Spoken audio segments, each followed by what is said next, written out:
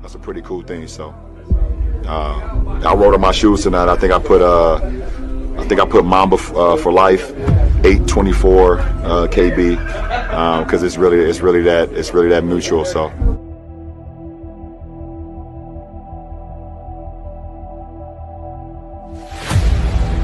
I want one answer only.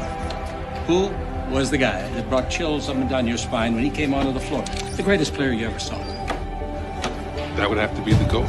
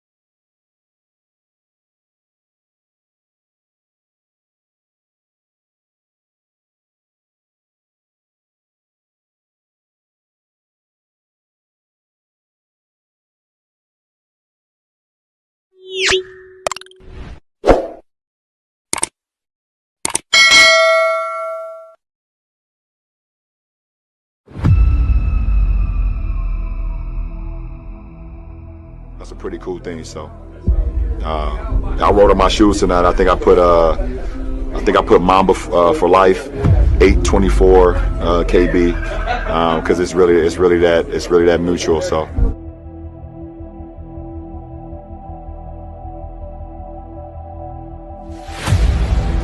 I want one answer only. Who was the guy that brought chills up and down your spine when he came onto the floor? The greatest player you ever saw. That would have to be the GOAT.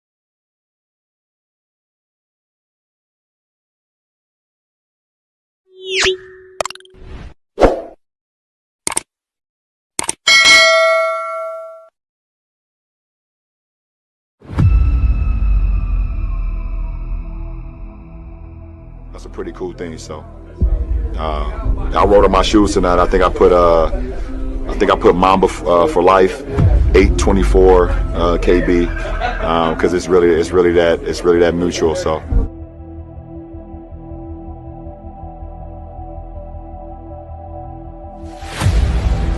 I want one answer only. Who was the guy that brought chills up and down your spine when he came onto the floor? The greatest player you ever saw. That would have to be the GOAT.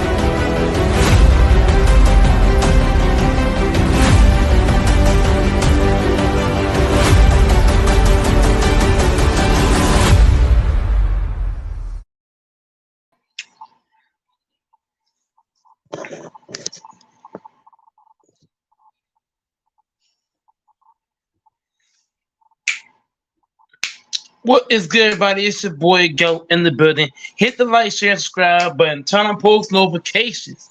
It's your boy in the building, man. It's your boy Goat in the mother effing building.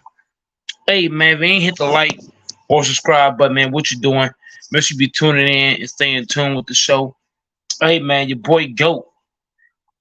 You know what I'm saying? We finna get right into the topic. Salute to Grinch on the panel. We finna get right into the bag. Right into the dope or the cookies, man. We finna get the bacon up in this thing. Now the topic, us men need to show dominance. I'll explain. So Grant, you there? So man, Henny Grinch in the building, man. What's good? I came on early today, man. Hey. What do you think I mean by us men need to show dominance? What do you think I mean by that? I want to see if you can guess it. I mean, you want me to go ahead and speak my mind first? Yeah, speak your mind, and I'll tell you if you backwards or not. All right, what does your title say correctly? So that way I don't confuse it with other shit. Us men need to show dominance. Us men need to show dominance. First and foremost, I think like in today's society, it's kind of been created to a point where men aren't really like put in a position where they have to be dominant. They don't have to be the male that they actually could become. I feel like the media, people around, you know what I'm saying? I feel like people is just okay with men or like men not turning into actual men. This for me personally comes in all shapes and sizes. It's not even just relationship wise. It could be a lot of things. Are you taking care, you know what I'm saying, your bills? Do you got shit good? Are you taking care of things that need to be dealt with? But shoot, one thing I could break it down for sure is, nowadays there's really not many men that are dominant when it comes to like with these chicks. I mean, like for me personally, like even I could admit I was kind of like that beforehand. I'm not gonna say I was a dominant ass nigga. I was still learning my way, but it's just a lot of things. I feel like dudes now is like really scared to like be the actual man they can become just because of how the media tries to portray certain things. Um, I'm not trying to disrespect, you know, LGBTQ communities or nothing like that, but I feel like with certain communities like that, they kind of made it seem that it's okay for men not to be dominant. It's okay for a man just to be a guy, never transition to an actual man. And I feel like shit like that is kind of pathetic Um, I feel like the media is just trying to like downgrade us, man, to not become what we.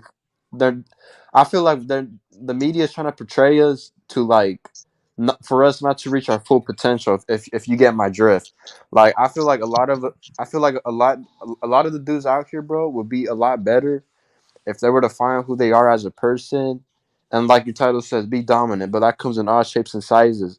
Become the man that you are, and I feel like a lot of people out there right now, are not even in their peak potential just because of how the way media portrays certain things, just the way how the media says it's okay if you're not dominant. Like I feel like the media is at the bigger fault right here.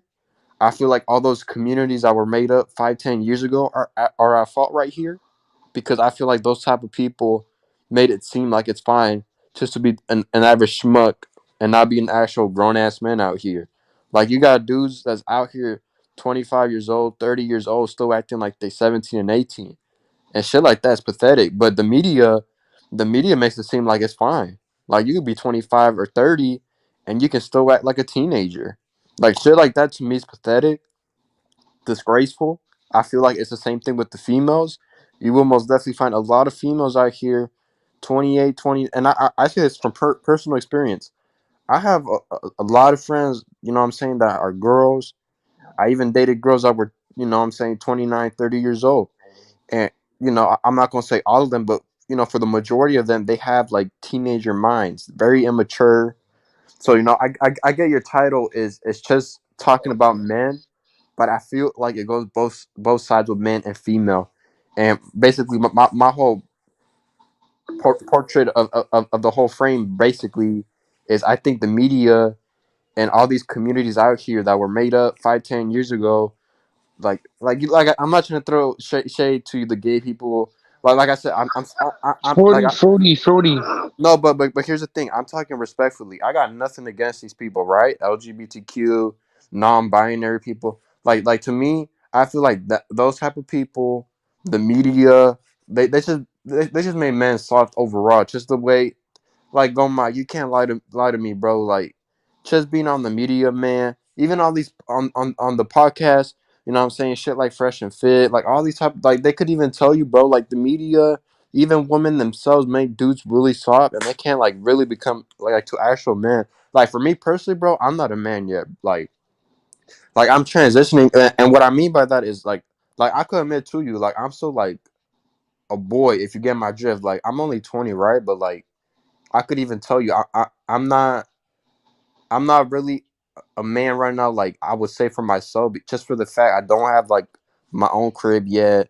I'm not really taking care of things like how I'm supposed to, and until I get that done, then I can, sit up here and say, I'm an actual man, and I got this and this to back up, what I'm saying. But yeah, that's basically my whole point. I feel like the media and all those type of communities drifted men away for what they could actually become. That's basically my whole point, Mike. I don't know what you got into it, but I kind of think it applies to females as well. So go ahead and take off. All right, give me one quick second. And also salute to Nicholas Burn in the chat, man. What's good?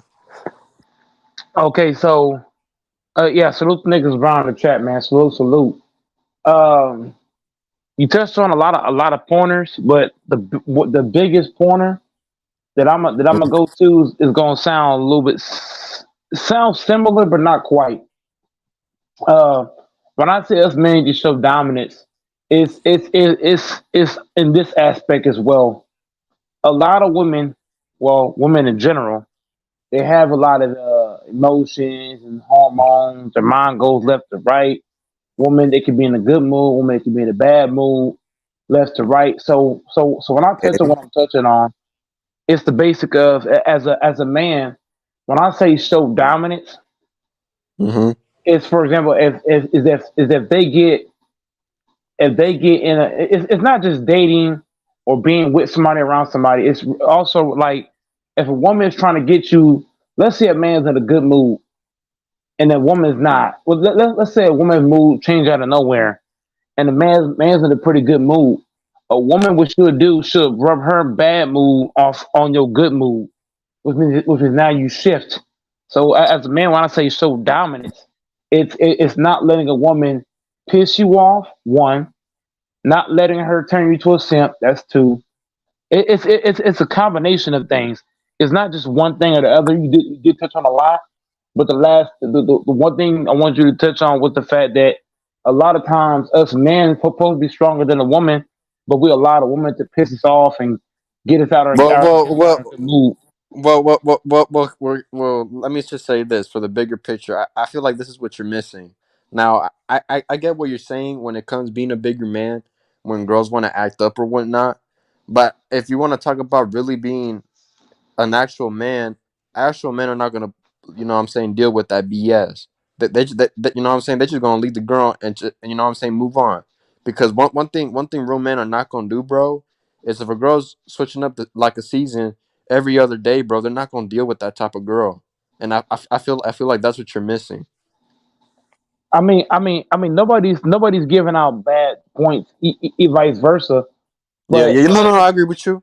in life, you're always gonna be able to deal with well, in life you're forced to deal with women, whether it's Yeah, a yeah, that's true. relationship, whether it's out and about. You're always gonna have that. But the thing is, as a man, if we can not let a woman get us out our game, whether it's changing our attitude, whether it's making us turn to a simp, it's not just one thing or other. It's a plethora of things that women make us men do that we got to stop letting them do. We got to take control, whether it's not letting their move make our move bad, whether And it's not arguing oh, with go them ahead, on go. dumb shit. Because women, they love to argue the pettiest shit ever. And it's not just a relationship. It could be going to a gas station and a woman just pissed off that day. She's just going bonkers. You know what I mean? Us men got to show dominance in all aspects. You know what I mean? Just not letting them take control over the situations. We got to take the control by ignoring them. Because a woman hate that. Once you ignore her and stop talking to her, shit. You know what I mean? That's anywhere. But if a girl call you the B word and you don't let it affect you, it's gonna piss her off. So my whole thing is that us men got to take dominance in a plethora of ways. We got to stop letting women take over to take over stuff. Like for me personally, yeah, like you said, you broke it down to a T. But yeah, I just remember like the other day, man. I went to the Little Caesars, man. I saw this chick, bro. We was waiting for our pizza. You know, everybody knows what Little Caesars is. But Yeah, you basically, should. well, I'm saying you always get that one motherfucker. But man, basically, bro, I was there, man. And you know, this girl was just screaming at the cashier, the people in the back. She said, "Hey, mofo's, like I've been waiting here for 30 minutes, and my goddamn pizza's not out. This and that." And bro, like I told you, bro, I was just sitting there with my eyes raised up. And the thing is, what you're saying is completely facts, because since she was a girl, ain't nobody say shit with her. Now let me say this: if it was a guy up there and acting the same way, do you think nobody would have told him nothing? No, hey man, you need to calm down, bro. They You're would have acting called the extra right police. now. They would have called the police. But that's what I'm saying. Like when it comes to girls, they get these special treatments that if you put a guy in those roles, they, you know what I'm saying, they won't be accustomed to that same type of energy. Yep, and us as man got to stop letting women dictate stuff. There we go. That's a perfect word for what I'm saying.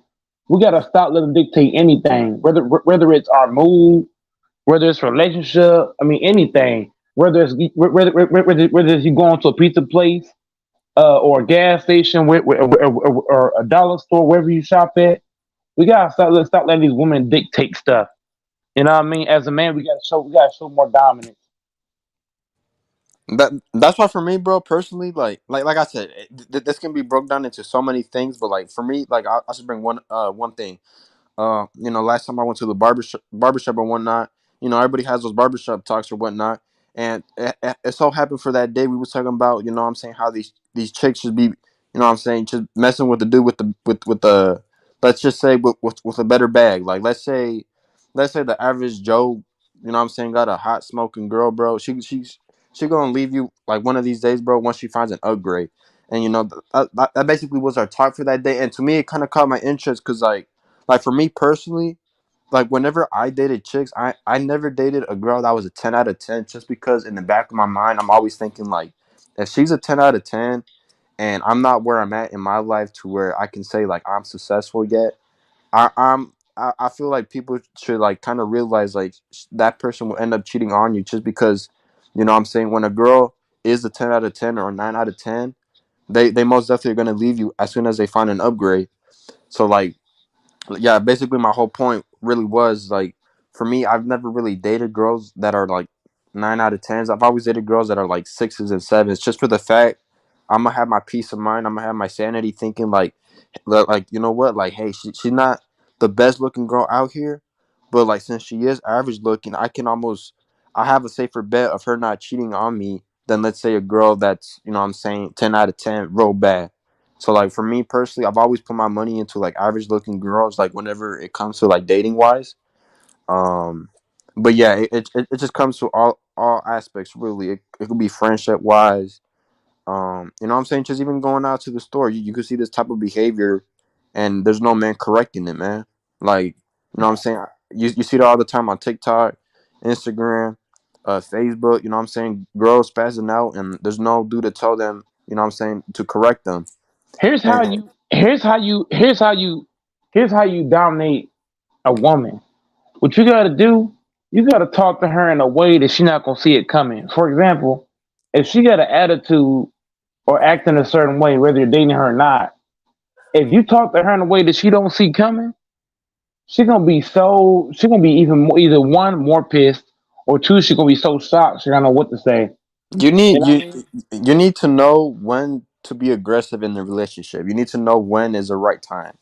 That's life too. It's not only relationship. It's Yeah, the that fact happens that with anything, really. as anything, because you're gonna see women in all kind of places. It's the matter of, do you go in there and let her dictate stuff, or do you dictate it by either one, cracking jokes on about, you said all I do is eat cheeseburgers. Yeah, I sure do. You know what I mean? You either one got to make fun of it, or two, just show her that Now you gotta address you that shit, Mike. I ain't playing no, around. You gotta address no, that shit.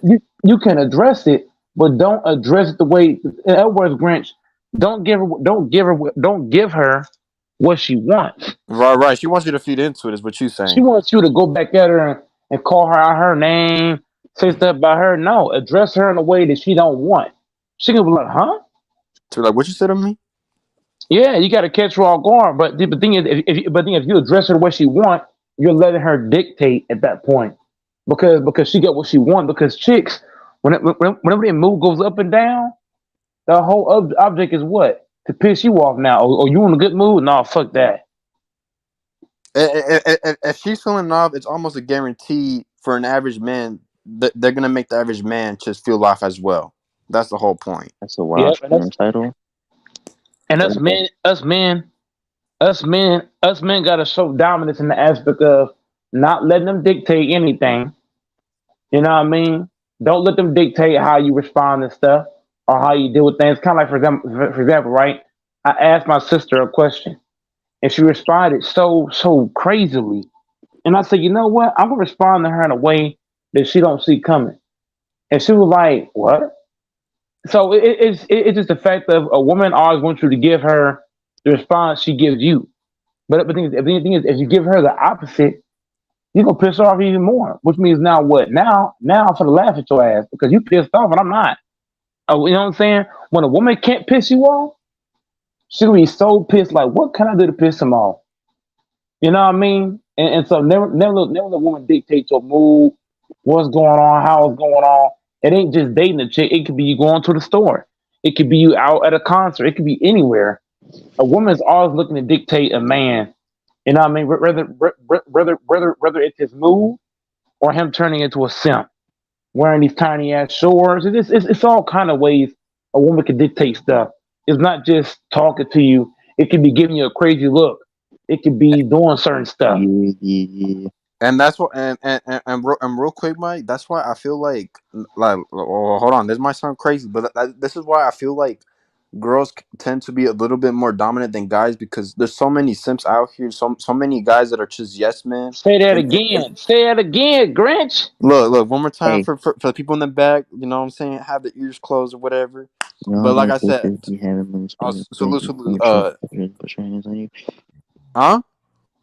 I was reading the comment. My bad. You can keep going. Oh no, oh you good. I basically feel like for me personally, you don't gotta agree with me. I just feel like girls are more dominant than guys just for the fact there's so many yes men out there. You know what I'm saying? Just quick to do whatever the girl tells them to do. I feel like in this generation, I feel like girls are more dominant than guys if we're just Yeah, comparing the average buck out here. I agree. A lot of men are becoming women, and women are becoming men. It's true though. It's very And, true. yeah, go ahead, Tay. Go ahead and cook, man. I want to say, hey, first off, I want to say, hey, you like my profile pic? Go, Mike. What is it about? Oh fuck. Come on, Tay. Like it? Who is it about? I don't know who it is. You don't know that's your man. Man down. Fish fry. Oh my God! How dare you disrespect my man like that? I'll change that, man. Don't be Nah, it's hating on gonna my. be like this for a Don't little be bit. do not be hating on my guy like that. Nah. But I kind of want This to talk about this football for a little this bit. I want to this talk about my team. disrespectful. No, change that Football. profile. Change that profile per that I'll profile. change it. I'll change it eventually when I pop out. But I want to talk about my team with Eric Bieniemy and So players being too disrespectful. soft nowadays. These players get paid millions of dollars, and they complain about a coach being too hard on them. You know what I'm saying? They some females, bro. You haven't won anything in 30 Give me the years. They team. have done nothing. Men nowadays are too busy thinking about painting their nails and acting feminine than being men and getting coached hard. This is ridiculous. You know what I'm saying? Who's People who's team we talking about? Who we talking about? Players for the Commanders are saying Eric Bieniemy is too hard on us. That's Like, why y'all bro, gonna be trash this year. That's why y'all gonna be trash. That exact reason. that's what I'm saying, bro. That's what I'm saying. We haven't done anything in 30 years, and these guys are complaining. But yeah, women do be having mood swings because they have periods, and like periods, like their But it ain't hormonal just. stuff. It's not just. It's not just about period. A woman mood could change in 1.5 seconds. Yeah, they be quick. Yeah, I get what you're saying, man. It's so quick. It could be you just talked to him a second ago, and it was a good mood. Not now all of a sudden they got an attitude, something going on. It's like they a whole different person. Yeah, Exactly. In exactly. 1.5 seconds, like what happened between then to now? But hey, like my nigga, little TJ song. She got mood swings. They definitely got that. That's no joke. Because my older sister, man, I'm telling you, I was talking in 1 minute, great mood. The very next second, I'm like, what? Hold on. Oh It ain't it god. ain't been, it ain't been 2 seconds. Like for me personally, when it comes to my siblings, I could agree with you because there might be one day where we could like hold a conversation, and then the next day they might be like, "Shut the hell up! I don't want to talk right now." I'll be like, "Damn." At least, but Branch is a key word. What you said. At least it was the next day. I'm talking about something that happened between 2 seconds. That's and look, Yeah. it's not just siblings. Women in general mood change so fucking fast. I'm like, what the hell? That's why for me it gets me in shock because I'd be like, "Damn!" Like I never seen this side of you, but it comes with every girl, with every territory. And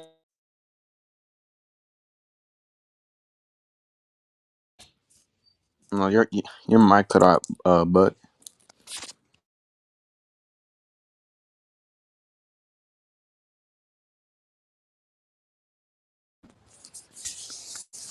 your mic went out bad, bro. Yeah, fix your thing.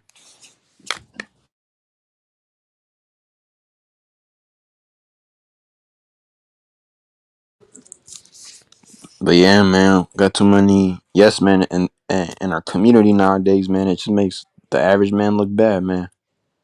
That's why it catches a girl by surprise when they don't see a yes man. They be like, hold on, like this dude's actually, you know what I'm saying, counterattacking me. That's not supposed to happen because most men tell me, you know what I'm saying, yes to everything I want them to do. You know what I'm saying? And it's right what you're saying. Too many femboys out here. You got little Yachty painting his nails and shit, NBA young boy. Bunch of foo ass niggas. I mean, I don't care if you foo, but like, damn, like you showing female tendencies and you supposed to be straight. That shit's real pathetic, man.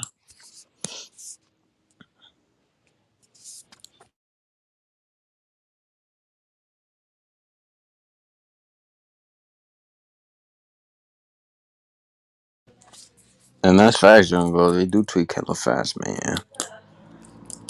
I'm only 20, bro, but from my experience, bro, I could tell you that. Anybody could tell you that, man. Everybody deals with girls. Everybody knows.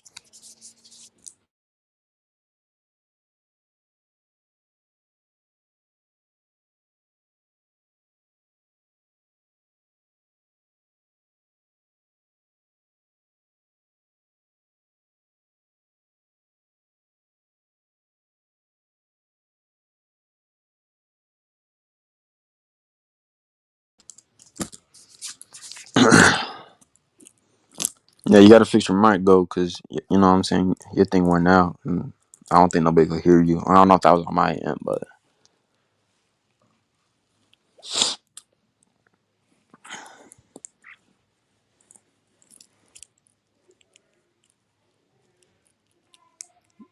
damn, what happened to this dude's mic, man?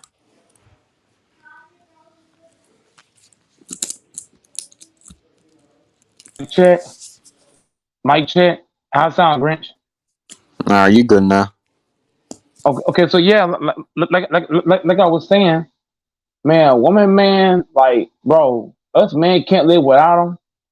But at the same time, bro, like, it don't matter if it's at work, it's a girlfriend, you shopping. Women mood be changing way too fast, bro. I'd be like, man, what the hell happened to you? It's like women are naturally possessed, naturally. I just don't get it.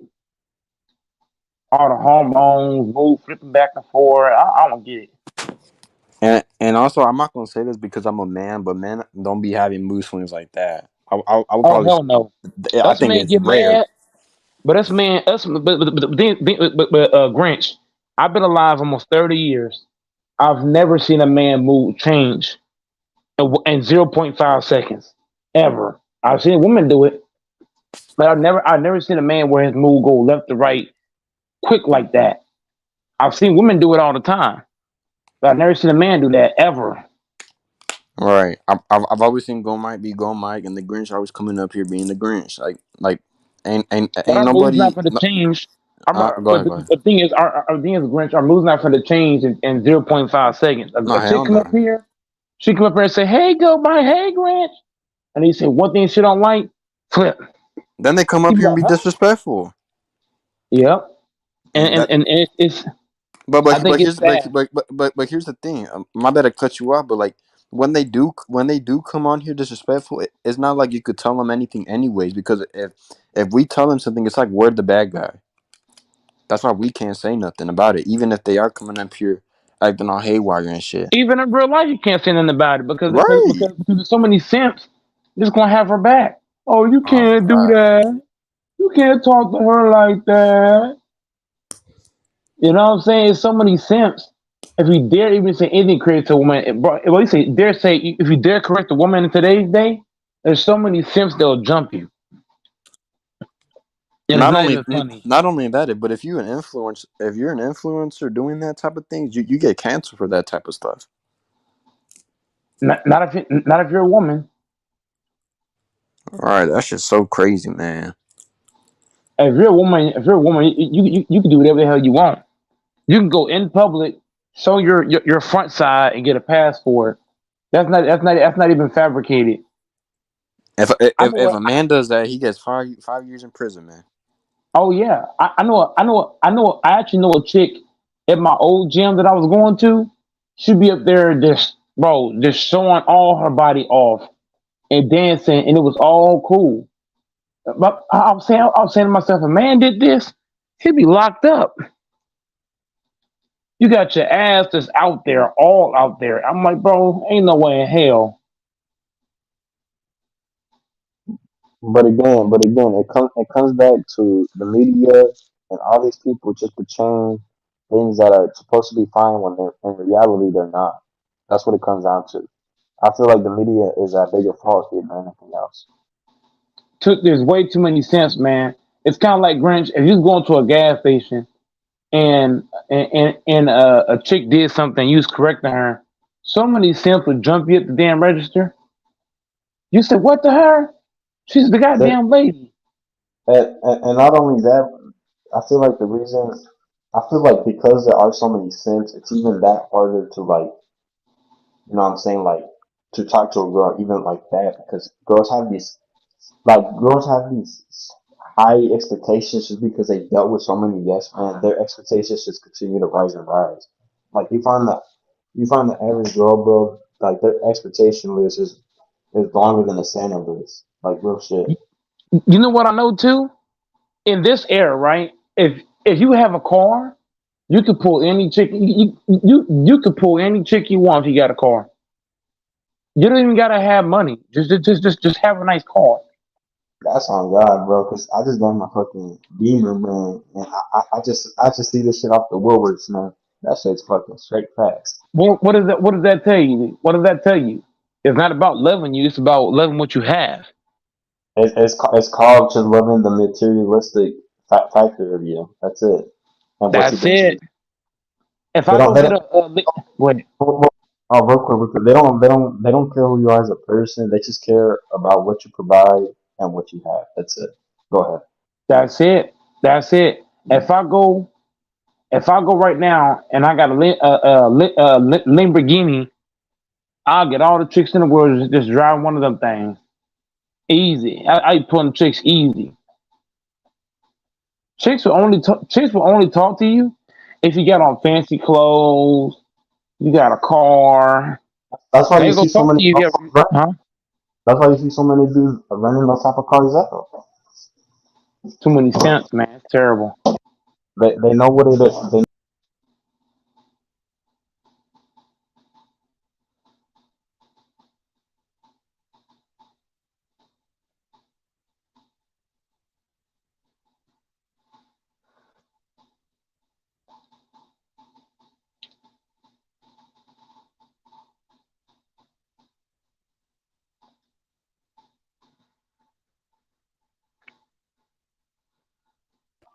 But yeah, bro, like when it comes to materialistic stuff, What happened? You like for me, fell off? wait, is my mic fine or not?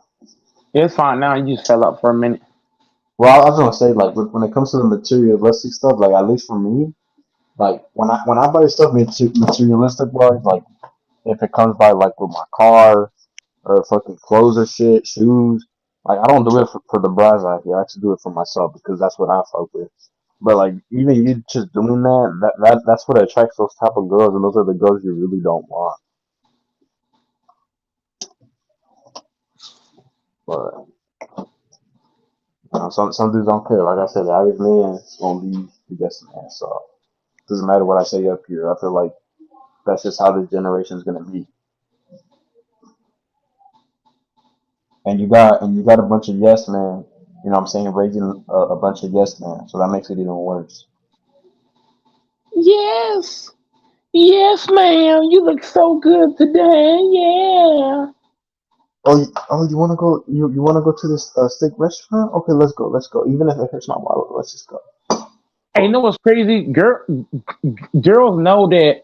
Girls know how to get a man to do what she want. All she got to do is make a certain look at you, and then simps. You know, with the simps nowadays, when a girl make that look, it's a wrap at that Yes, point in time.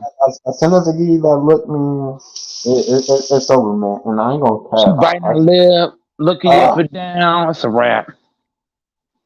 Yeah, I'm not gonna cap. I'm so addicted to it because it still gets me. And I'm not gonna say every time, but shoot, I mean, we're men at the end of the day.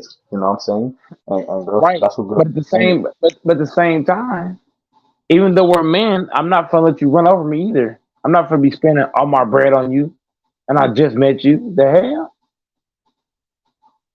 Especially for me, if a woman gonna do that to me, man, you have to be giving me some special, treatment in the room before I would go to anything else. Hell no. Even if it Hell comes to yeah. that, I'm not doing all that. I'm Hell not. I'm no. I'm not gonna be buying you shit left to right without that first. Hell Hold, no. hold, hold on, bro. So you saying even if they give you that type of treatment, you just gonna spoil them off the gate just because they're doing that? Hell no, you tripping, No, man. no, no, no, no, no, no. Hold on. I'm not saying right away. I'm saying you have to you have to spoil me first. I ain't finna be spoiling you first. What? Hell yeah. But I'm saying, is she so eager to give it up to you? Woman should think she don't do it for another nigga on the side or some shit. Oh, you right. You right. You know what I'm Damn. saying? That's why that's why for me I avoid girls that like they kind of give you signals or they're pretty willing for you to like, you know what I'm saying, smash the first day you meet them, or like I feel like if a girl lets you smash in like the first 4 or 5 days of you knowing her, I feel like she would just let any motherfucker smash her, and I feel like those are the girls you want to stay away from if you're trying to like find somebody for you. I mean, don't get it twisted. I mean, those are good girls to like to mess around with, but not girls to take serious, really. And here I go, man, pouring up a shot, man. Cause this right here, this topic right here, man. Uh, this right here is not for the sin. This one for all other women. Here I go. Shot number 2. Let's see how it goes. But everybody's not a real man though. That's true.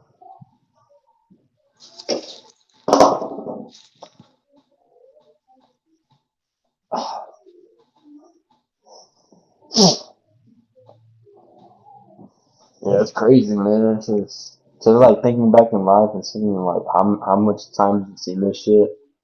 Like all you really gotta do is just think back in your memories, and you would find a lot of times this type of shit has happened.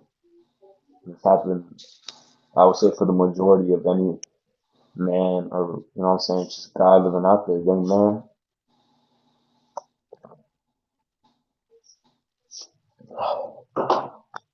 Ooh, I felt that shit on my spine.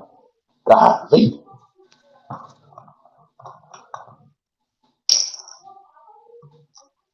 But like, I mean, I'm not gonna bring up anything like personal. I was gonna say like, you know, from like your experience, you know what I'm saying, dating broads, like, how would you deal with certain things? I mean, you don't really have to touch on that if you're not comfortable with it. But like, you know what I'm saying, it's good if you got like personal experience with that you would like to share. That's what I'm trying to say.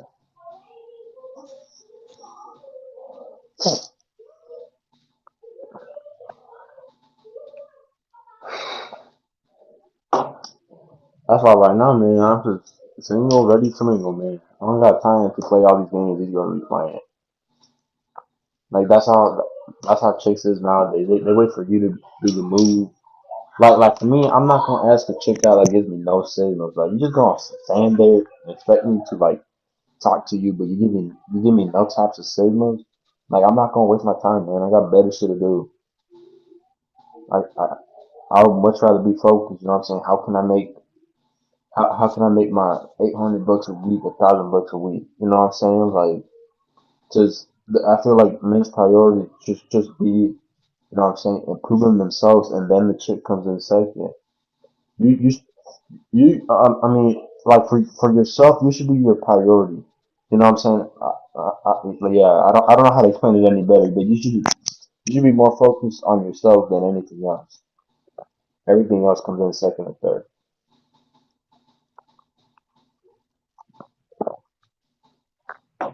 Because once you get yourself straight, then that's when you start attracting girls. You know what I'm saying?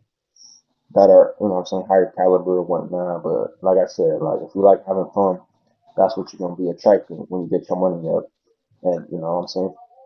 I would say most men that's what they're fine with, because you know most men nowadays aren't trying to date these girls that be playing too many tricks or whatnot. Too many cents, man. It's sad. Young Goat definitely a simp. What do you say? I'm just playing, man. But there are a lot of simps out there, man. You see some AS at something, and you know the TIT something, and they just fall in the dirt, man. They fall for it. Like, yeah, she looks so cute, yeah. But even though we can sit up here and talk about how many of those type of dudes are out here, No, it could be any. It could be somebody with the highest influence. At the end of the day, none of this shit's gonna get resolved. It never is. And you know that's what kind of sucks. At least for me, you know what I'm saying? Seeing these other men just fall for the bait, and you know you could try to help them as much as you want. You know, drop them a little bit of knowledge from your personal experience. But most men would just think you're talking bullshit. You know what I'm saying? And I could say that for a lot of men out here, and I could say that for myself. When I first started getting like advice like that from like older people, from me, like dudes in the 40s and the 50s, I've been through this shit, I've been know. For a lot of young men, it's just like you know what I'm saying. That I'm not saying what they're saying was cap at the time, but most men, it's just like, man, why I gotta listen to this nigga? Like you know what I'm saying. Like I'm young, I'm having my shit, you know what I'm saying, get together. And most men are just not gonna listen to advice because you know what I'm saying they think they got shit figured out, but in reality they don't. And I feel like with just there's a lot of bitch to it, but I feel like with just that bit, this is gonna be sent until this world ends. And you know what I'm saying? I like talking about the subject, but at the end of the day, man, like no matter how we mess this up, you know what I'm saying? One thing I can guarantee you, there's gonna be more sense tomorrow than there was yesterday. And I'll sign it off like that. What did Young Goat say? I ain't gonna lie, if I'm fucking with a chick, I ain't flirting her with compliments because she already used to niggas giving her compliments. So when you go give it to her, she can be like, what the fuck? Like, I agree with that young girl because, like, for me personally, like, whenever I'm talking to a chick, I just be like, hey, I'm not even gonna say you're cute because I'm sure, you know, a lot of dudes told you that and then they be laughing or whatever. But, like, that's the type of shit you really want to do because you don't want to be the average dude. You don't want to act like the average dude because she's gonna treat you like the average dude. If you treat her like the average dude, she's not gonna take you serious. You need to. In today's world, you gotta stand out, man. So you just gotta know how to read these females' brains. But that comes with experience. You just gotta, you know what I'm saying, live and go through. You know what I'm saying. It's just gain experience with that type of stuff. You know what I'm saying. Like I said, the average dude's gonna tell, you know what I'm saying, any girl like, hey, you're cute, this and that. But you know what I'm saying. If you're really trying to get to know a girl, that's not what you want to say because she's been get told that a million times. So there's no point. There's Fact. no point in repeating something somebody 50 other guys said before you.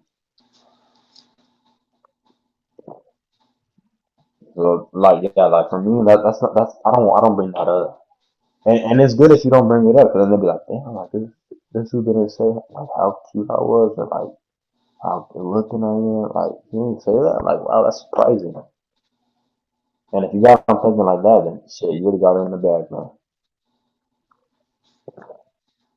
Too many simps out here, man. That's just pathetic, man. And I live in Cali, and this shit is everywhere, man. And I love Cali, but we got too many of those motherfuckers out here. And like for me personally, I got a tight circle, man. Like everybody I fuck with is I don't know fucking cent, man. We all trying to, you know what I'm saying, have goals to like, you know what I'm saying, just get our money up all together, man. Guys together. And that's what you really want to surround yourself with. It's people that trying to better themselves day by day.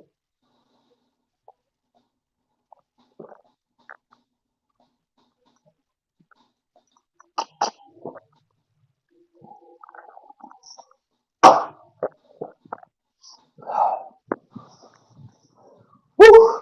Number 3. Too many simps out here, man. Let's get on to training camp of the NFL, man. What you Oh, you got on saw the the training you camp? saw the Cleveland game against the Jets. Yeah. I know they was bullshitting around, but what you think about that?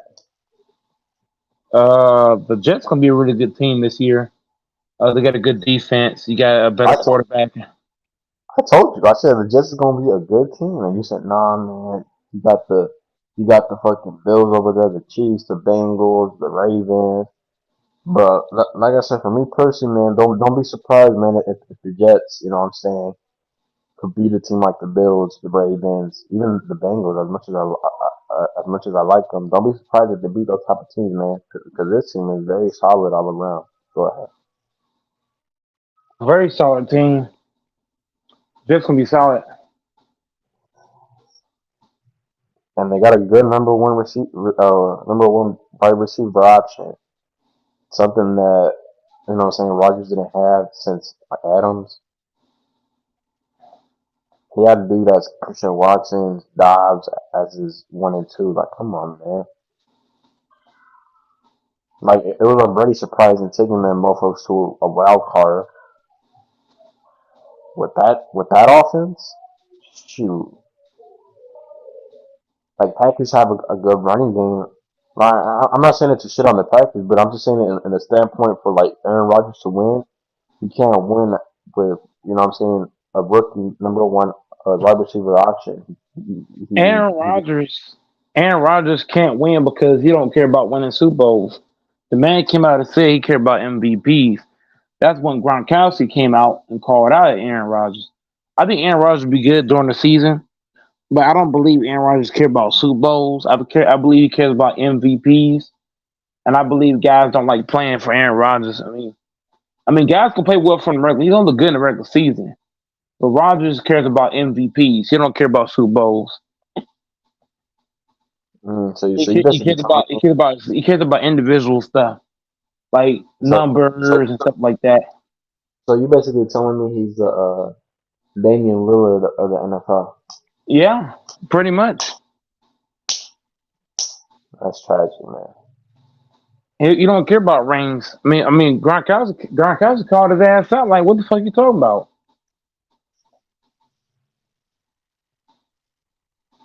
The man don't care about winning no Super Bowl. If you got no motivation to win a Super Bowl, you're not gonna win one.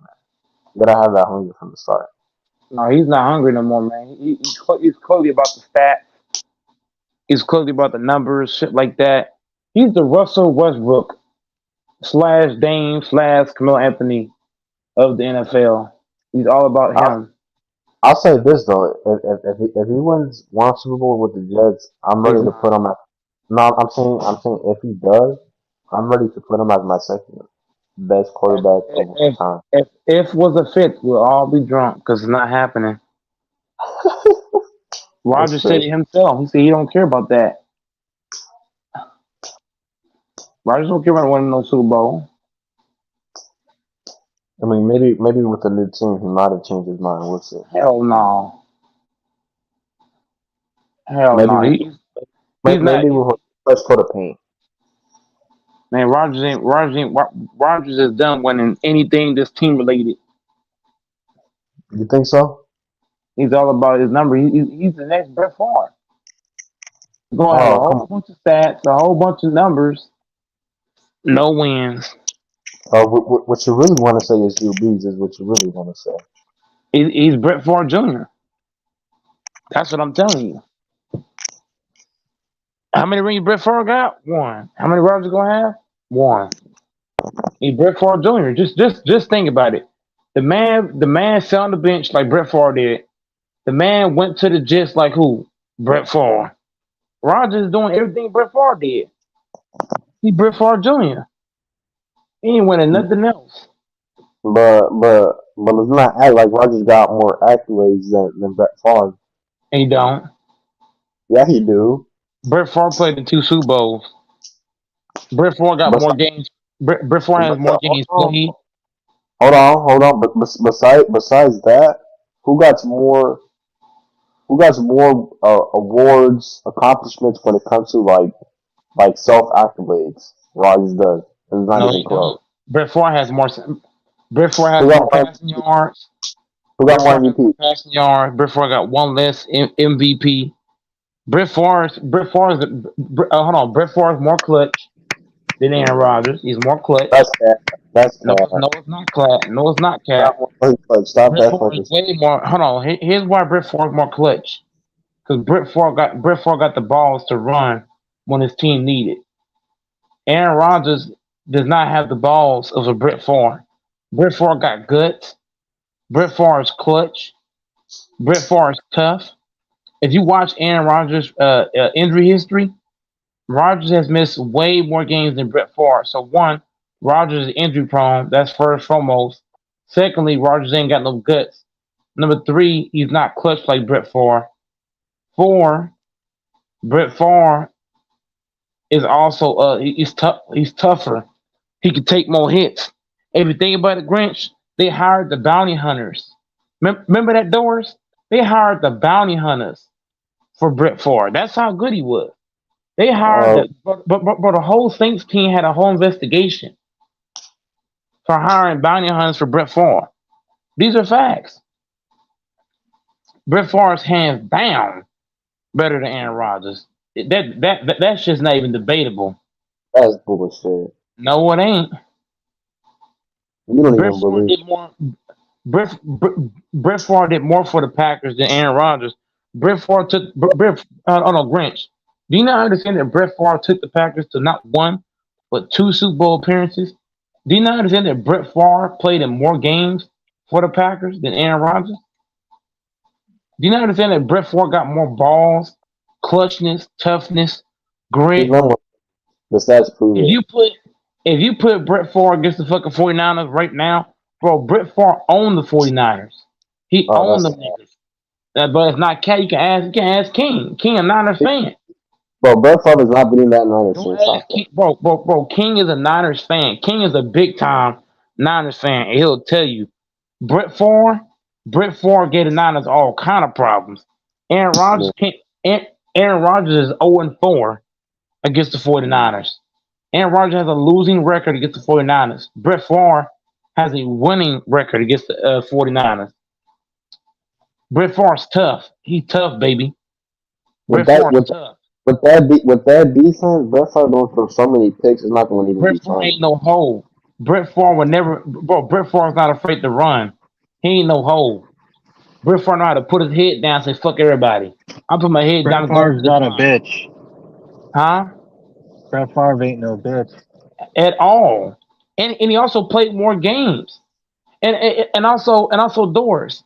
If they hired a bounty hunter's Doors to take you out, that alone should put you above Aaron Rodgers. That alone. They hired the fucking bounty hunters for this nigga. What? They hired the fucking bounty. Bro, they had a whole investigation on that shit. They hired the fucking bounty hunters for this dude. I should turn my camera on. I'm right downtown Seattle, right near T-Mobile Park, the baseball arena for the Mariners, and Lumen Field for the Seahawks. That's crazy. But either way, I should show you all my city. Either way you look at it, Doors, Brett Favre better than Rodgers, man. I don't care how you look at it. Yeah, Rodgers is a bitch. He's a soft, and all he cares about is himself. He doesn't put it all on the table. Favre puts it all on the table. Favre will break a leg. He'll get a hard tackle. He'll do whatever he needs to do anytime to try and get a play. Right. He's going to do whatever it takes to try to win the ball game. Which Aaron Rodgers ain't. He's more of a team player. He has his players back more. Aaron Rodgers isn't. He's a diva. Right. And you saw it against the Lions last year. Doors. If you put Brett Favre against the Lions last year, do you think that Brett Favre is gonna be like Aaron Rodgers and just sit in the pocket all game? Bro, he gonna take the fuck off. Bro, first of all, I'm never gonna put a racist quarterback over Aaron Rodgers. That's not gonna happen. Bro, it's not about being. Hold on, let's not do that because Aaron Rodgers said some racist shit too. Let's not do that shit. No. What? Aaron Rodgers, yes, he has. Aaron Rodgers Adams, what are you talking about? Aaron Rodgers did say some bro. Yeah, hold on. Aaron Rodgers, Aaron Rodgers has, bro. I'm not lying to you, bro. Aaron Rodgers has said some controversial shit, bro. Yes, he has, and that's why the NFL suspended him. They didn't suspend him because of the COVID shit. He said some crazy ass shit, and they ain't like that shit. I'm telling you, bro. The NFL don't fuck with Aaron Rodgers. That's why he don't get no Doors. Now I see why Aaron Rodgers don't get called because the NFL don't fuck with him. If the NFL don't fuck with you, you ain't get no fucking calls. You finna get hit, slapped, punched. They don't give a fuck. Is that not facts, Doors? If they don't fuck with you, you ain't get no fucking calls. Watch how many calls he get this year. Niggas gonna be slamming his ass. No foul, no flag, nothing. Watch. The NFL don't fuck with Aaron Rodgers. These are blatant facts. They don't fuck with him because he said a lot of controversial ass shit. They don't fuck with that. Look what happened to fucking Marshawn Lynch when he was talking his big mouth off. They told Pete Carroll. Look about Ray Rice. They kicked him out because he made one mistake. Yeah, to kick his ass out. And look, Marshawn Lynch. What did they tell Pete Carroll? Dorian, he said, "Look, don't hand him the ball, man. We don't want him to win the MVP." They don't fuck with Marshawn, bro. I'm telling you, if they don't fuck with you, man, the NFL don't like because anybody. Marshawn wouldn't play pretty boy with the media, so they're like, "All right, we're gonna punish him, not give him his carries in the spotlight." Is that what you're saying? You know they got an NFL rule, Doors. They got an NFL rule that says you can't hit the quarterback, bro. If they don't fuck with you, they don't give a fuck. Look at how many times Rodgers got popped and they ain't called shit. They ain't called nothing. They don't fuck with him. It's blatant. That dude get hit upside the head, all kind of shit. And that's why he's not gonna win no fucking Super Bowls. Because the NFL don't fuck with him already. I'm just saying. He's not winning shit. You know what I'm saying? Those guys like Grinch gotta do his history. Why you think Tom Brady gets so many damn calls? They fucking love his ass. You get all the goddamn calls. That's for a reason. They fuck with him. Look at Pat Mahomes get all these goddamn calls out of nowhere. Mm-hmm. They fuck with him. That's because he doesn't say anything controversial. What's your point? That's my point. Aaron Rodgers has. That's why they don't fuck with him. And that's why he's not going to win shit else. Bro, he ain't never said nothing out of bounds like Brett Favre. The NFL, bro. What Brett Favre said was after his career. It wasn't during his career. It was after his career. He was already retired. Whenever he did what he did, he was already done playing. Aaron Rodgers said shit while playing, and he still is playing. That still makes him a racist piece of shit. That's my point. Aaron Rodgers also fucking racist. What you talking about? How's he racist, but his best friend is black? That don't make any sense. Aaron Rodgers is a fucking racist. He said all kind of shit, bro. That's why the league is trying to blackball Rodgers. What are you talking about? They're not giving him no foul calls for a reason, bro. They're tired of Aaron Rodgers. All this petty talk you talking about. All this the diva shit he doing. They ain't fucking with that. Aaron Rodgers is a diva. Who gonna fuck with you at doing shit like that? And my line Doors is fucking diva. Who gonna fuck with you on that shit? Nobody.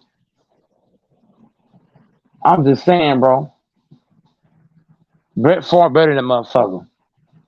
And I don't care if he was fucking racist. He better than Aaron Rodgers. Period.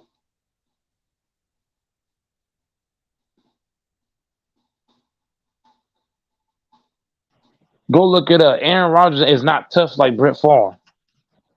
At all. If I got to choose one of the two quarterbacks, give me Brett Favre all fucking day. The man got balls. He's tough. He's not afraid to run a fucking ball at all. He's not. That's even Peyton Manning was tougher than Aaron Rodgers. Oh, all day. All day. All day long. Why did Grinch go off? Because he pussy, that's why. All those guys are tougher than Aaron Rodgers. Big Ben, Phillip Rivers, Drew Brees. Even little Drew Brees, who's half the size of Aaron, is a tougher dude than him. He took hits. He ran. He scrambled. He got way more guts than Aaron Rodgers, too. But Drew Brees don't give a fuck. He throwing a bitch up there. He don't give a damn. That's why Aaron Rodgers is a team player. All those guys are team players. Big Ben, Drew Brees. Whenever you're a quarterback, that's why I love Doors. Whenever you're a quarterback and you don't take risk, you don't know if it's going to be a good play unless you try. Aaron Rodgers is not a risk taker. That's why I believe Doors he only has one Super Bowl win because there've been so many games where if he took a risk, he could have won the game for the team. Look at but that. He don't believe in risk. Look at that NFC playoff against the Seahawks, where if he had just had a couple of conversions, just a single conversion, that could have ended that game. He was afraid to throw the ball. That's called being what? That's called not taking a risk in life. And life, risk can go good or it can go bad, but you don't know till you try. And Aaron Rodgers is not a risk taker, which is why he lost so much. He didn't take risk against so many teams. He's not willing to take risk. No, because he's all about himself and his stats, and he doesn't want to have a turnover. He doesn't want to risk a turnover, not just because he wants to win games, but because he's obsessed with his numbers and his statistics. And sometimes you just can't follow that, and you just got to sling the ball and try and make plays at key moments. That's it. He has these pretty regular season numbers, but in the playoffs, he's just not your dude. It's the same thing with Peyton Manning. Peyton Manning and Aaron Rodgers are so similar. They do pretty like all-time historic numbers during the regular season, numbers that people could only dream of. And then in the playoffs and crucial times, they just fall apart because they're when it matters, when it's crunch time, they can't make those plays. But Peyton Manning has showed me more guts and more dominance than Aaron Rodgers, especially. And he's willing to take risks. Peyton's willing to sling it and try and get a 50-yard play, even if it's going to be a pick. You know what I mean? Right. Into triple coverage or whatever. Right. And that's led him to success. Even to Joe Montana. There's some throws Joe Montana threw, you're like, no, and it was a touchdown.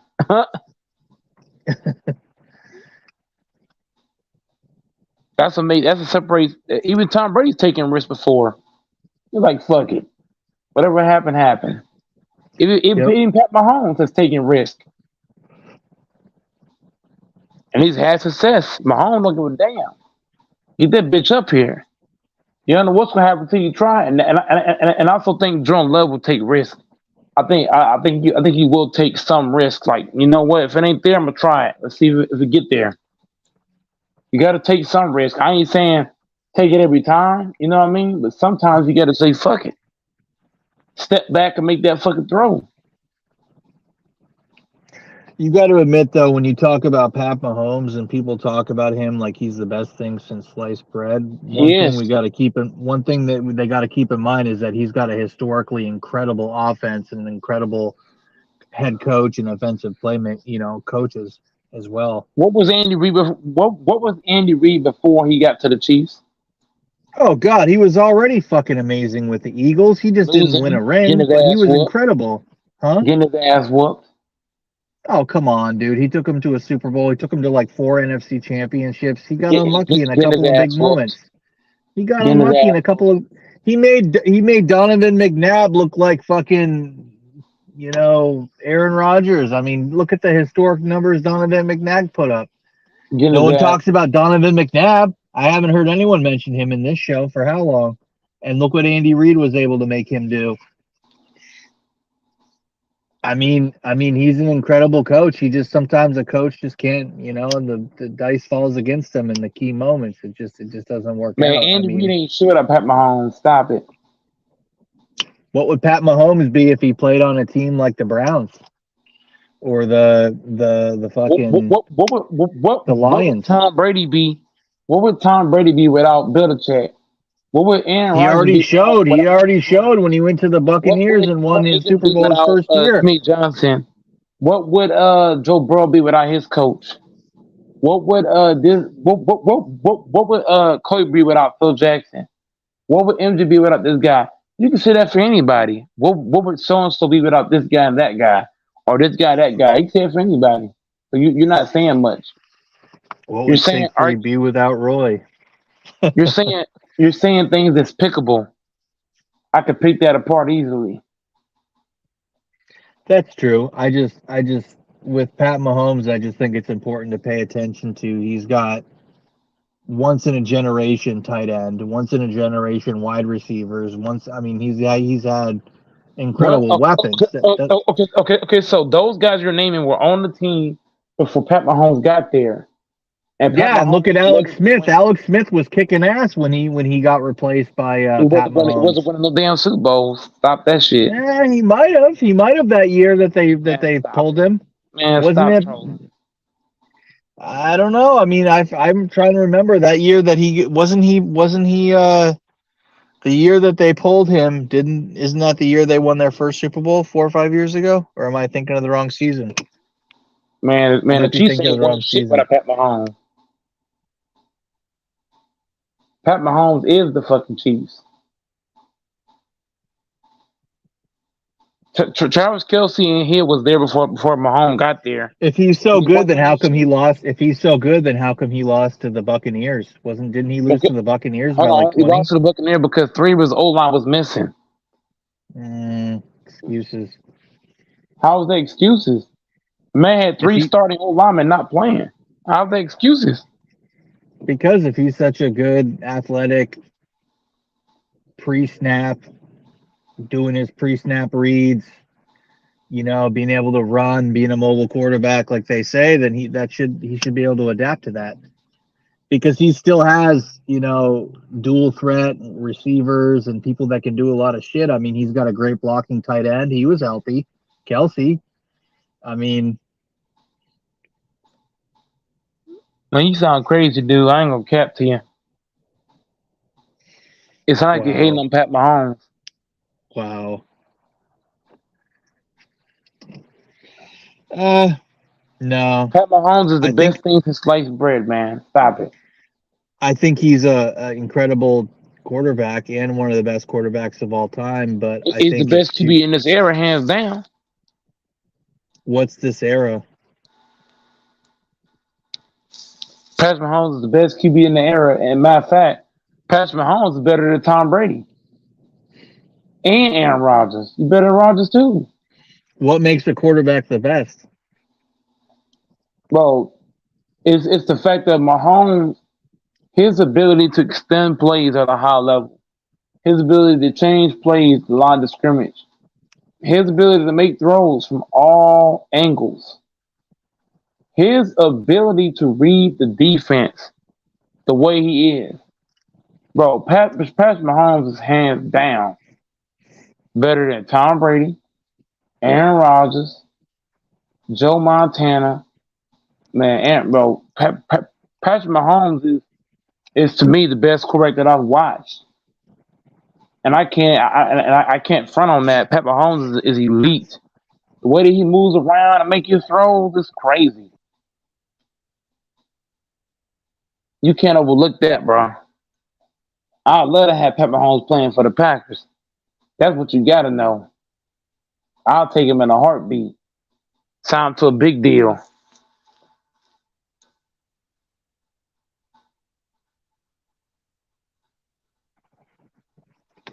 Mahomes is the real deal. I don't know what door smoking.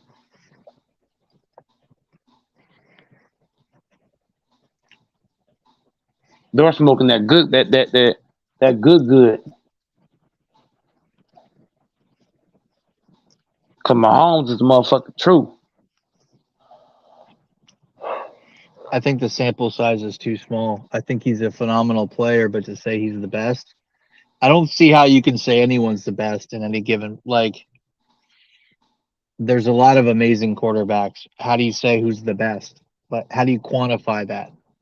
How do you quantify who's the best? Mahomes is the best quarterback in this in the whole. Bro, Mahomes is easily the GOAT. I'm sorry, bro. He's the GOAT. I've seen enough footage on this kid. He's the GOAT. What about his effeminate brother? It doesn't matter. His brother's not playing in the NFL.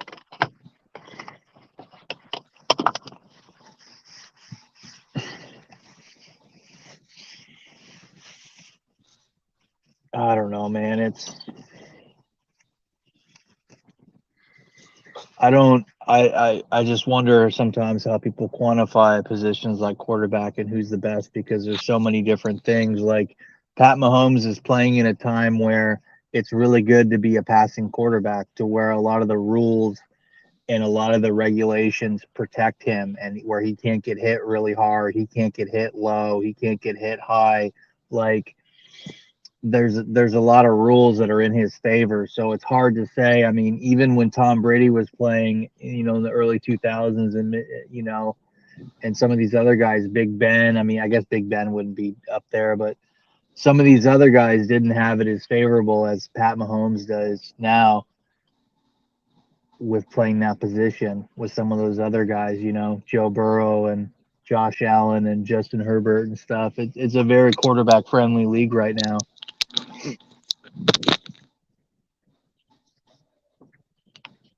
But yeah, I think your argument is pretty solid, man, that he's one of the best, if not the best. Yeah, I could see how it's tough to argue with that. It's tough to be the opposing camp on that because it's a pretty convincing argument. So yeah, I don't know if I'm the best to make it, but I think someone who knows more about sports and who's a better debater than me could probably make a solid argument in favor of someone else, but that's a tough one. I mean, if he gets another Super Bowl or two under his belt, then yeah, he's probably going to be considered the best of all time.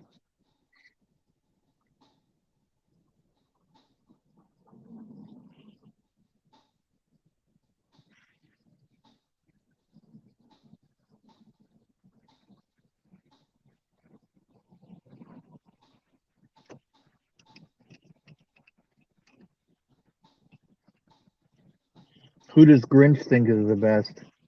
Mahomie?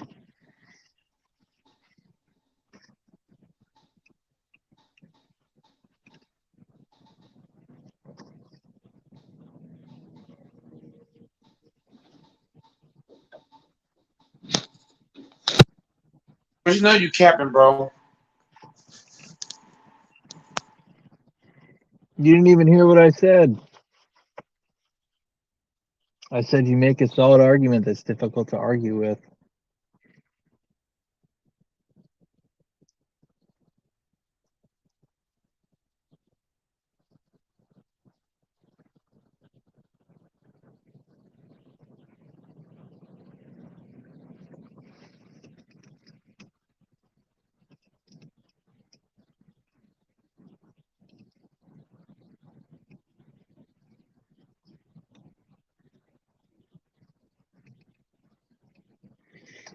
Mike, what are you doing? I feel like I'm talking to myself in here.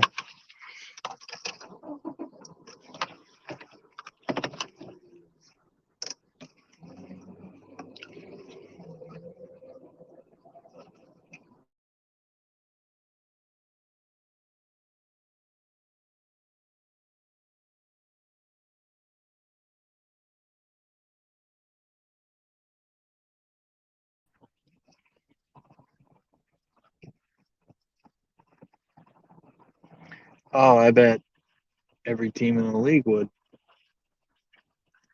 I don't think there's a team that wouldn't.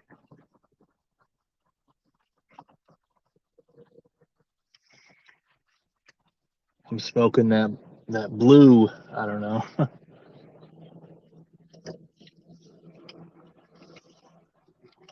Oh, come on.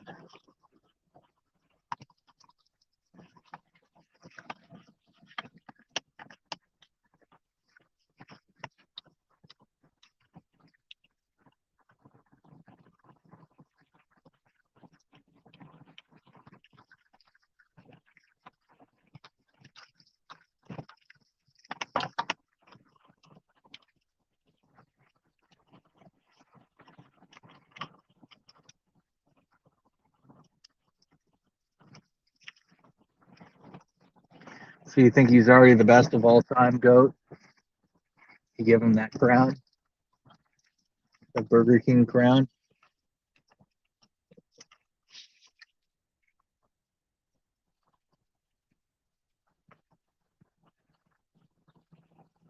I can't even tell if you're still there, man. I'm talking, but I don't know if you're hearing me or what, if I'm having audio problems.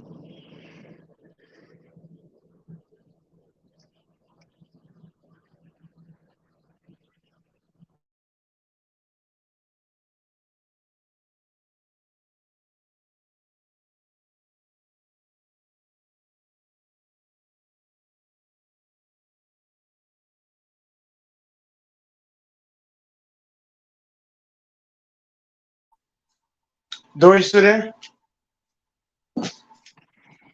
The hell? Yeah, I'm talking. You ain't listening. My bad, bro. I've been in and out of this thing cleaning. I'm like partially cleaning, but trying to show at the same time. I'm fucking starving. I gotta go home and cook a meal, and I'm stuck in the city here. I'm waiting for something. I am starving. I'm gonna cook some mac and cheese, make a Hey, look, salad. you don't deserve no mac and cheese after stuff you said about Pat Mahomes. You don't deserve no mac and cheese.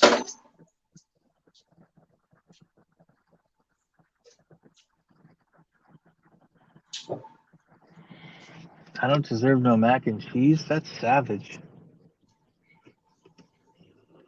That's like saying you get cereal and no milk.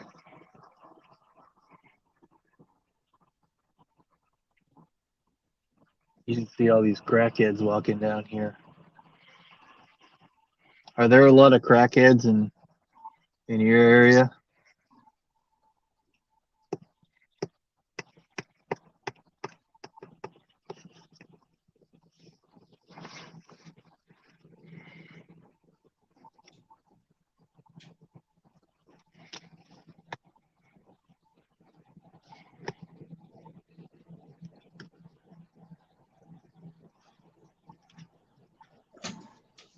What did you care about Pat Mahomes? But that was straight bad, bro. That was bad. Wow. I didn't say you weren't even listening. You have to replay it. I made some good points. I wasn't even necessarily saying Pat Mahomes wasn't. Are you try? What is your stance? You think he's the best of all time already? Is that what you're saying? He's the greatest. He's the greatest ever to ever set foot. And he's the best quarterback I ever seen under center. So Octavius, I'm convinced that he's the best all time. I'm convinced. Stuff he be doing, man. How do you beat that? I'm convinced he's the best all time.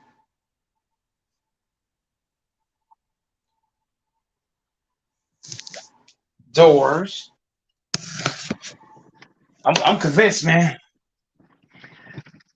Sorry, I'm driving. No, I was asking you how you quantify what the best is. Do you go by statistics? Do you go by hardware, rings? Do you go by Man, tenure, well, like how many man, seasons you play? this dude Mahomes is the only, to me, yeah, Mahomes got an MVP in the Super Bowl in the same year. I don't think anybody else did that besides Peyton Manning. Aaron did that. I'm pretty sure, and didn't he in 2010 or no? Was it 2010 and 11? I don't. And look, Pat Mahomes didn't just do that. The man won 2 rings in 5 years. Mahomes is elite. He's an elite quarterback.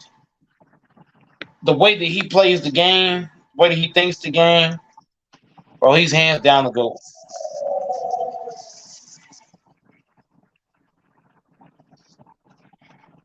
Pat I think Mahomes puts fear in your chest. Like if you don't score, you going home. Mahomes make your ass so fucking scared, you gonna fuck up. That's how good Mahomes is. Mahomes is as good as Michael Myers. You're gonna be so scared you're gonna fall down. That's Pat Mahomes. Pat Mahomes put fear in your heart. That man Mahomes put fear in your chest. He put that heartburn up in you. He make you fuck up.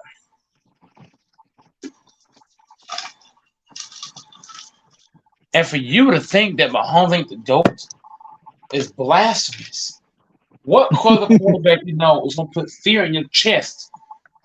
I ain't say get it in your chest. Put it in your fucking chest. Make it say who? That man put fear in your chest, man.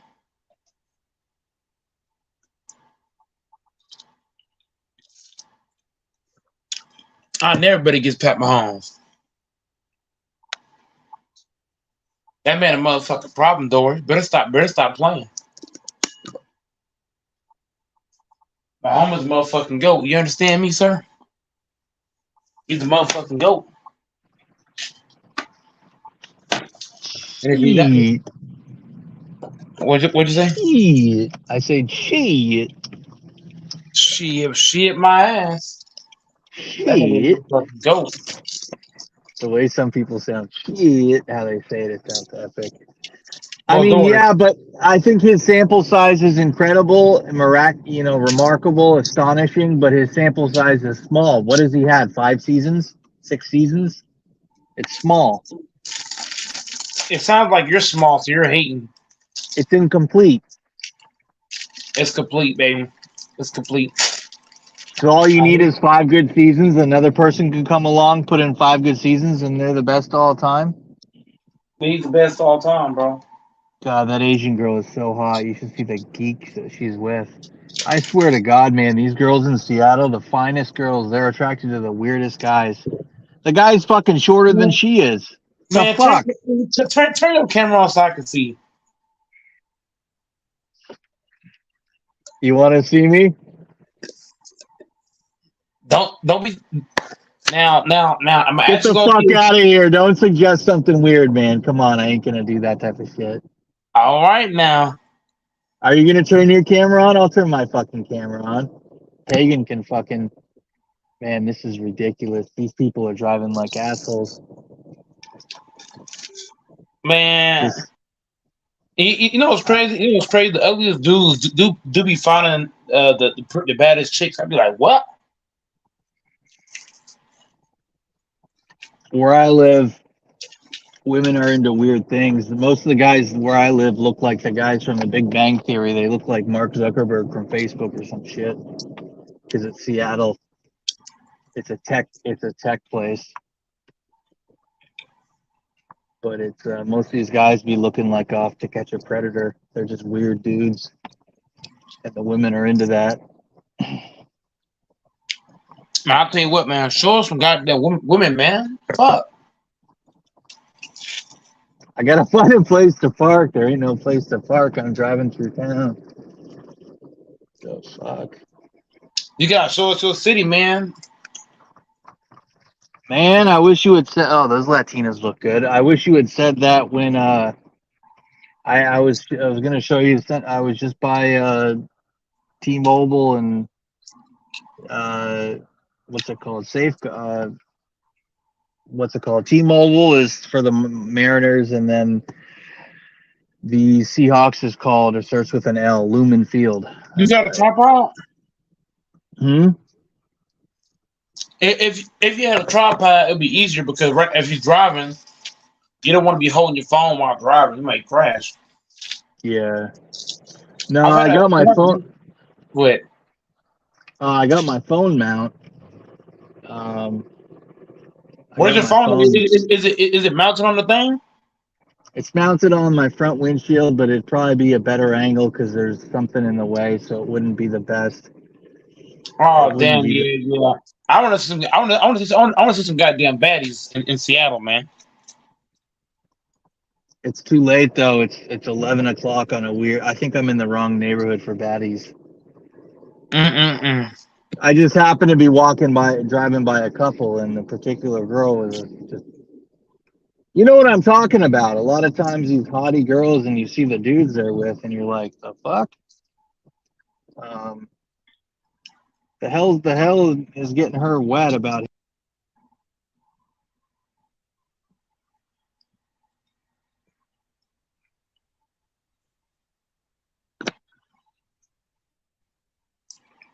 What did you say?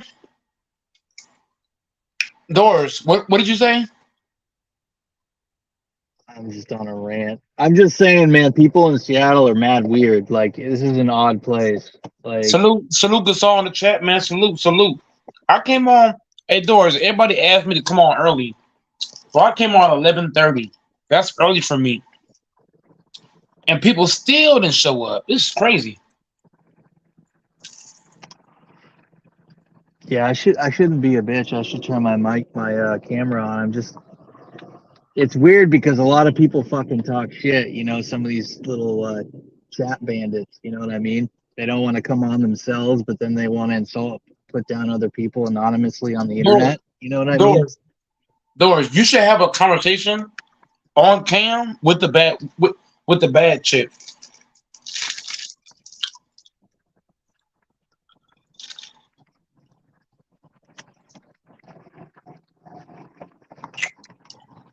Be like, this is a Goat Mike podcast. Let me talk to you real quick. Gosh, the ladies you got down in Seattle are some of the prettiest. I talk to baddies all the time, Doris, in real life. Over here in Dallas, Texas, I talk to all the baddies. Yeah, that's what I meant to say. That's what I meant to say. In Texas, you got pretty girls like I've never seen. Probably. You better know how to talk, bro. You can't be talking. That's true. You can't be talking about crazy stuff because girls down here, they don't like stuff like that. You got to know how to talk. You got to actually have a conversation. Well, I ain't gonna say all girls, but like all the girls that I know that's baddies. They like a man that know how to talk and make eye contact, which a lot of men don't make eye contact, eye to eye. They make an eye to something else. Mm-hmm. Yes, sir. Yeah, I agree. No, I mean, they want a guy that's confident and they want a guy that they feel safe with. You know what I mean? They don't want to. They want a guy that they can feel like themselves around. You know. But I've heard nothing but good things about females in Texas that they. Man, show me the baddies, man. Dude, I'm trying to tell you, it's 11 o'clock at night. There ain't nothing. There ain't nothing. I'm in between jobs, so I'm just doing Uber and Lyft right now, part-time. So I'm just trying to find a ride back to the east side to where I live. And man. That's the 8. Hey, Uber and Lyft is tough, though. That's tough. To make money or what? I mean, it's tough to make money for many reasons. Oh, for me, this is just super part-time. I ain't tripping. It's just I want to. If I come out and do this, like I got a ride from the east side to here, but I don't want to end up here. I don't want to come back on my dime. I want to come back on a customer's dime, but it's kind of an odd night. It's Tuesday at 11, so. But trust me, there ain't no baddies in the part of town I'm in. It's nothing but fucking crackheads. It's all about, as far as driving Uber and Lyft, it's all about who do you get. Do you get a good customer or a crazy customer? Well, that and it depends on, like, in my market, it depends on the distance. Yeah. And where you're going and stuff, because there's trash rides which are a mile down the road, and then there's a good ride which is where I'm looking for, which in one fell swoop could be $55, where I'm looking I'm looking for a ride that's going to take me back to the east side where I live, and that could easily be a $55 ride, especially if they throw you a tip. But even without the tip, it could be pretty good. But overall, is this the thing to do? No. But if you're in between jobs and you're studying for a certification or you're going to school or whatever you're doing, it can work out just fine.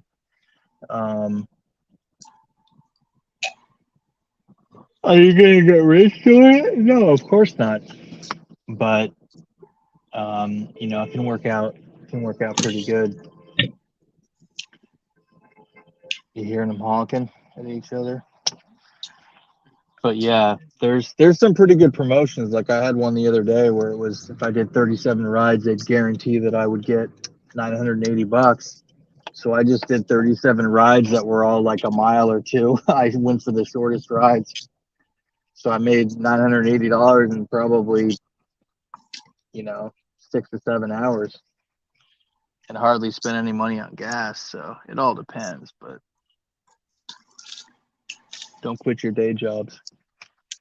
I need to start driving fucking Uber and Lyft. Shit. Oh my gosh, I've actually heard there's people that talk about how much money they make doing that in Austin and Dallas and stuff. You're in Texas, people get paid a lot to do that. Plus your gas is way cheaper than it is here. Your gas, at least where my friends live in North Texas, is around. You know what? I'm gonna take this ride. This girl actually looks kind of hot. What's her name? Little Asian girl, Shushani or something. That'd be so funny if I fucking had her on cam in the ride. Like I turned the dash cam on for both of us. Oh, you should see these bitches. It's in front of this bar called Cowgirls. It's where they dance on the bar. She's an Asian girl. She bad like that? I know some ladies that are Asians. I know some person. Bad as fuck. Yeah, no, some of them are. I should totally turn my camera on right now so you can see the ladies where I'm at. I suddenly passed the bar. It's called Cowgirls in Seattle, and it's got a lot of really cute girls. These fucking retards are crossing in the fucking street. But yeah. I've seen plenty of Asian baddies, man. I be talking to them all the time. Like, what's up? It's your boy Joe. I'm telling you, I've talked to so many baddies, it's not even funny. Because for me, when I'm talking to a chick, I never talk like a simp. I have a normal conversation. My eyes are always contacting with her eyes. So a lot of chicks love talking to me because I don't be on that simp time. I be having real conversations. And all chicks that know me personally, they fuck with that. I know some badass chicks. White. A lot of these girls look really gorgeous because they're currently in their the baseball jerseys, like on the top. And I think girls look really hot when they have like the baseball jersey on and like a baseball hat. You know what I mean? Like it's kind of a sexy look on a lot of girls, you know, because they're that jersey's super tight, you know. Like it looks good when a hot girl's wearing a jersey. Like she looks good, you know what I mean? Like who doesn't want to see that? And the Mariners game got out not too long ago, so all the girls are dressed in in Mariners jerseys or Padres jerseys because they just played the Mariners and the Padres.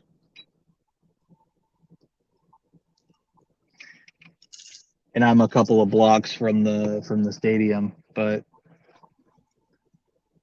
yeah, I've heard plenty of people talk about how Texas has some of the most gorgeous women out there. So is Dallas known for really attractive women, or were you saying the women in Houston were even prettier? I would say that Houston chicks are a little bit. Texas chicks are bad as hell, but Houston chicks, bro. I went on a cruise. Now, Doris, you probably gonna think I'm trolling. I went to Mexico. You told me about that. We boarded in Galveston. It went from Galveston to Houston, you know, on and on, right? To go to Mexico. Bro, do you know how many chicks I smashed from one end to the other? I might have smashed about 50 chicks just going from end to end. And then on top of that, remember how I told you in Mexico the chicks be damn near naked? Bro, I was smashing chicks in Mexico. I didn't understand one word. But everything they did, I was having fun. I might have caught 100 bodies, and then between riding the ship from one end to the other and going to Mexico, I might have smashed 100 bodies. I'm gonna have to mute myself. I'll be back though.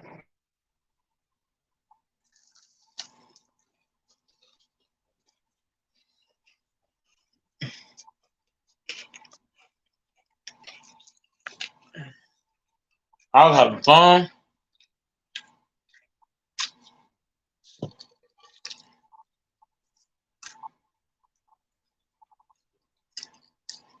Out of Mexico, I was having fun.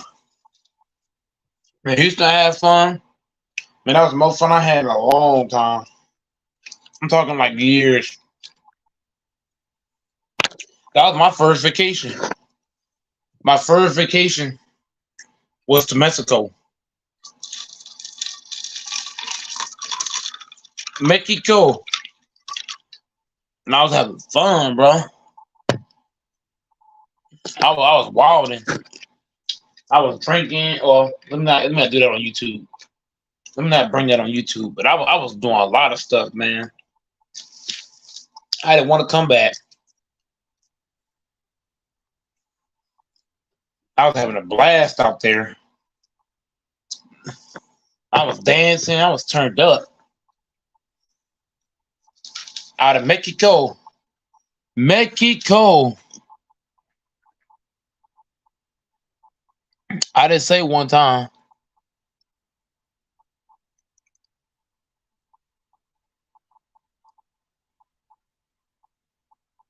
I didn't say I didn't say it one time. I didn't say I did. I didn't say I hit them all at one time. It was all separate. I smashed about 50 chicks between Portland and Galveston and getting to Mexico. Then I was smashing chicks in Mexico.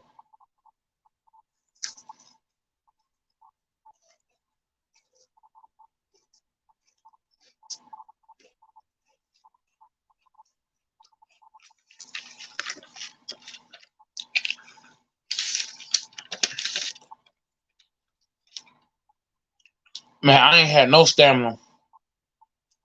I ain't have no stamina. After like when I was in Mexico, my stamina dropped. I was smashing so many chicks it wasn't even funny. My stamina dropped real bad. I was having way too much fun. My stamina got destroyed.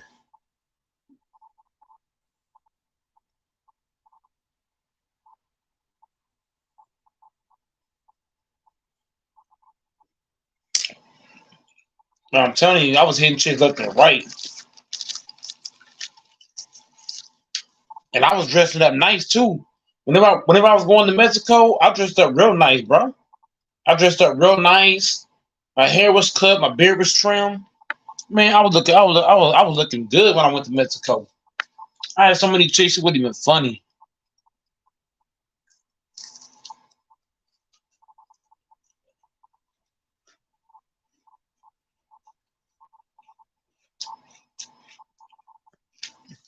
Black, white, Asian, Mexican.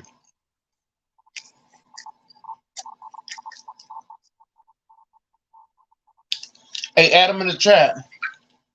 Hey, Adam in the chat. Whenever you smashing chicks, you're gonna lose stamina. When you smashing so many chicks, your stamina gonna drop.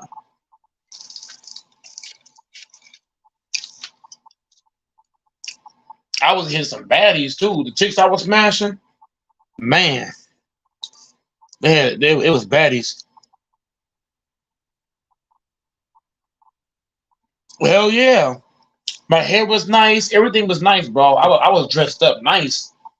Haircut, teeth brush. Man, I was on point. And I was getting all the chicks. My stamina was dropping left and right. Between smashing chicks, having some Kool-Aid. Well, not Kool-Aid, but you know, I'm calling it Kool-Aid. I was having some drinks. Man, I was partying hard, bro. I didn't even go to sleep.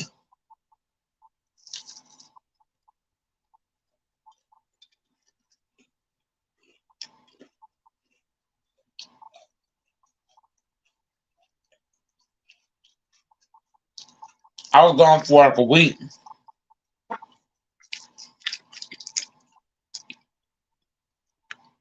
Man, I was partying hard, bro. I was having drinks. How old are me? 27. I'm 27, Adam. 27 years old, man. I was going hard in the paint, bro. I was having fun like hell. I was in Mexico for like 7 days.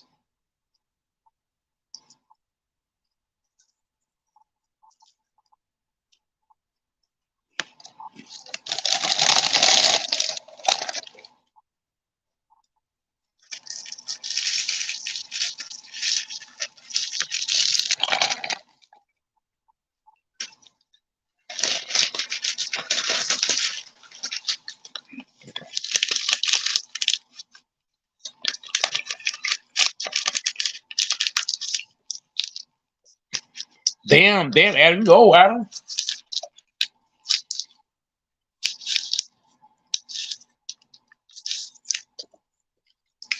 Yeah, I'm just under. I'm 3 years under 30. I'm 27 right now. Hell yeah, Adam. I was getting chicks left and right, bro. Left and right. When I was going to Mexico, man. Hell yeah. Hell yeah, Adam, they do. They love man that's damn it's like my age. Hell yeah. I was having a fucking blast. If I could record it and put on YouTube, I'll show y'all the fun I was having. Shit. I was smoking so I was smoking, drinking, going all out. Man, but now YouTube, don't ban me YouTube. I was going all out. You would think I was a celebrity if I was partying. I was dressed super nice. I was wearing a nice pair of pants and shorts. Different days, I had a nice shirt on it. I had a nice shirt on every day. My hair was cut perfectly. My beard was nice.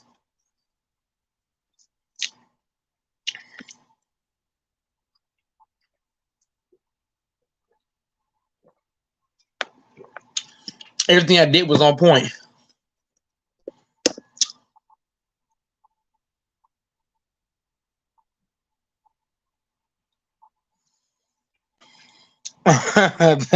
Adam, that's funny, bro. Adam ain't lying though. Adam ain't lying though.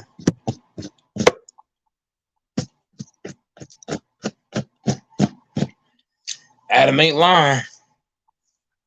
Joe till you hit 40? Heck yeah. I'm enjoying the ride, man. I try to stay in shape, man. Man, you seen how many chicks I was pulling? Man.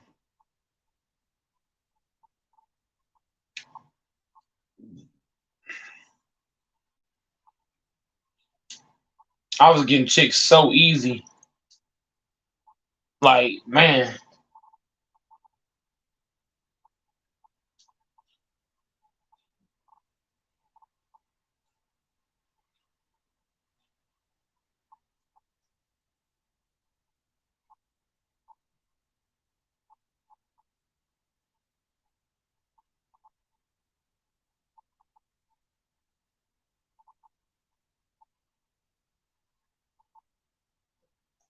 Shout out to everybody who subscribed to my page, my second page, man. Goat Mike Hoopin. Shout out to everybody who be subscribing to Goat Mike Hoopin. You know what I mean? I stay posting footage on there, man. Make sure y'all subscribe to Goat Mike Hoopin, man. Road to 100 over there. Lots of content.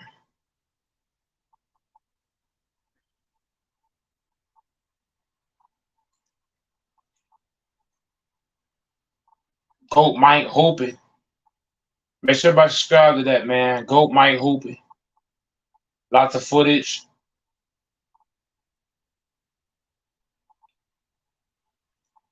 Yeah, I mean, I be putting in work.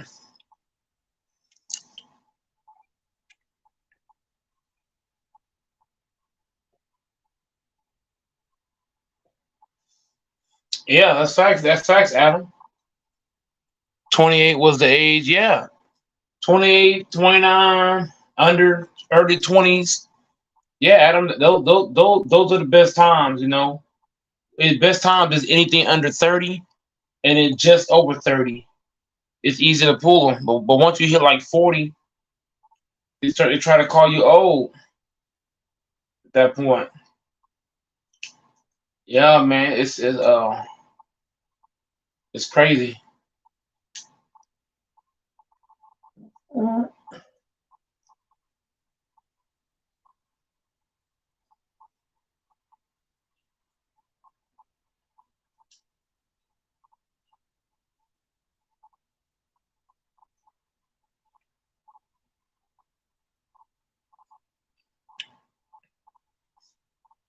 I guess Dora's doing a ride or something. You might have got a ride.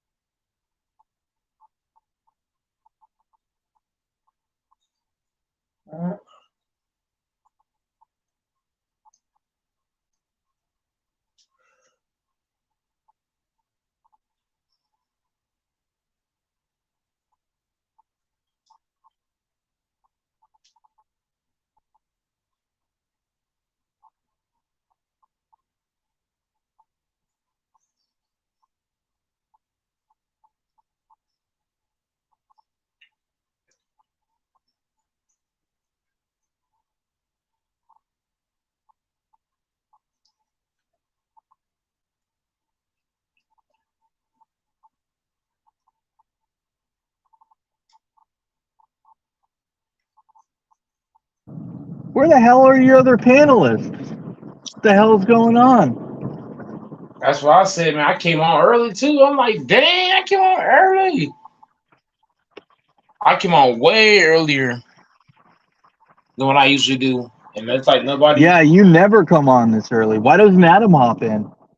Adam sounds like he knows sports. I came on 11:30 too. 11:30 is way below the belt. Tell Adam to hop on. Man, Adam said he's 48, man. He's too old, man. What? Adam's a good man. He's a Pat Mahomes fan. How can he be a bad guy? I just dropped off 2 San Diego Padres fans from San Diego. They were so chill. Oh, you had a ride, huh? Yeah, that's why I was quiet. I just dropped off my customer. They were wicked nice people, dude. They were a really nice Asian couple, super cool people. Chill dude and his chill wife, but they were visiting from San Diego. They're huge Padres fans. They're all decked out in gear. They said the Mariners fans were nice to them, which is cool to hear that my city's teams are nice to opposing teams' fans. It's always good to hear. Because, you know, at the end of the day, you guys can not like each other, but you should show other fans respect unless they act stupid. You know what I'm saying?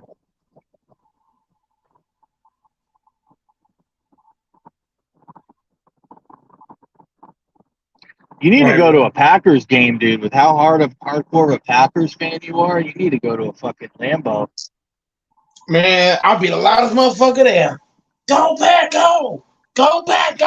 Oh, dude, you're a loyal fan. I've never seen someone with gear and you show on, dude. You're like, you're inspirational, man. Because it don't matter what's going on in your life with how much you're working and other stuff. You show up here every night. You do your show. You're so consistent.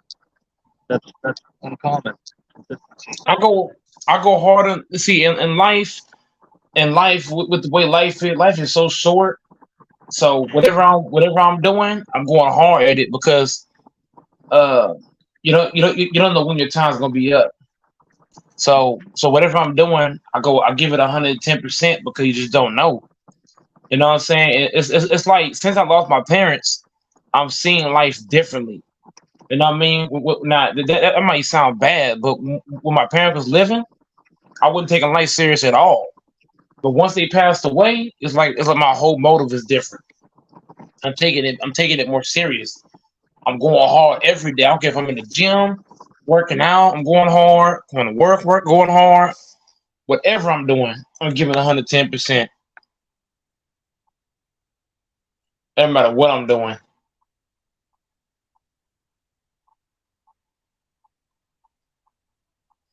Life just too short, man. I gotta give my all. 'Cause I just don't know. I don't know when guy's gonna call my number.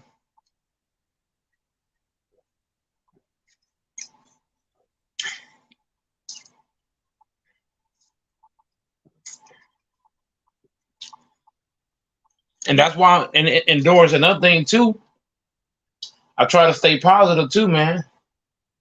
Life's too short to be grumpy and upset. Life's too short for that shit. You gotta live every day and just go hard in the paint. You just don't know. You know, how long you been following the Chiefs for? The who? The Chiefs. The Chiefs? Yeah, how long you been following the history of that organization for? I don't follow the Chiefs. I follow the Packers. You probably don't remember the name Romeo Crennel, do you? Mm-mm. I don't watch There the was Chiefs. there's a heartbreaking story that happened with the Chiefs. There was this. I remember it like it was yesterday. There was a Javon Belcher, I think was his name. He was a linebacker, and he like snapped one day. He was on the Chiefs, and he killed his girlfriend who was pregnant or something. And then he went to the Chiefs training facility. Romeo Crennel was there, the head coach. He's black, and he was one of the first, I think, at that time, black head coaches.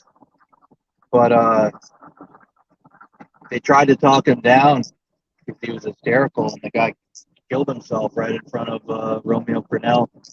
No one ever talks about that. No one ever talks about the CTE and the brain damage football players get. I just think that's interesting because it is a dangerous sport, dude. You got to be real. And when you talk, and that just made me think when you were talking about life short. I mean, it's short for some of these athletes too. They could get a bad hit, and it's all over. You know what I'm saying? Or they get permanent brain damage. You know,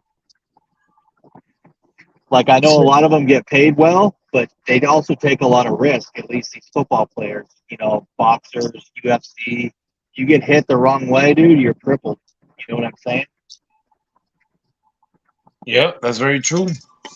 But that's what happened to Javon Belcher. Was I'm sure he had CTE from taking some hard hits, taking some real hard hits.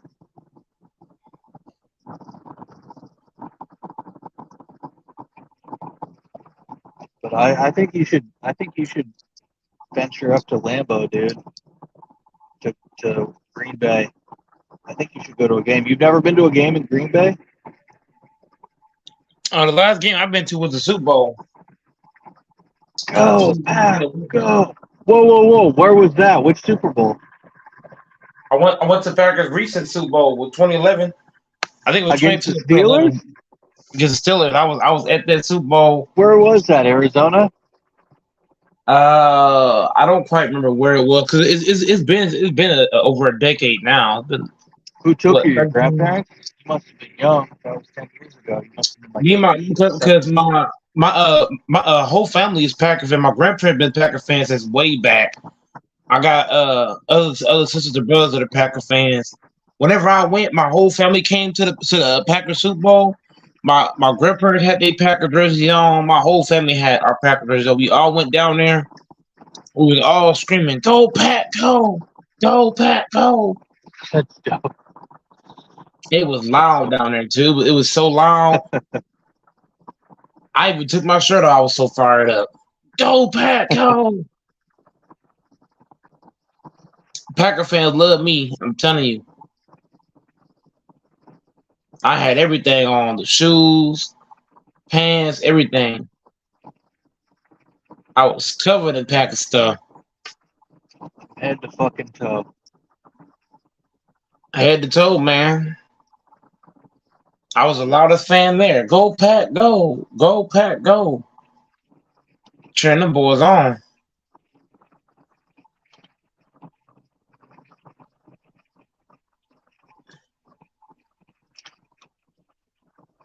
You got One to of the put your best. heart into it. You got to be like, I'd be fucking screaming, "Go, Pack, go, go!" Fucking get fired up. And there's Lions fan there or whoever you're playing, and you're like fucking passionate. You're like, "Yeah, bitch, we got 4 Super Bowl rings, bitch. How many you got?" "Oh yeah, that's 0." That's gotta be crazy to be in the NFC North because it's like the Bears have 1, the Lions have 0, and the Vikings have 0, and then the Pack has 4. It's not even close. Yeah, the Packers are the best team in the best team. We're the best team in our division. So that's why I laugh at Lions fans. The Pack has never gone to a Super Bowl and lost, has they? Have they? No, they lost once to we the lost fucking twice. Broncos. We lost twice in the Super Bowl. One with Brett Favre, and then we had lost another one. Favre? Let me How see. to the Chiefs? Was it to the Chiefs? I think you lost to the Chiefs Super Bowl 4 or some shit. Because you won Super Bowl 1 and 2, and then you won Super Bowl against the Patriots in 95 or 96, and then you lost to the Broncos, I think, right?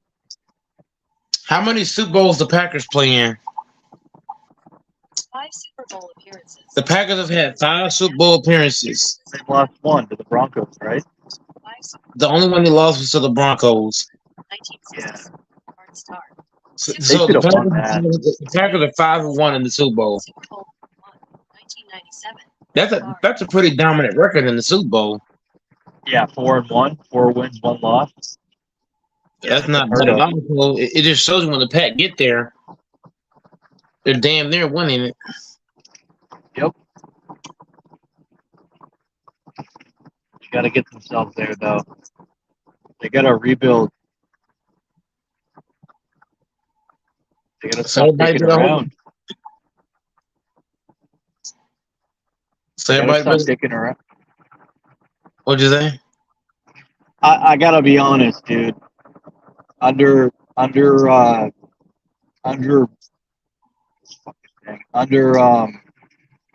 Aaron Rodgers, they should have had 3 to 4 Super Bowls easily. But Aaron Rodgers is not a playoff performer. You can't forget about that. Well, I'm gonna be honest. I like the Colts, and the Colts should have had 4, 5, 6 Super Bowls under Peyton, and they had 1. So there's a lot of teams that haven't performed in key moments. But the Eagles should have had a couple of Super Bowls under Andy Reid. The Jets might have had a couple of Super Bowls under Rex Ryan. He had a few good seasons. Sean Payton and the Saints only have 1 Super Bowl. They should have won a couple. They were fucking insane how good they were. Who day? I mean, they were fucking blowing teams out 65-7 and stuff, 60-7. They had huge blowouts during some of those seasons, 2010, 11, 12. But they just couldn't do it in the playoffs. That's the problem with a lot of teams. I mean, only one team can win. It's tough to be that one team out of, 32 teams, and then however many teams make the playoffs, 12 or whatever it is, 14.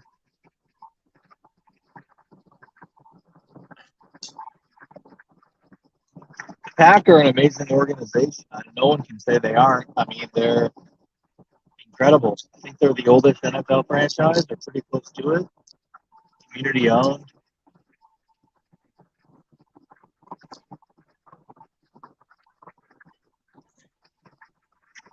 But it'll be weird to see them playing without Aaron Rodgers. That ain't gonna lie. That's gonna be fucking weird. And the pressure on Jordan Love is gonna be insane to win now. We could be better without Aaron Rodgers. That's the crazy thing. I mean, they do have a first-round pick. What was he, 21st or something? 20th, 19th?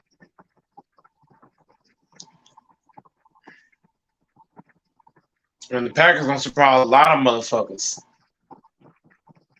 I'm telling you, people don't see it coming right now. It's kind of like it's kind of like whenever Brett Favre left the Packers, he said the Packers were done. They look at Kobe Bryant when he left the Lakers. You can say that there's a whole lot of teams that with certain guys left, they're like, oh, it's over. It's kind of like when Mayweather left boxing, right? Everybody like, oh, boxing ain't gonna be the same. But here comes Crawford. You know what I mean? Every sport has that when one person leave, kind of like Tom Brady, right? When Tom Brady got old, what they say? Well, who be the next guy to carry the torch? Pat Mahomes seems to be that guy right now. Every sport has proven that one guy leaves, the next guy fills in.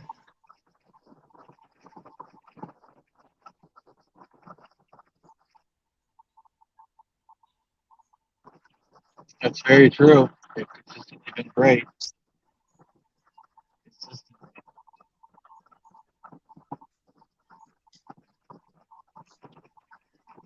You know what I'm saying?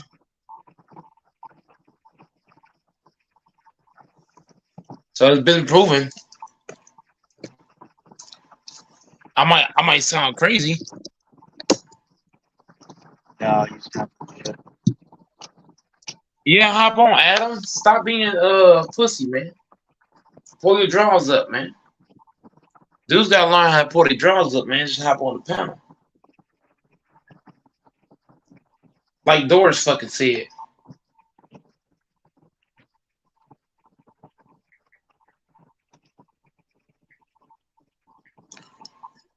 Doris, you still there? Yeah.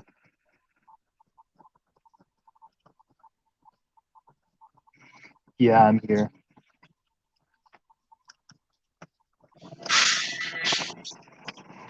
I'm here. Can you hear me? Yeah, I can hear you now. I got issues with my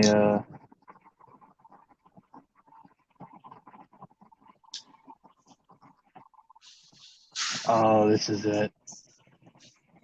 I gotta. You got another ride? No, I'm home now where I live. I gotta.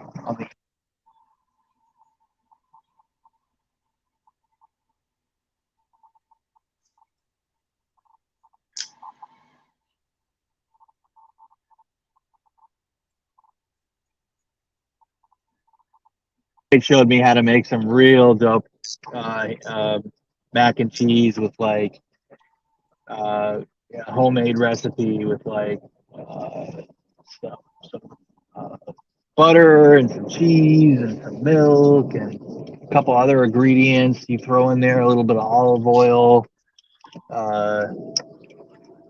But when you throw in some homemade or use some high end, some of that Beecher's cheese or some, whatever type of cheese it is, Swiss cheese, I can't remember, provolone, it's freaking delicious. Because he follows this guy, Kenji something on YouTube, who just, I mean, I've never had mac and cheese like that. Holy shit, that's good. Making small little adjustments with cooking will make all the difference, man. A couple of things here and there, a little bit of olive oil, a little bit of cheese, a little bit of this, a little bit of that. Cook it this way instead of that way. Throw in a little bit of seasoning. I like to cook, man. I'm not afraid to say it. Like, I don't care what people say. And I'm pretty decent at it. You don't know you can't cook, man. Stop the cat. That's probably true. Women love a man that can cook. Holy shit. Women find that extremely sexy. If you can, like my roommate, dude, that dude could do everything. He could do this stuff called hollandaise, like he could do all the French cooking and stuff, all hollandaise sauce or whatever it's called, stuff I hadn't even heard of yet, like real culinary type shit. Culinarian or whatever. Like, have you ever had hollandaise sauce with eggs and stuff? No. It's like a French sauce or something. I hadn't heard of it until he told me about it, and then I had it from him, and it was like, it'll never be the same after having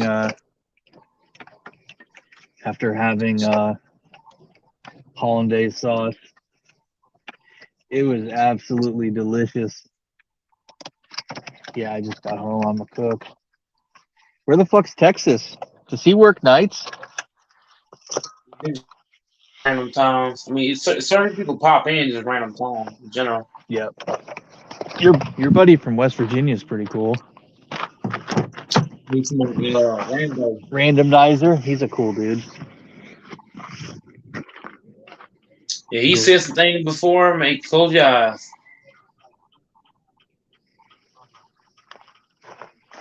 Oh, some ridiculous things. I think everybody has these points of getting a little crazy.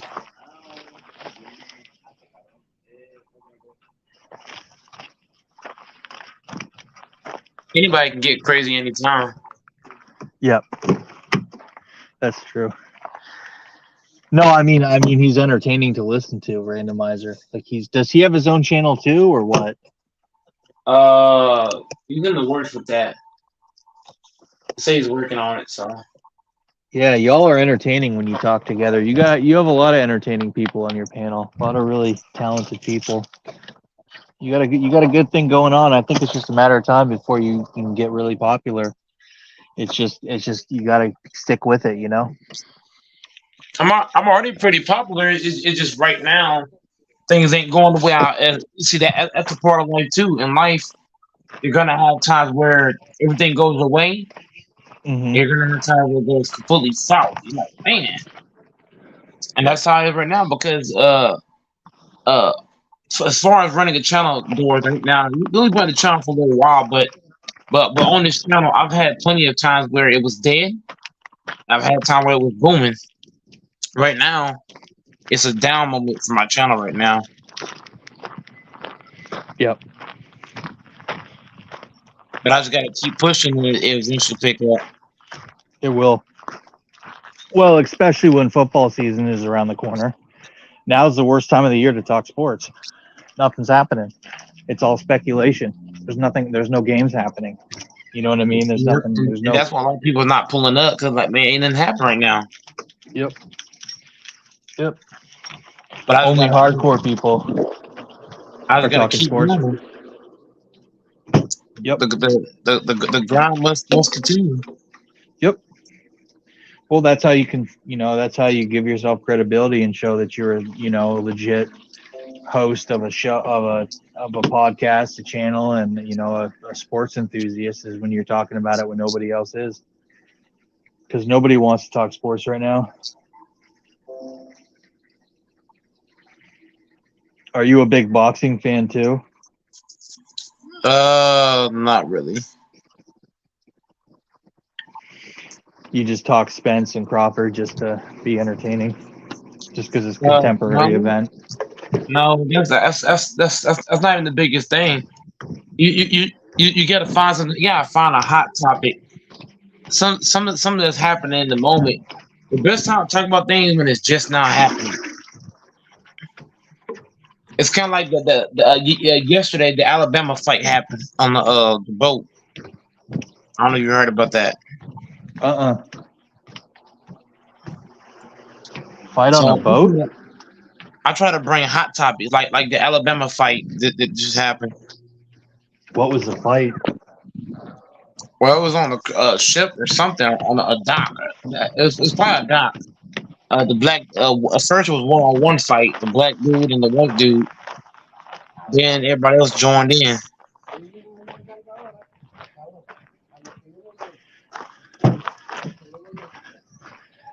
Too many people like to focus on the.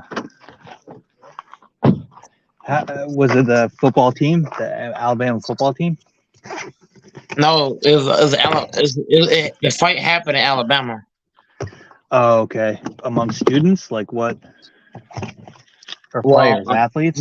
I think the black dude was a security guard, and the white dude was a dude just passing by, and the two dudes got into it. And then the random people started jumping in.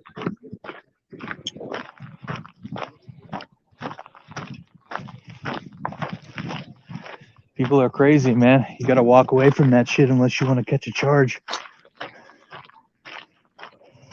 Yeah, but the thing is, once cameras come out, it ain't no walking away, man. Because if you walk away on camera, you're gonna be called a bitch. That's fine. I'd rather be called a bitch. That's fine for you, but I'm saying for them, in their eyes, they're not looking at it like that. They're looking like, okay, I gotta step the fuck up. That's true. I mean, yeah, I don't know the particulars of the situation. There's times where you have to, stand and defend yourself, but a lot of times that nonsense can be avoided. You know what I mean? Unless you want to go to jail and you enjoy being in jail, and then go for it. No women in jail. You know what I'm saying? Yes, they are. Jail sounds like a pretty lonely place. Shit. There's plenty of women in jail. Oh God. There is. Wow. That's too much. Yeah, for pagan. I'm making that mac and cheese. You go home? Yeah, I'm at my place. Gonna make some mac and cheese. I'm hoping someone's gonna hop on your panel so I can listen to you and them talk sports. This is the first time I've been on and ain't no one else hopped on. Grinch, I guess Grinch was on, right? Just Yeah. on. Grinch hopped on for like an hour or close to it. We had about 9-10 people watching, and then now it's just like it's pick 'em.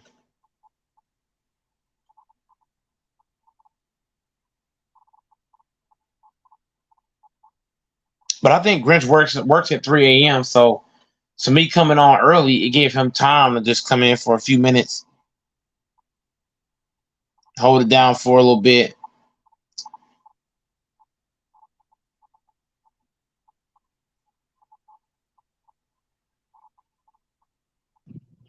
Who works harder, Grinch or Goat Mike? It's Go Mike.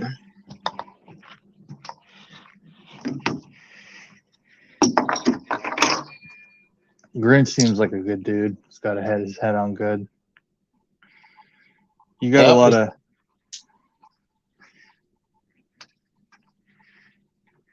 Yeah, you got a good thing going on, man. You do. But things will blow up in just, what is it? I mean, basically football's here. Basically, a couple of weeks. Preseason starts this weekend or this week. Once football starts, the panel will be more full. Oh yeah, definitely. But as of right now, because sports is kind of dead, people are kind of holding off. It's frustrating, but the grind don't stop. Nope. You got to go on, grind. What's your favorite meal? I mean, quesadillas and rice. Quesadillas are delicious. Goddamn right it is. And after that, it's fucking enchiladas.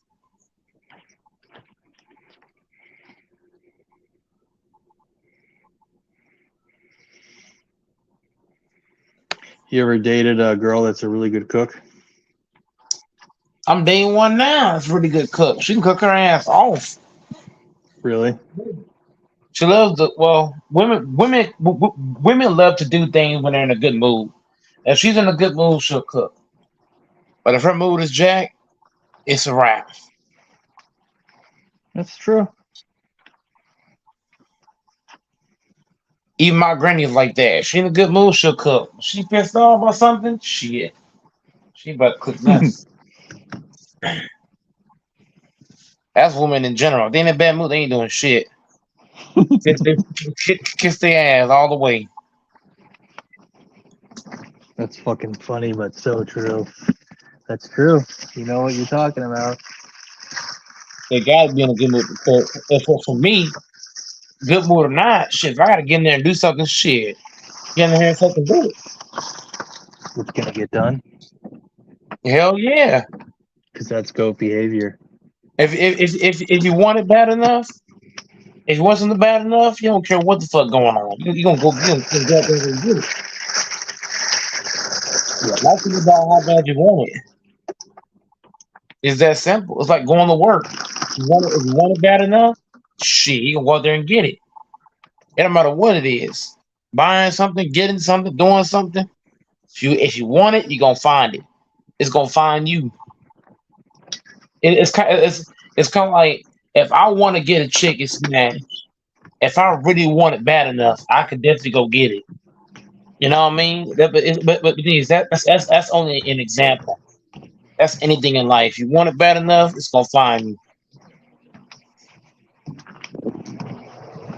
That's the truth.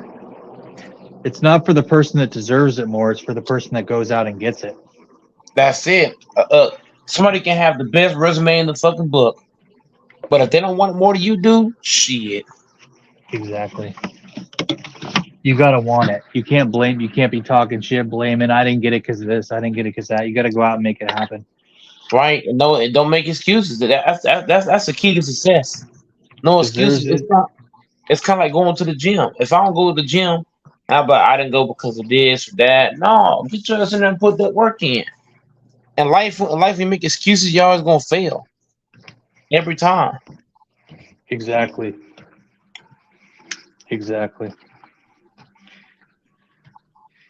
Yep. Yeah, and it's not about. You can't say, well, it's because I'm so. A lot of people, myself included, like to, you know. There's nothing worse than having potential and not using it. You know what I mean? Because if God gives you potential and you don't use it, it's kind of a sin. You know what I mean? You gotta use it. I haven't been always good myself about using it. Yeah, you gotta use it. There's a lot of people that are really wealthy and successful, and it's not a lot of them are smart, but a lot of wealthy and successful people, it's just because they're really driven and they believe in themselves and they have pride and confidence. And you know David Goggins. You gotta break it down to me. Look up David Goggins. He's just kind of like a motivational speaker. But he talks about how, how do you get yourself up in the morning at 6 o'clock to go for a run, or how do you go the extra mile to make your life better? And he talks about it all comes down to having a source of pride, because you can't make yourself better. You can't be a better person if you don't have any pride. You know what I mean? You got to believe in yourself in the beginning, Yep, you gotta believe in yourself, and you also gotta be positive. Being positive, you will have a lot of success by being positive, believing in yourself. I've noticed too in life, when somebody's being negative, you have to remove yourself from those people.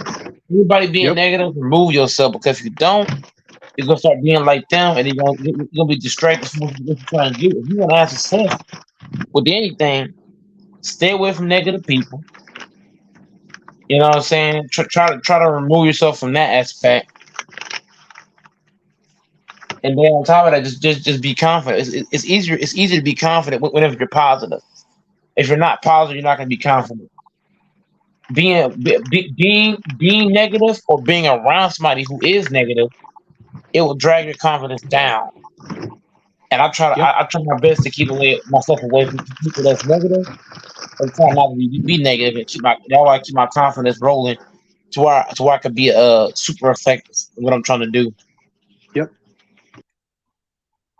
It's like being on the job when a customer asks me, say, "Hey, go, Mike. It's hot outside.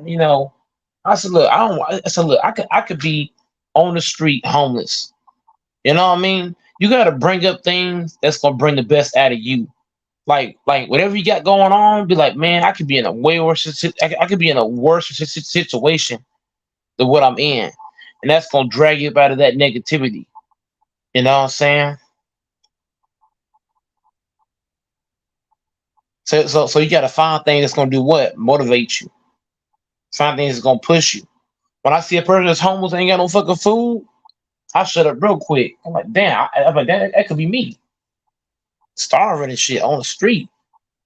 I couldn't imagine that shit. Hell no. No fucking internet, no nothing, no phone, nothing. I couldn't imagine that shit. Hell no. So I'm always grateful. You know what I mean? Gotta be grateful, gotta be humble. Cause life can be different. And people don't look at stuff like stuff we're talking about. Nobody looking at that. It'd be a work complaining. Well, it's too hard outside. Man, it's too busy. Man, I don't got no help. Man, this, man, that. Be fucking grateful, man. You gotta be grateful in life. Be grateful to have a fucking job. Be grateful to have food on the fucking table.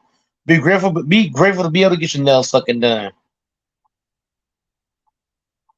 I feel like there's too much ungratefulness You gotta be grateful. You gotta be thankful. You gotta be humble. Being humble will carry you a long way in life. Because in life, people gonna always try to test you. But if you humble, you committed. I'm telling you, even myself, I gotta be better than my damn self. You know what I'm saying? I gotta stop falling for certain stuff too. My sister, man, she be saying stuff on purpose just to get me routed out of my boots. But I gotta stop responding to it. I gotta stop feeding into it. And it's not just that. Even at work, you know what I mean? What I'm doing, I gotta go hard in the paint, give my best, stay humble, stay resilient, and don't sweat the small stuff, man. Anybody talking crazy, just stay humble. Let them talk. Be sarcastic if you have to. You know what I mean? You got to bring the energy, man. You want to bring good energy every time. Everything you do in life, you want to bring good energy. You want to bring it to yourself and to the world because it rubs off on other people, man.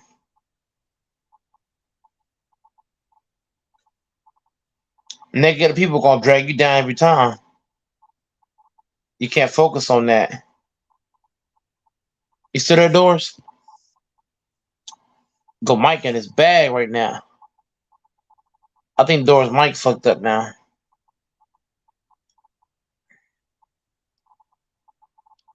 I'm definitely still here. I'm listening. For some reason on my thing, when I tab out of the app, it doesn't let me talk. But no, I'm listening. Attitude is everything. People that blame other people, people that feel sorry for themselves, they're not successful people. You got to go out and get yours. Damn right. You put that on the nail. Right. You can't feel sorry for yourself. You just gotta look to get better. Whatever you and look, Doris. You know what? You know what I was told when I was younger. Never have two of the same days. So for example, right? Yesterday was a really hard day because my sister, me and her kept getting into it a lot. Today's gonna be a new day. Today is gonna be the day where I ain't getting into it with nobody. You know what I mean? So whatever happened one day, try your best not to have that 2 days. So whatever happens one day, don't let it happen twice. Yep. You got to come at the next day. So Tuesday was a bad day for Goat Mike. So Wednesday, I'm gonna make that day a dominance day. You know what I'm saying? And then Doors. Not just Wednesday. I'm gonna try to make Thursday a repeat, and then Friday. You know what I'm saying? That's called being optimistic. That's called being positive. That's called looking to make plays. You can't let people drag you down, man, because always that one person that's gonna try to attack you with some crazy shit. But how do you respond? And watch today, Wednesday, I'm gonna fucking respond. You can count on that. I ain't gonna let people drag me fuck down. The hell, because that shit happened all Tuesday. Wednesday gonna be fucking different, and that's the way I fucking see it. You know what I'm saying? You gotta have that swag about yourself. If you don't have swag, you don't got nothing. You gotta have that pep. You gotta have that step. You can't let people be dragging you down with dumb shit. Well, if you don't believe in yourself, how can you expect somebody else to? Right. And I feel like I let my sister drag me down because all of Tuesday it was just all negative. It was just all negative. But Wednesday, Thursday, and Friday is my mission to be positive, bring good energy, bro. As a matter of fact, I'm not gonna talk to her for like 2 weeks, and I'm gonna show her I'm not taking the bullshit, bro. If you don't know how to talk to me and be positive, I'm not talking to you like that. Yep, that's you not got to earn the right. And I feel like you got to check people when they try and be toxic. You got to set boundaries. You got to give people the solid treatment. People hate that. You got to give people the solid treatment. You can't keep letting people walk over you with dumb shit every single time. Right? It gets to a point where you got to ignore people for like 2 weeks, and then after 2 weeks is up, you try it again. And if they fuck up, matter of fact, I'm gonna have that rule from now on. If somebody say something dumb to me and they going too far with that shit, I'm gonna know their ass for 2 fucking weeks. I don't care if it's my sister, my brother, my granny, my grandpa, my coworker, my manager. I don't give a damn who it is. You go crazy on Goat Mike, 2 week ban. Cause I ain't doing this shit, man. Hey, salute Go Mike panel chat. Salute, Hey salute. Go Mike. Your Packers gonna be in town 10/22. 10-22 to the Broncos. Yeah. October 22nd, they'll be here to play the Broncos. Yep, y'all gonna hold this L Valley, man. Say it again. Y'all gonna hold this L gladly, man. We gonna whoop that, like off the song. We finna whoop that, man. Is that young goat from the chat? That's LaFonso. LaFonso. Oh, LaFonso. What's up, man? He's an OG supporter on the channel, man. Been supporting a long time from Colorado. Is he a big Broncos fan? Oh yeah. That's what's up. You Yeah, from what's Denver? up, man? LaFonso, you from Denver, right? No, I'm from Michigan, but I live in Boulder, Colorado. Oh my God, Boulder, dude! I've heard amazing things about Boulder. Shit, Colorado State University's there, right? The Rams. No, that's in Fort Collins. The Sorry, CU not Buffs. The CU C- Buffs are in Boulder. That's what I meant to say. The Buffs. Yeah, the flagship team. That's what I meant to say. Yeah, they got Deion Sanders now, so I guess they coming up from what I hear. Yeah, I've heard you in Boulder. You got the Flatirons there to the Rockies, the Flatirons, and then you have Church Street. You know, the walking street. I know a little bit about your city. Right. I've heard it's incredible. I know it's wicked expensive though. It's really rich. Yeah, I mean it is. In reality, Boulder is a hippie town. There's a lot of weed smoking, things like that. Ooh, my bad, Mike. A lot of things like that go on though. I've heard that Denver and Boulder has a lot of really pretty girls though, like really pretty women, attractive women. Yeah, I mean, pretty much the same anywhere you go, basically. Yeah, that's true. I drove through there and people were real friendly, like real polite, respectful, just chill. Yeah, the one thing you can say about Boulder, man, it's uptown. It's a place where a lot of people are in tune with themselves because it's a lot of people are off into healthy living, and so they live a happy life, and most people are really friendly. That's what's up. That's because they like to jog, they like to go skiing. They're health freaks. They eat healthy food, fit. Yeah. I mean, you got people here that they don't even drive their car to work. They'll ride a bike or catch a bus to keep the air, from being polluted, and it's all about that healthy living thing. And it's also about a lot of people here like to exercise. Bikes here are more popular than cars. They got more rights than cars when you on a bike. No shit. Yeah, you got your bike lanes everywhere you go. There's bike trails that take you throughout Boulder. Yeah, man, bikes here are popular. They get the same rights as cars. I live in Seattle, which is kind of similar to Boulder. It's very progressive. They love bicycles here. Expensive as fuck. Yeah, I was just gonna say that y'all are just like us. Y'all are expensive because I looked at Seattle before. Yeah, it's too expensive. I'm thinking about moving to Texas. Seattle's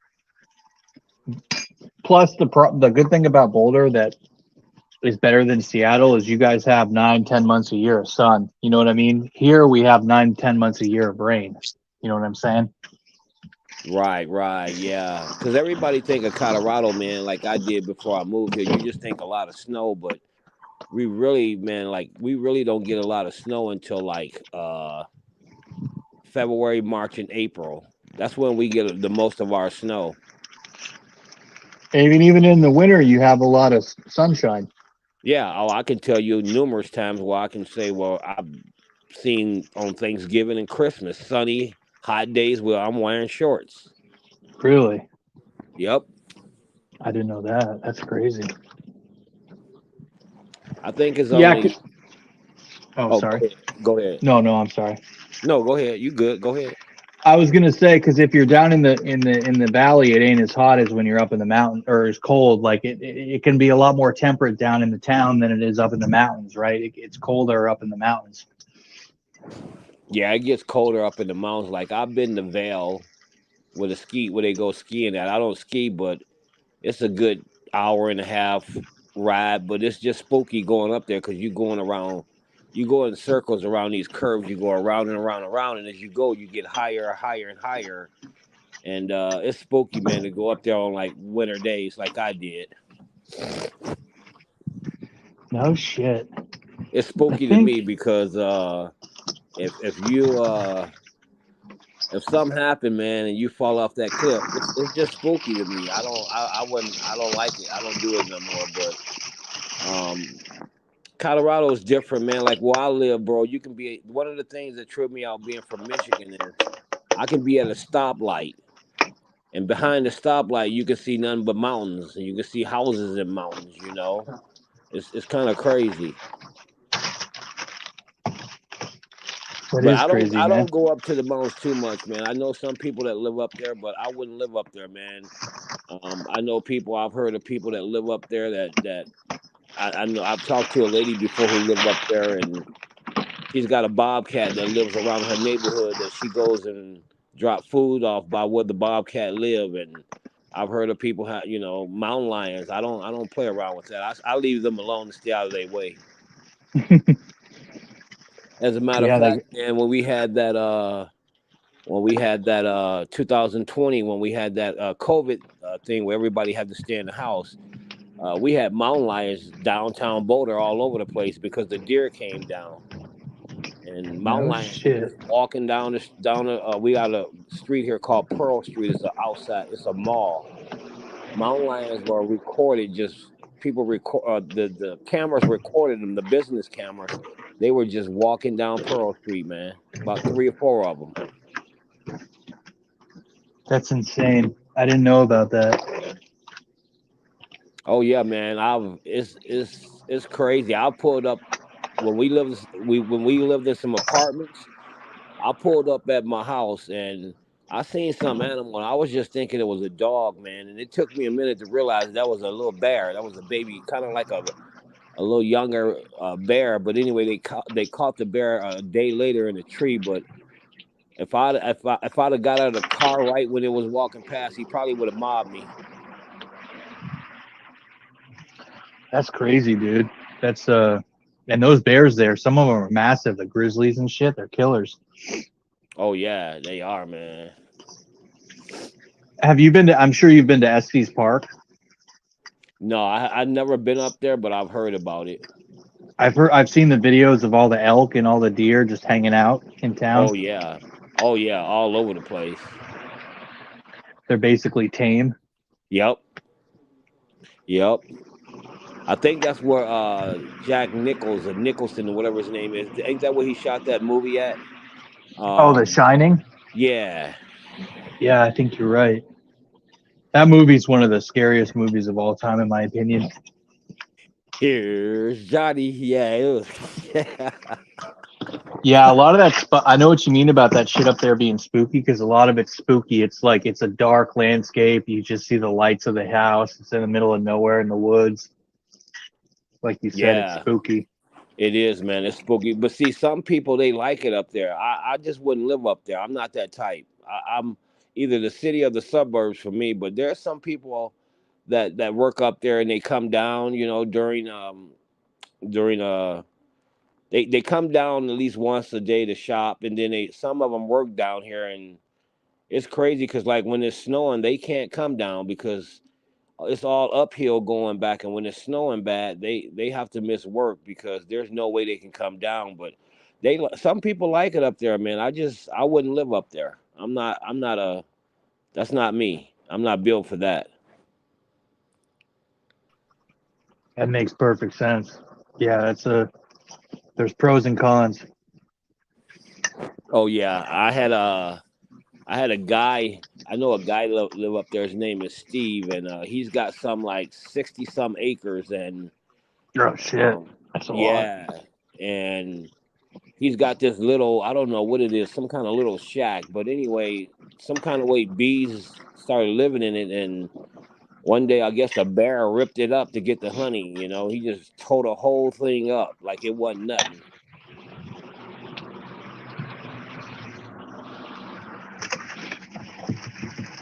Oh, and by the way, go Mike. Remember I called it out, didn't I? I told you I had Crawford.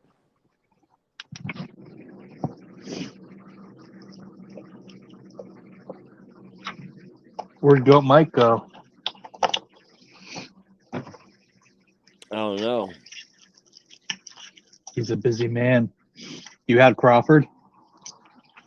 Yeah, he asked me. It was about 3 weeks before the fight started, 2 or 3 weeks. I told him I had Crawford because I thought he was going to be the better fighter. I didn't think he would dominate like he did, but if you watch the fight, man, the dude's got good footwork.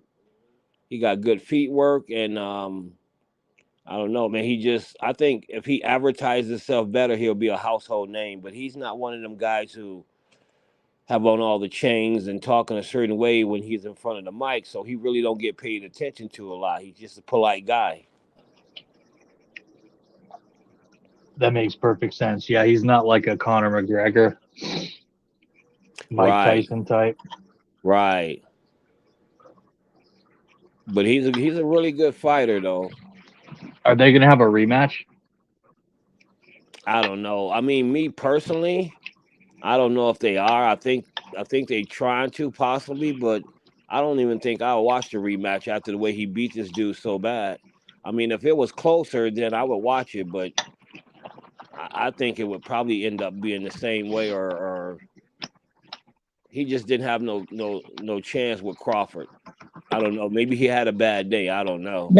Man, hey, bro. You put in respect of LaFonso. Crawford cheated, man. He had loaded gloves, bro. You think so?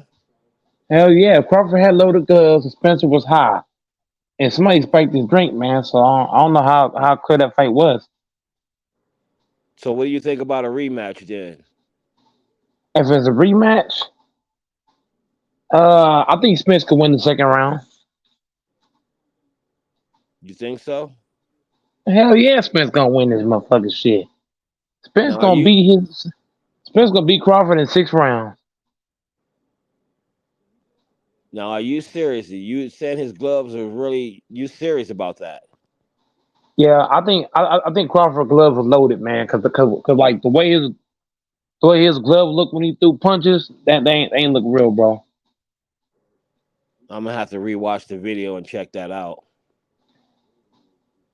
Oh, by the way, man, go Mike. I'm sorry, man, I can't be in here a lot to support your channel like I used to, but my schedule now, man, it's gotten hectic. So that's why you don't see me in here all the time anymore. But once I do get a chance, like I'm in here, man. I don't have to do nothing tomorrow, so that's why I'm in here tonight. So usually when I ain't got nothing to do, you'll see me. I feel that 100%, man. October, we're gonna see about that Bronco Packer matchup. Yeah, I'll tell you what, man. If you want, we can put something down on it, but not nothing too out of the crazy, but just a little friendly thing. But I would like to wait to see how the Broncos gonna do on some of these first up and coming games. And Yeah, also considering that who's healthy. Then. right. What week we playing, y'all? That'll be I think it's October 22nd, so that'll be I believe the third week of October, I believe it is. Third or fourth week. No. I'm saying like NFL wise, like week 1, week Oh, 2, okay. Wow. I don't know, man. You might have to look that up. I think it's the fourth or fifth week, I believe. something like that. Yeah, something like that. It's up in Okay, there. so so I gotta see how the Packers are playing the first 4 or 5 games. Yeah, see, that's what I'm saying too. Yeah, that's what I'm saying too. It's too early to say right now what would happen because I ain't seen the Broncos. I mean, I ain't expecting much, but We'll see. Everybody's showing out at training camp. That ain't saying too much. No, and see, I don't even. To me, I don't even watch preseason football myself neither. And I think preseason has started. I think the Broncos' first preseason game, I believe, is this Saturday against the Cardinals, but I'm not going to be watching it. Right. I'm with that 100%. And we got Texas in the building. What's up, Texas? Yeah, can you hear me? Yeah. Yep. I wasn't supposed to come back here until mid-September because that's when but I can't make it again. I asked God to forgive me for that. But now I saw LaFon's on here, so that's just, I think what's his name is on here. Door. Yep, Door's on there too. Yep. But, He's making mac and cheese right now, he said. that's whatever. Now That's here's crazy. another man, Texas. I wanna see what happens with the Broncos because we played Texas in them twice. So I'll put a little $20 bet down on if everything's looking good and everybody's happy. Oh yeah. Because hey, Texas, I'm gonna tell you though, we played Kansas City pretty good. Yeah, but we were blowing y'all out that game. Like I said, I was cooking or whatever in the kitchen.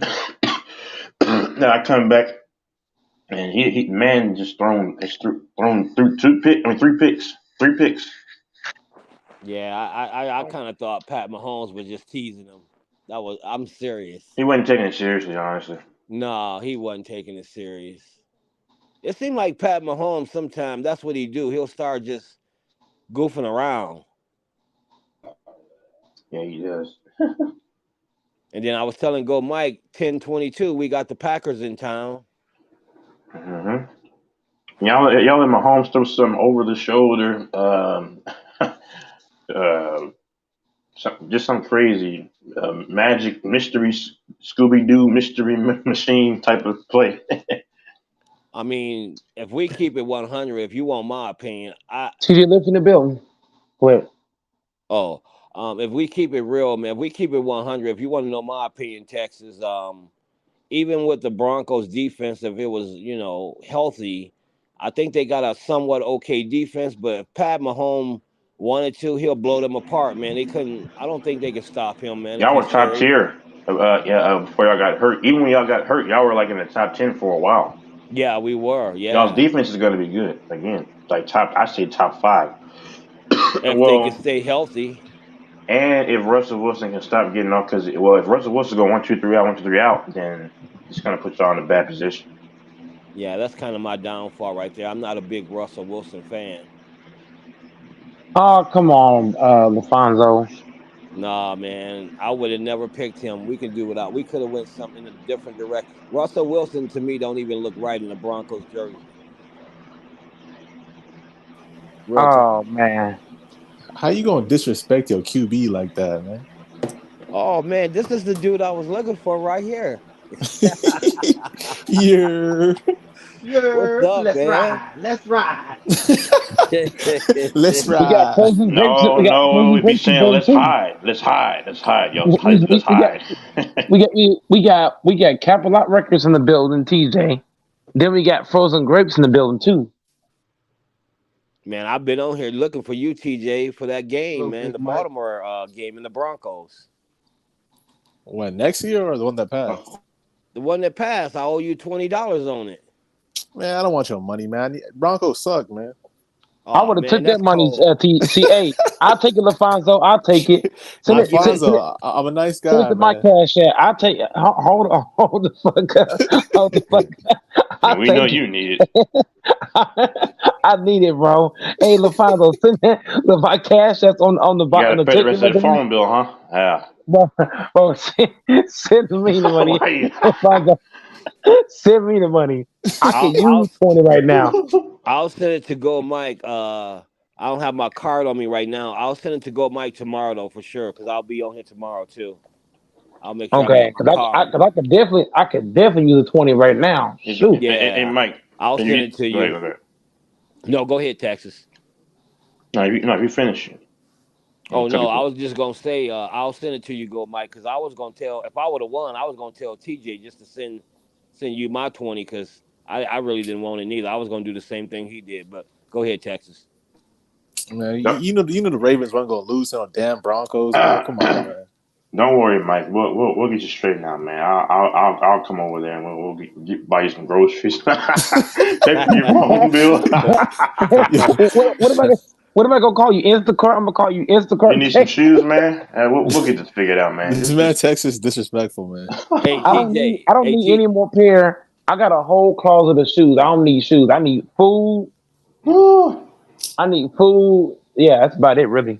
Food. I got Hey, plenty. no, hold on. Time out. Real talk. Okay, cause like, no, I'll honor my word. Listen, I don't have like my cash. I got a new phone. I think I might have said that. So I'll get Cash App this weekend, and then like just you send me a screenshot. I'll send you about 50.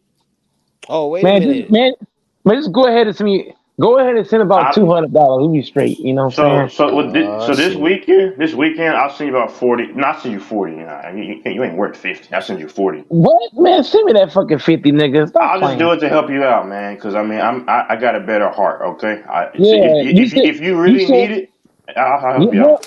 Hell yeah, I need it. You send 50, LaFalo send 20.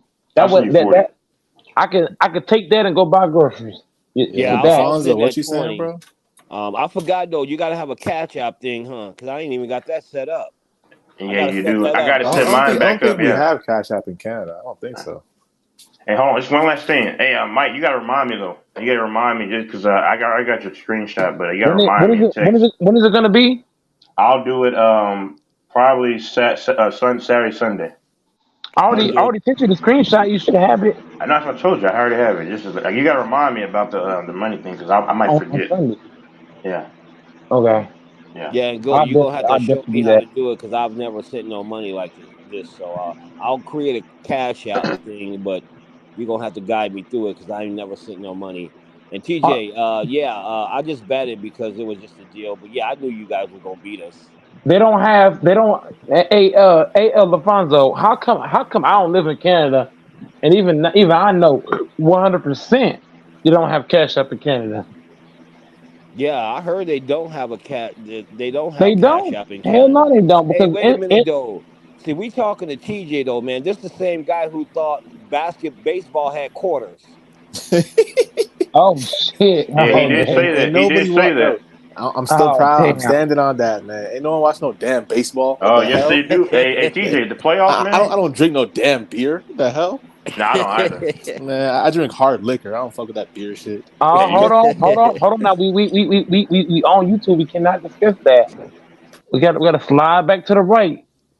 We slide too far to the left. Hey, LaFonso, you hear me? Slide back to the right. Yeah, I hear you. I'm going to the Rangers game, playoff game, day one. They go to the World Series. I'm gonna be up there being crazy.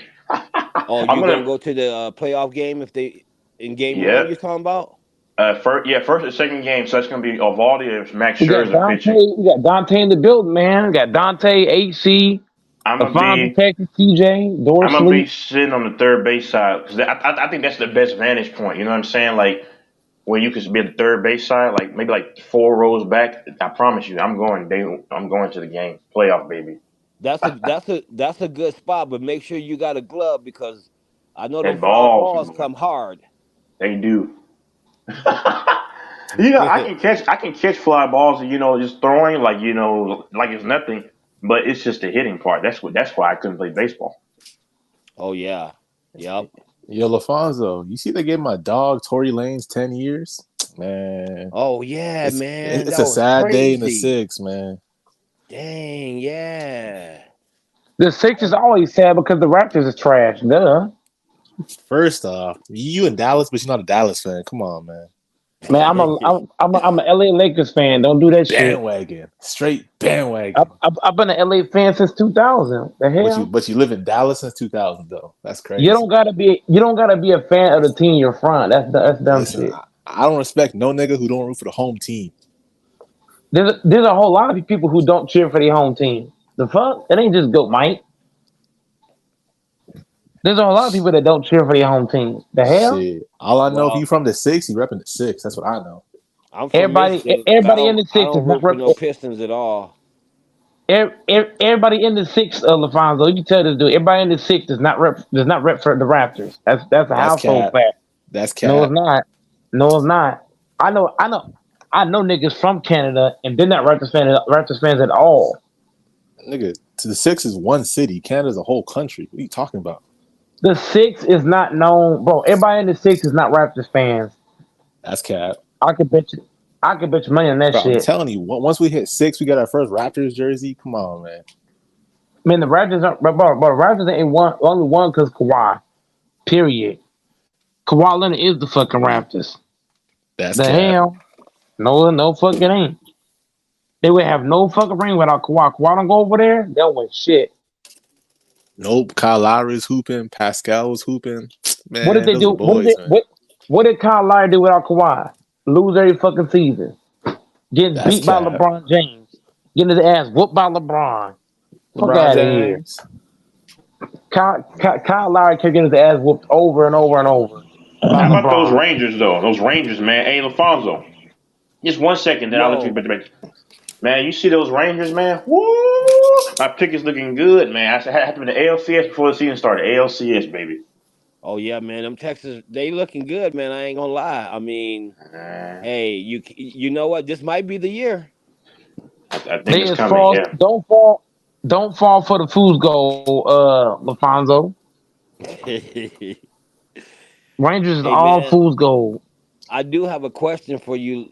You and well, mainly for Texas because he's a LeBron fan. I just have this question, man. That why did LeBron James say he was going to retire after losing to the Denver Nuggets? Was his strategy was to take the light off the Denver Nuggets? Yeah, LeBron likes attention. I'm being honest. I'm a LeBron fan, but he loves attention. I think that's what it is, man. He wasn't going to retire. He don't want folks. LeBron's already said that he's not retired until he play with his son. Secondly, LeBron don't want the media to talk about him getting swept. That's why you brought that up. Yeah, that's a good point. That too. Shit away from him getting swept. It's the same. It's the same thing in 2017. Was it 18 or 17? One of those years, where LeBron got swept by Golden State, and LeBron was like, "Man, my hand was messed up." It's like, I remember that. LeBron's Yes. LeBron's like Rodgers. LeBron and Rodgers are the same people. They both try to deflect Media from what actually manipulators. happened. Rodgers with 1 ring? Come on, man. We're not talking about winning. We're talking about deflecting and being dictators. LeBron and Rodgers do the same. LeBron and Rodgers both do the same shit. As His a name LeBron is Rodgers. supporter, His name ain't Rodgers. as a LeBron supporter, I'm not gonna lie. When he whipped that hand cast, I was like, bro, that's crazy. That's what Aaron Rodgers did when he lost to the 49ers. He said, "Oh, it was this. Oh, it was that." LeBron and Rodgers both do the same shit. They both make excuses. They both deflect. They both do the exact same thing. Yeah, but LeBron's a winner though. Yeah. We're talking about me. Hold the fuck up, TJ. We're not talking about on the court physically. We're talking about being at the. We're talking about being at the what they call it, the post game media, and the media asking you questions about or what happened, and making an excuse to why you lost or deflecting. We're not talking about winning or losing. We're talking about what's happening at the post game media. What are you saying when you get to the board? Are you making excuses? Kind of like Giannis Antetokounmpo when he came to the board. We're not talking about him missing 13 free throws. We're talking about what happened at the board when the media asked him questions. It's the same thing with LeBron and Rodgers. We're talking about we're not talking about these two guys on the court. We're talking about these dudes off the court in the media. Hey, That's Mike, what we're talking I gotta about. ask you, man. How Rodgers lose to Jimmy G? Once again, one man can't be the whole team. Playing a team sport is a team game. It's kind of, for example, right? Is Joe Burrow better than Pat Mahomes? No. Joe Burrow's team beat Pat Mahomes. It wasn't Mahomes against Burrow. Burrow's team just outplayed Mahomes' team. That's only an example. It don't matter how good your quarterback is. It's kind of like, for example, right? Tom Brady's team as an all-time great, right? He lost to fucking the Teen Titans. Remember that, y'all? The Teen Titans beat his ass. Derrick And then Henry. it's like when TJ's team was up against the That Dolphins, and then they choked to the Dolphins. It wasn't. It hold was on. Let's Lamar keep it. Jackson's Let's keep the fault. argument. Hold up. Hold up. AC. Hold on. Hold up. Hold up. I don't want this thing to swing left. Let's keep the argument simple. AC. Let's keep it within range of what I'm saying. When the Titans beat Tom Brady, are we gonna say that Tannehill beat Tom Brady? No, the fuck he didn't. The team beat Tom Brady. So let's start acting like one man could be the whole fucking team. No, he can't. Facts. One man can't Facts. be the whole fucking team. It don't matter how great a person. It's kind of like LeBron. When LeBron faced Golden State, right? LeBron didn't lose to Golden State. The Golden State as a team beat him. It wasn't LeBron against Curry. It was LeBron against the whole fucking Warriors. Yep. Just So like we the gotta Lakers start acting like defense one when they man. choked. We gotta start acting like one man could be the whole fucking team. No, they can't. When the Jets beat the Bills, when the Jets beat the Bills, are we all gonna say that Mike White beat Josh Allen? No, the Jets beat Josh Allen. The hell, in a team game, anybody can lose or win. In a team game, it don't matter how good Pat Mahomes is. If the team play better, they play better. The hell. Yep. I think the Ravens was up 21 points, and they Bro, you choked in can't the play fourth basketball quarter, or 21 logic of points to the football, bro. Dolphins. Hey, hold up. I'm talking. Hold the fuck up. Let me address Dante Reeves. It's the concept of what I'm saying. It's a concept. The whole concept of what I'm saying is it don't matter how great a motherfucker is. If the motherfucking team better than you is better, they're gonna beat your fucking ass. It's the whole concept. I'm not comparing the two together with boxing. I mean, football to basketball. It's the concept of what I'm saying. So since you're playing that game, Mister Dante, let me come put Dante back in his place. It's kind of like you know how many bad teams, you know how many trash quarterbacks have beat Pat Mahomes. That don't mean the quarterback beat Pat Mahomes. The fucking team did. The same thing with Tom Brady. When the Titans beat the Patriots, it was the team beating him, not one man against the other man. Because we all know Tannehill ain't shit. Point blank period. It's the same thing when fucking Nick Foles beat Tom Brady. Well, hold on, let me phrase that. The team beat Tom Brady. Because Tom Brady threw for like 495 yards? Bro, the fucking Eagles as a team beat Tom Brady.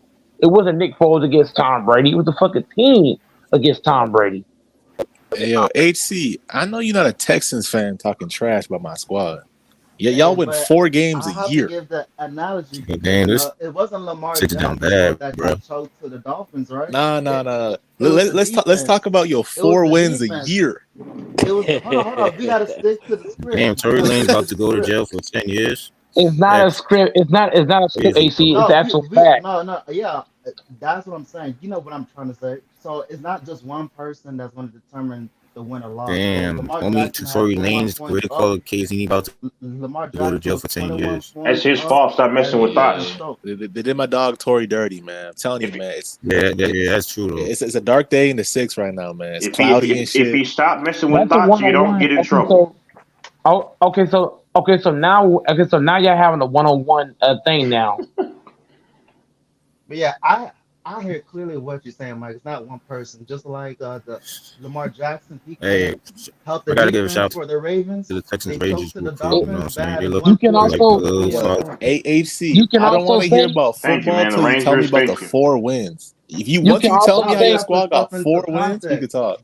You have The to put stuff Rangers are into due. context. Yes, sir. the Texans are not.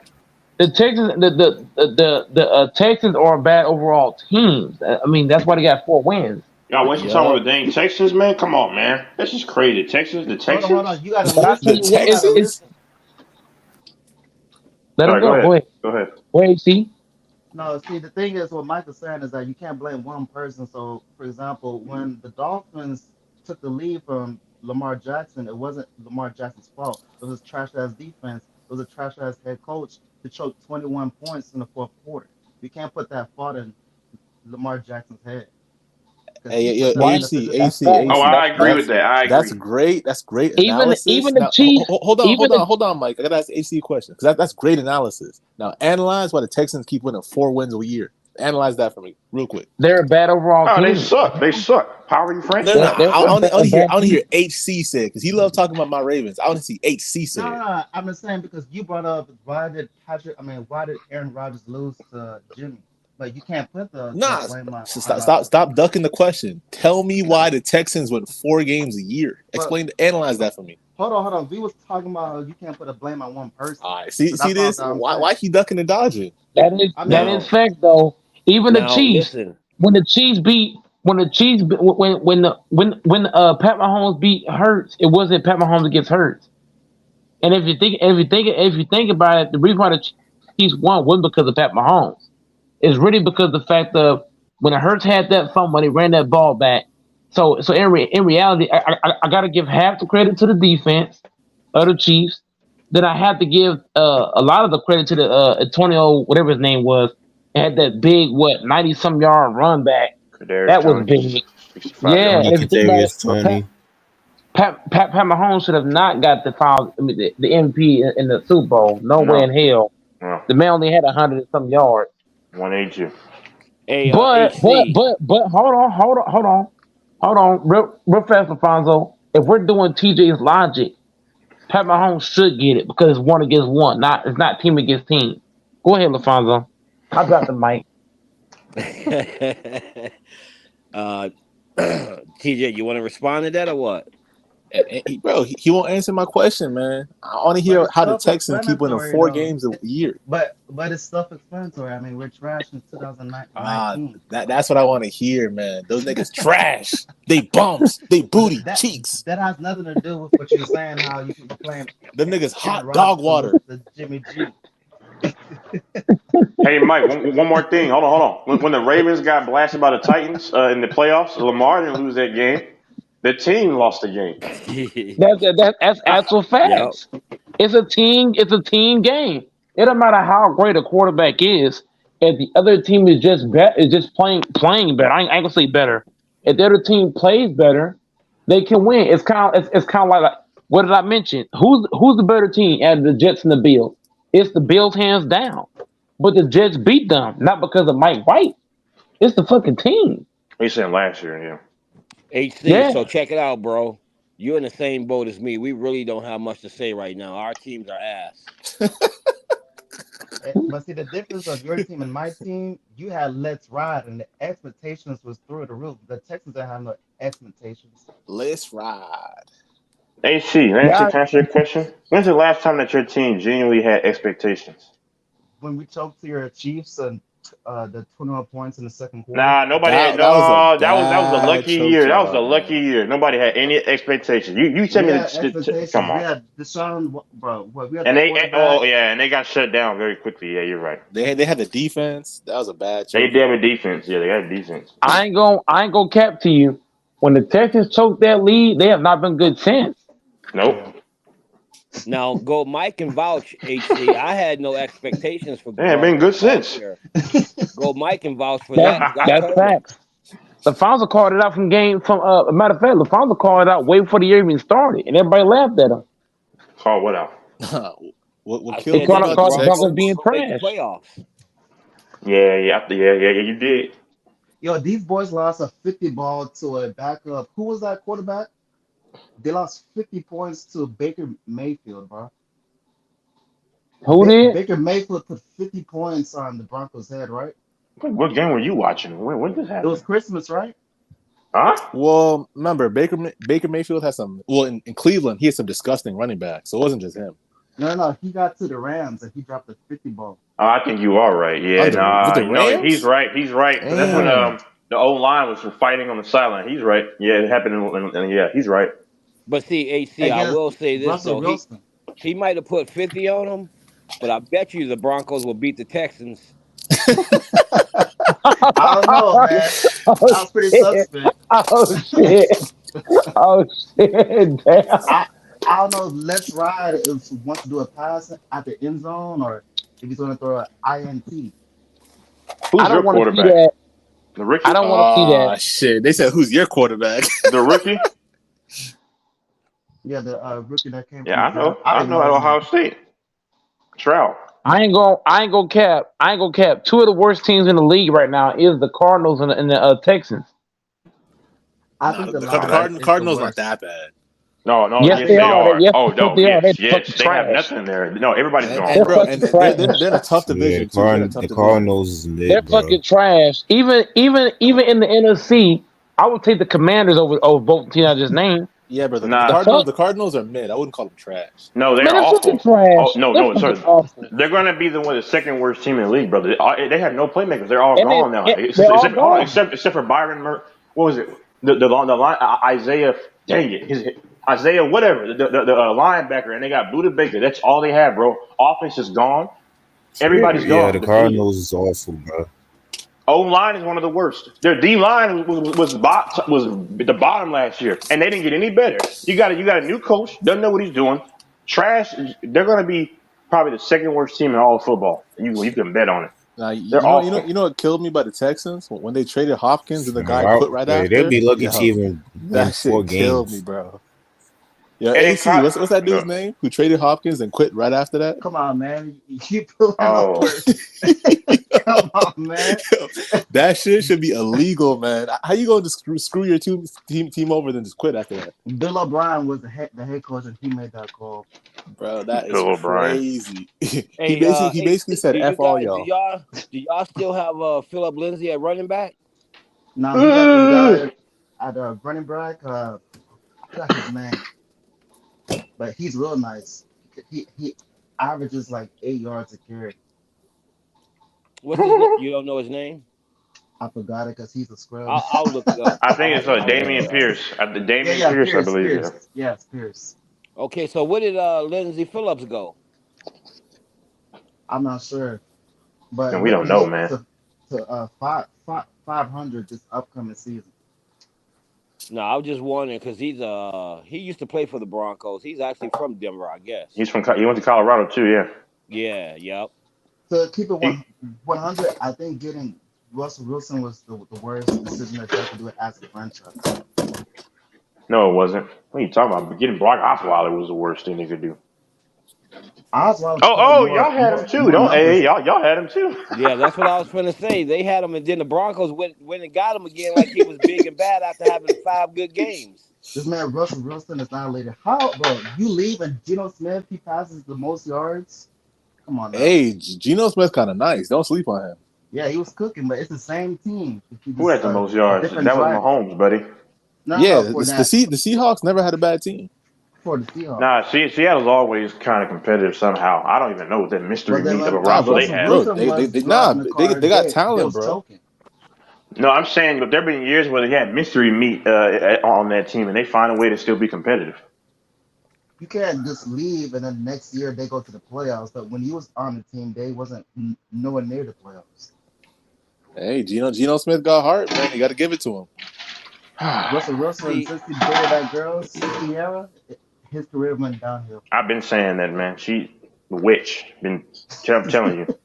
See, man, this is the problem with the Broncos, man. Every 5 or 6 years, we go through this 5 or 6 year drought where we get these quarterbacks who they ain't really quarterbacks, you know? Yeah. And y'all had Tim Tebow dirty too. That dude that Texas was talking about, Osweiler or whatever his name, they made him a hero down here because he backed up was it Peyton Manning for 4 or 5 games and they won him and he became a hero. I'm sorry, that ain't how you become a hero in my eyes. I had Trevor Siemian back in the day. Yep. The hero is Peyton Manning joining the team getting carried by his defense. Who, Peyton Manning? Yep. Omaha. He did at one point, but you got to also remember, I think it was the year before that, they had the number 1 offense. Yeah, 2013. Yeah, in 2013, Who man. was the quarterback? Tim No, right? man, come on. Tim Tebow cannot engineer the offense. Stop it. He was carrying, he took them to the promised land, the playoffs. No, what promised land? The promised land is the Super Bowl, brother. No, the promised land is the Super Bowl. Yeah, but for Tim Tebow to take that trash Broncos team in the playoffs, once you get to the playoffs, you just got out of the woods, bro. But you still got to climb the mountain. That's huge, man. That's a huge accomplishment for Tim Tebow. Also, HC, keep in mind when we had Tim Tebow, He could. They had to run college plays for him because he couldn't do nothing else. And he took out That's to the serious, playoffs. huh? He took out to the playoffs. What the quarterback last year, Russell Wilson, he didn't do nothing but got 50 ball by Baker Mayfield. Man, that He should listen. be Tim canceled. Tebow did that. That was a lucky year, and then Luck. that overtime game against Pittsburgh, they got lucky and he hit Demaryius Thomas. Don't Yep. even trip. Down the seam. Rest in peace. Yeah, no doubt. Yeah. Rest in peace. But that was luck, bro. That's you can tell. That was a luck, bro. Y'all remember that receiver that Peyton Manning killed, bro? He's giving hospital passes. Who's that dude's name, bro? Was it for the Colts? On the Colts, yeah. It was like Collie or something. Austin Collie, yes. Bro, go look it up on YouTube. Yo, the this Eagles, dude was giving him hospital passes. That shit the Eagles I in felt his bad for career, that man. dude, bro. Yeah. He's giving them passes in traffic right in front of linebackers, bro. Like he didn't like ended that him. man, bro. But Reggie Wayne's putting it right on the money. Marvin Harrison and Dallas Clark, they put it right on the money. Hey, let me just say this. I ain't trying to get off topic, but my Michigan Wolverines, they finna take it to the promised land this coming year. How do you know? How do you know? I know. Trust me. Watch out for that running back and that quarterback and that defense. That Georgia team, I don't watch college football like that. That Georgia team, those are grown men, man. Hey, what's that commercial?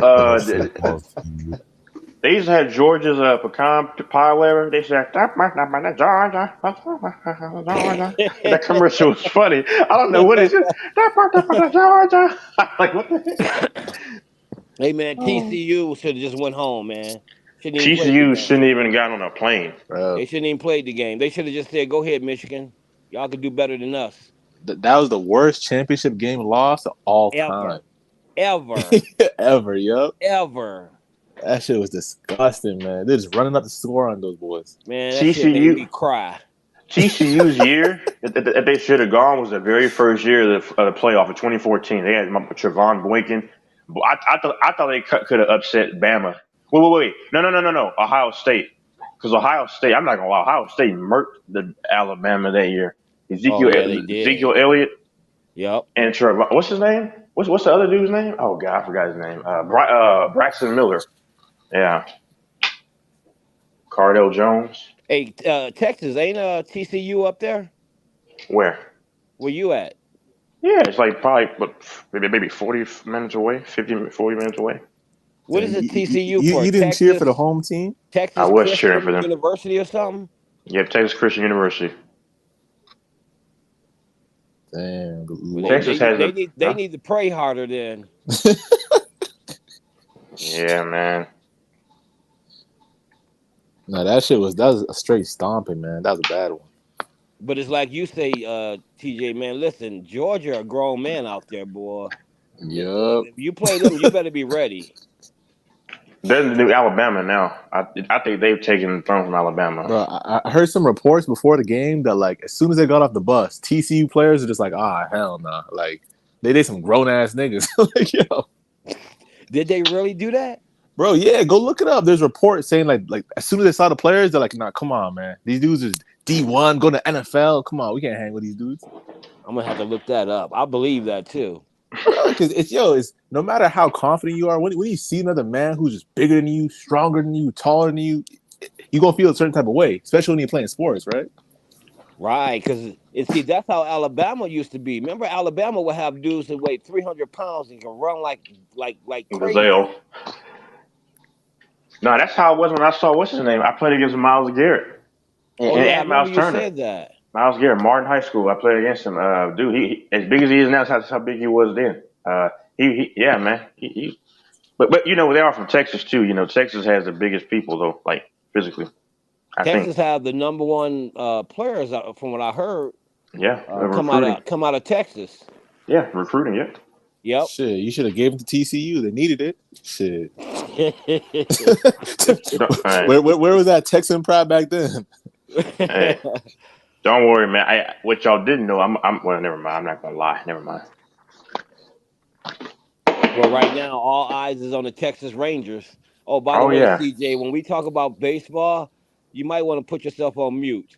Oh, I love I'm baseball, cleaning up man. my apartment, man. I want to hear that shit. That's why LaFonso, man, Eric, and those guys, even Brandon, AC talks about a little baseball. Dante sleep on it. You know what I mean? And AC Dante sleep like on watch it too. baseball too. AC sleep Yeah, too. yeah, actually I like baseball. You know, I don't really mind baseball at all. I watched a couple baseball games here and there, you know what I'm saying? So I admire the sport of baseball, so I don't really hate on it at all. Dante can't talk because his team is the Yankees. Yeah, The thing about baseball, Yankees ain't doing nothing. I already said this on this platform dozens of times.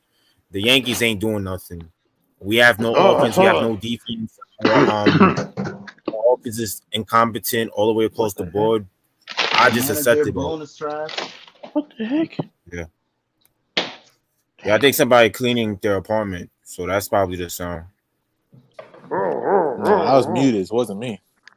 see, a lot of people don't realize, man, they think baseball players ain't got no brain. You got to be pretty smart to play baseball. That's one of the smartest sports. Out of the top three in baseball, basketball, like for football and baseball requires the best brain power. Just being honest. I don't know, man. NBA players, when you really think about it, they're smart as shit. Trust me. Nah, baseball's on the next. No, the NBA is just off of what is the word? Read and react and kind of cerebral. Like there's a speedball, but you have to. Anticipating like what the next play is going to be. It's all type of pitches that's coming your direction. Baseball, football is the toughest because you got to know everybody's routes, the 22 men, and then you got to know the OCDC. Yeah.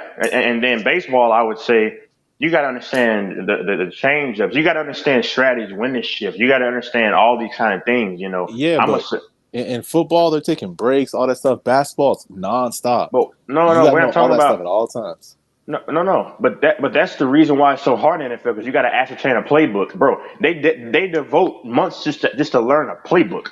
That's why and the reason why I take the time off is because it's hard physical and it's also hard schematically and mentally because you got to understand like almost 30 plays, like 20 to 30 plays on a sheet, and then you got to be able to identify the robber. You got to identify who you got to audible and identify who's going to be the disguised blitz. You got to understand cover 1, cover 2, cover 3, cloud blitz, double gut blitz. You got to understand cover 4, cover 6. You got to understand it's many more than that. I mean, it's just you got to be able to identify zone. You got to know each guy's tendencies. It's just a lot that goes to the NFL, man. That's the same thing for NBA, man. They spend months on the same playbooks too. They got to know all that stuff, and it's continuous. They have less coaches helping them out. They don't have someone in their ear telling them plays at all times. None of that. Can I ask you this question? Okay, that's fine. Can I ask you this question? Okay, let's break it down. This is my position. Okay, who has more of the responsibility? Because we always say that the point guard has the responsibility on the floor, like the quarterback, vice versa. Quarterbacks have to learn substantially more. Okay, let me ask this question. Who? Okay, when you see the NBA a lot of the times, or at least from my vantage point, others might agree, some don't. A lot of it is just basic pick and roll, pick and pop, spreading the ball around, moving the ball, spacing. But when we do the NFL, bro, there's a lot that goes into it. It's just a lot you have to know. It's a very high pedantic sport. That's all that I'm saying. You can feel how you want. I'm just saying NFL, there's a lot that goes into it from a schematic standpoint. That's why they have a week off because you can't NBA. You can play it back to back for a reason. Well, no. The week off is because of injuries. It's not anything to do with mental stuff. That's because it's football. And a couple of former players even said that a lot of times they don't even really run plays, and they just pretty much don't even really have real off seasons. I didn't say that. No, Charles Barkley, if he's a credible source or you don't, I can understand. But I'm just saying, we'll agree to disagree. That's fine. I mean, but for football's the same thing, though. You have great players who are just straight athletic. They're not smart players, but they know enough, and they're just great players. Same thing in the NBA. Okay. If you're talented enough athletically, you don't have to be as gifted mentally. I'm just talking about the general NBA player versus the general NFL player. I'm telling you, man, there's a lot goes into NBA, man. Rotations, plays, even spacing. You think it's simple, but it's really not because dudes are moving at all times. All right. There's a rotation always. Once again, you got to be able to ascertain a playbook with over 30 plays and be able to know it by heart and be able to perform it. And then if they switch their coverage, you got to be able to identify that with big bodies coming at you at full speed. Yeah, All but I'm saying, you're only playing one side of the ball with all those breaks. You're forgetting that. You're only playing defense or you're only playing offense. And it's getting yeah. stop and go at all times. It's not But let me nonstop. ask you You're this not constantly question. thinking. Let me ask you this question. How many guys do you think are allocating their brain to actually really playing defense in an era where they really don't even play the defense and they don't rotate constantly? I see a lot of guys That's a constantly. myth right there.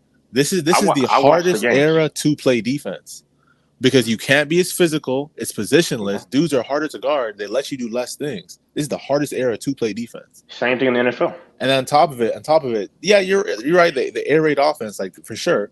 But in the NBA, at least, it's like dudes are more skilled and talented than ever. It's like, it's super hard to play defense. It's not that dudes aren't playing defense. It's that they don't have a choice. Like they can't play defense as well. Okay, that's fine. But in the NFL as well, I mean, you have to. It's just a lot that goes into also on the defensive side because sports in general is more geared towards what scoring. Yeah, but in the NFL, you're still only playing one side of the ball, though. That's what I'm saying. But that one side of the ball carries a substantial amount of weight to it. You got to allocate an entire week to prepare for it with a bunch of scheming plays. Yeah, but NBA dudes are doing that as well, but they're still doing it for both sides of the ball. That's what I'm saying. So they're all both using all their time and energy for their sport. But in the NBA, you're still doing both sides of the ball. And there's no breaks. There's no coach in your ear. There's no week to prepare. Yeah. But the coach, well, yeah. I mean, I don't understand. But the thing is that the coaches in the NFL literally allocate probably 60 hours to prepare or more to prepare for a game because that's the whole reason why. Because the NBA, I think the people that made the game knew that, wait a minute, look that we can pretty much have a back-to-back because of the sport. Now, the sport, now when you talk about like physically and in terms of being in shape, and I'll say is the NBA players are the most graceful, probably athletes. I mean, I'm not going to argue that, but when it comes to the schematic side of it, I'm taking the NFL and even baseball. But that's just me, though. Yeah, but the breaks has nothing to do with mental. The breaks are all physical. Like the reason why baseball players play so much games because they can. The reason why NBA players play 82 games because they can. The reason why NFL players play once a week is because that's the most they can do. Like it's not to do with anything mental. It's like physically, if you play more than one game a week in NFL, it's gonna be both physical and schematic. No, it's straight physical. Can you imagine if they played 2 games a week in the NFL? How much dudes would be injured by half season? But it's both physical and schematic. No, it's mainly physical. I agree, but there's a lot of schematics that goes into when you got to understand 30 plus plays. Okay, let me ask you this question. You said okay, you're responsible for 2 sides of the ball in the NBA. That's fine, yeah, which is true. But the thing is they're having to understand infinitely more plays and being able to disguise certain motion reads and etc. And then you got to also maintain gap integrity. It's just a lot. But man, listen, we'll agree to disagree. I won't entertain anymore. You think basketball is tougher? I'm not going to argue with that anymore. I didn't say tougher. I just said from the general NBA player needs to know more intellectually than the basic NFL player. That's what I'm saying. Sure. I will say this though. Out of all 3 sports, baseball, football, and basketball, I've seen more players out of shape in baseball.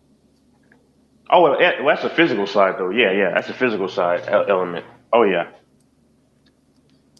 No, I'm not going to argue that. That's the physical side. Yeah, you don't have to be in shit to play baseball. Unless you're Alfonso. That's why I can't watch that shit, man. How you got a beer belly, but you're making $50 million? Come on, man. a pitcher needs to be in shape, though. That shit should be a sin, man. That shit should be a sin, bro. How you making 50 M's? You got a beer belly? Come on, man. A pitcher needs to be in shape, though. Hey, Texas. Yeah. What was that guy, the first baseman that played for the Phillies, who was out of shape?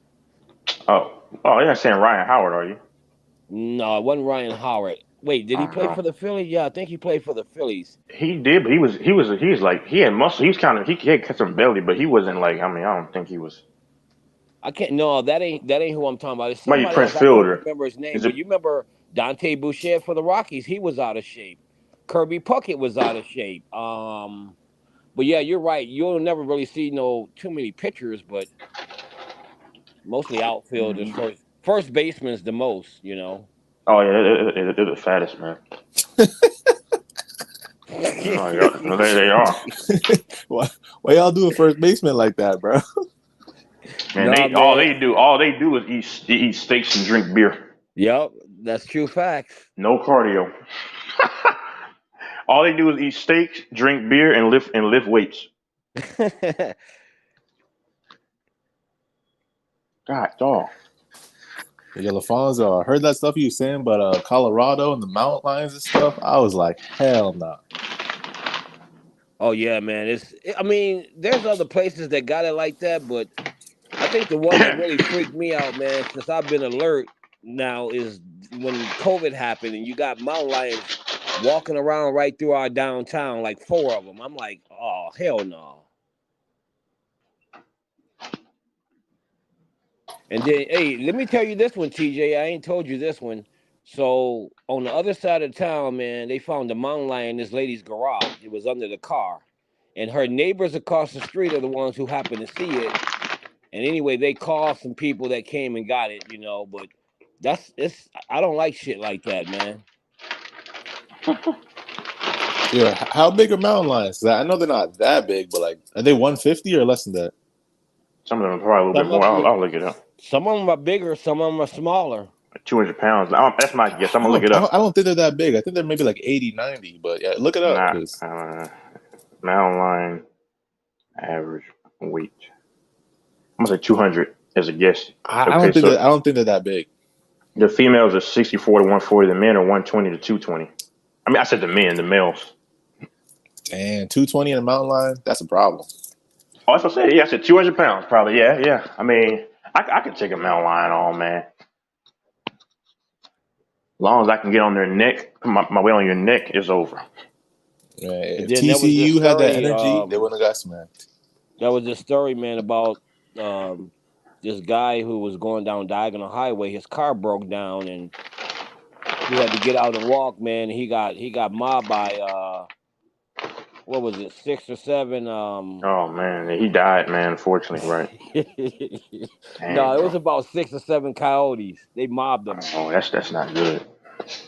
Coyotes are not that big, but 6 or 7, that's kind of a problem. But let them bite you, it's over. Shit, I'll punt a coyote, man. If you don't get out of here, your little bitch ass. Yeah, one of them.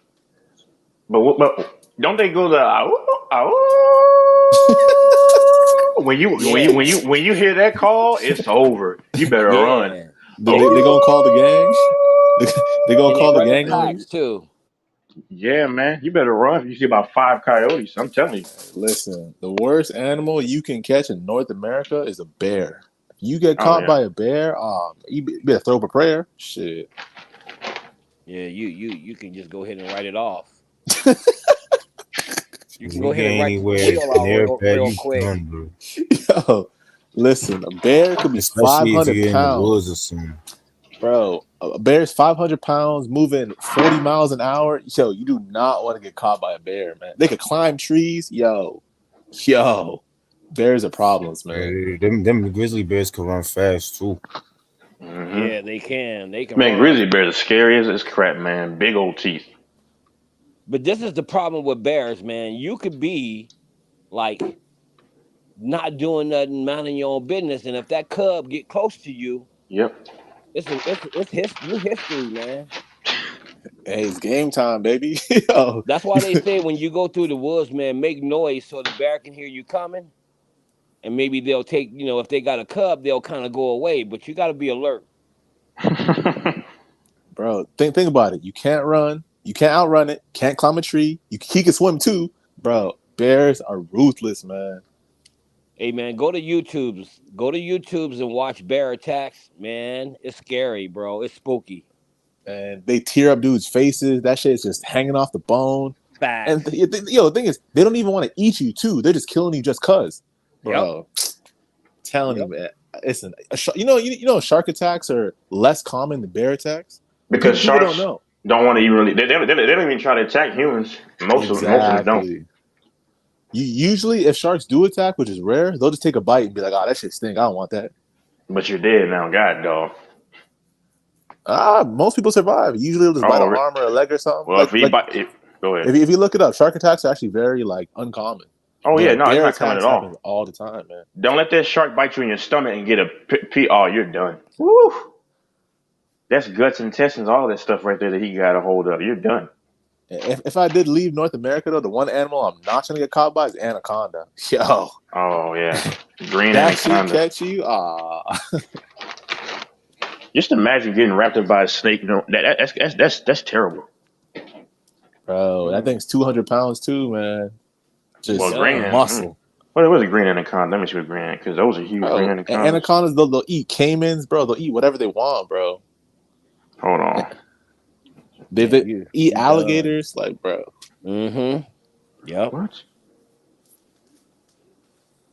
176 pounds for a snake, man. I'll beat the crap out of that.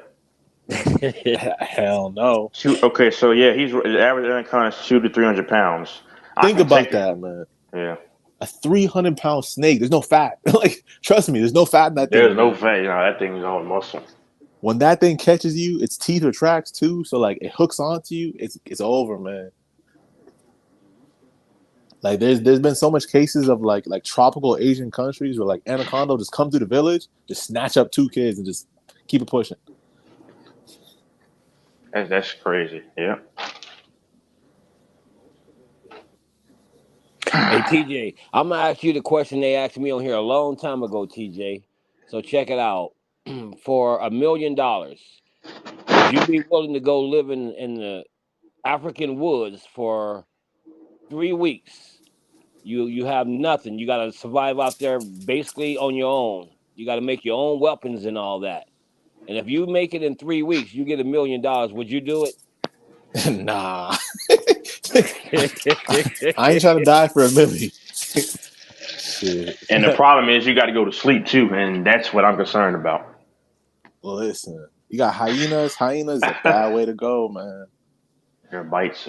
If you want to look, they might be the worst in terms of just like gruesome deaths. Go look up hyena attacks, bro. Oh, they got strong jaws, man. They can rip your bones right into shreds. Bro, just go look up hyena attacks when they like attack gazelle. That shit is the most gruesome shit you will see. Like, the gazelle is running, the hyenas are like ripping out the intestines while it's still running. Mm-hmm. Like, bro, that shit is crazy. Crazy. What's pretty gruesome too is Komodo dragons. People don't understand it. Komodo dragons are fast, man. They get a dead line, they can run. And hold up. On top of her hyenas, they roll 50 deep. 50. You gotta throw a bomb, a grenade. Probably got 5 of them. Shit, you might need a few grenades. Like, bro, rolling 50 deep, they're all like 40, 50 pounds. Nah, that's not okay. One hyena I can take on. Because if I get on your neck, if I can get on his neck, it's over. Hey, did y'all ever hear that story of that? I think it was a gorilla in California attacked that lady. Was that Harambe? I think so, yeah. Yeah. So the lady had the gorilla as a pet, and then her friend came over, and the gorilla attacked her, just ripped her face off, man. And they had to call the police. They had to come out and kill it. Yeah, that's it. Yeah. And you know what's crazy? Not gorillas, but I think it's chimpanzees. Because chimpanzees are smaller, and they're usually they're more of the pets. And so basically, chimpanzees are so smart that like when they attack you, they purposely either attack your face or your genitals. Because like they know those 2 things are important to humans. So like, just think about that, bro. Like, that's how vicious and smart they are. They're like, yo, we know if we fuck up those 2 things, you're done. Yeah, man. And remember, they so smart. They also, believe it or not, they plan their attacks. Yeah. Monkeys are smart, man. Oh, yeah. You hear that noise, man? It's over. It's messed up, man. Nowadays, they'll teach these monkeys sign language and stuff. That's crazy, man. Yeah, they're real intelligent. I mean, that's some of the most sweetest creatures and some of the most bad creatures. If it goes, like Mike says, left. Shit, I'm good, man. Give me a cat and dog, man. I'm good on all that. I love dogs, man. Somebody who said they got into a fight with a Rosso or something with one of them grizzly bears. I mean, them chimpanzees or something. Who said that? They got into a wrestling match or something. You don't want to wrestle a monkey, Bro, man. you know a video I saw. So like an orangutan. That's the big orange one with the flat face. Right. And they get to like 250, 253. Those are big boys. So they're on some like retreat trip in Africa or something, and like, yo, this orangutan grabbed this lady's wrist, and like there was nothing she could do. Like it wasn't even like trying to hurt her. It was just holding on to her, and there was nothing she could do. Like that shit was crazy. And like they're trying to like de-escalate to make sure this thing doesn't rip off her arm. I'm like, yo, that is crazy. So like, they're trying to talk to it and like massage it off, and he's just not letting go. And I'm like, nah, that's not for me, man. Yo. See, man, that's some scary shit when you're in a situation like that and you really can't do nothing to save your own life. Not a damn thing, man. And the animal is just chilling. He just chilling. And if he just grab you and you can't even move, imagine when he go full force on you. They say they're 5 times stronger than humans. 5 times stronger. That's crazy. Yep. Though they're smaller sometimes, it's still stronger. Oh, monkey will snap everybody on this panel up at one time. You guys ever see like a hairless monkey? Yeah, my monkey will rip your face off in a split second, man. Snatch your arm off too. You guys can go look up like a hairless That's monkey. how strong it is. They on drugs or something. And not they on drugs, they're just insanely strong, man. Yep. That's what I was saying. But like, yo, if you look up a hairless monkey, you'll see all the muscles they have. Like it's straight, like, bro, they're units, they're tanks. Like, trust me, like those things are different, man. Hey, man, let me ask y'all a question. It's kind of a stupid question, but I'm just wondering, do y'all believe in Bigfoot? Yeah, Sasquatch. Yes, sir. Of course. You do? I do, yeah. Go ahead. I mean, I don't see why not. I mean, it's possible. Okay, because I don't know. I'm 50-50, but how can you look for something for so long and never even find it? No, people said they did find. Animals go extinct, right? So what if somebody saw one of the last few ones, and then that one just died or something? Because I live it's in Montana, Texas, which is right next to me, dude. They say the Goat Man, which the Goat Man on that Alton Bridge. It's crazy. I'm right next to it. All the good stuff happens in Texas, y'all. It's crazy. And maybe this October I'll go find that bridge and try to see if the Goat Man is a real thing. Which, it's possible. I don't know, man. I don't know what's in this world, so I can't even tell you because they said Atlantis was not a thing, and I heard that there was a dude that flyer was flying over and he saw where the location would have been, and he could see a city submerged. Like there's all kinds of stuff that happens so it's not much that I don't believe is possible. Right. And see the thing about nature and science, like we know a lot less than we think we do. Like people just assume like, oh yeah, we've seen everything. Nah, man. Bro, they just found some sharks. They're called Greenland sharks. They live 500 years. Think about that. A shark that lives 500 years. Like, that's crazy, man. Yeah. And I do believe what y'all just said. Yeah, I believe there's a lot of things out there we don't know about. Mm-hmm. Yeah.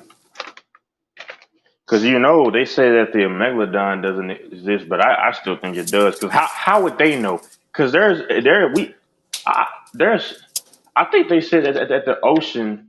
Somebody told me the ocean is like 5 Empire State Buildings, like in length. That's what I was told. So how would y'all know? Because you can only go so far down the ocean till it gets so cold to where you're gonna die. Ears start to pop, and once your ears pop underwater, you're done. Bro, the ocean is much bigger than that, man. Hey, yeah, I'm pretty sure. No man knows, only God knows. But these dudes scientists try to say, oh no, we found everything. No. Yeah, spooky.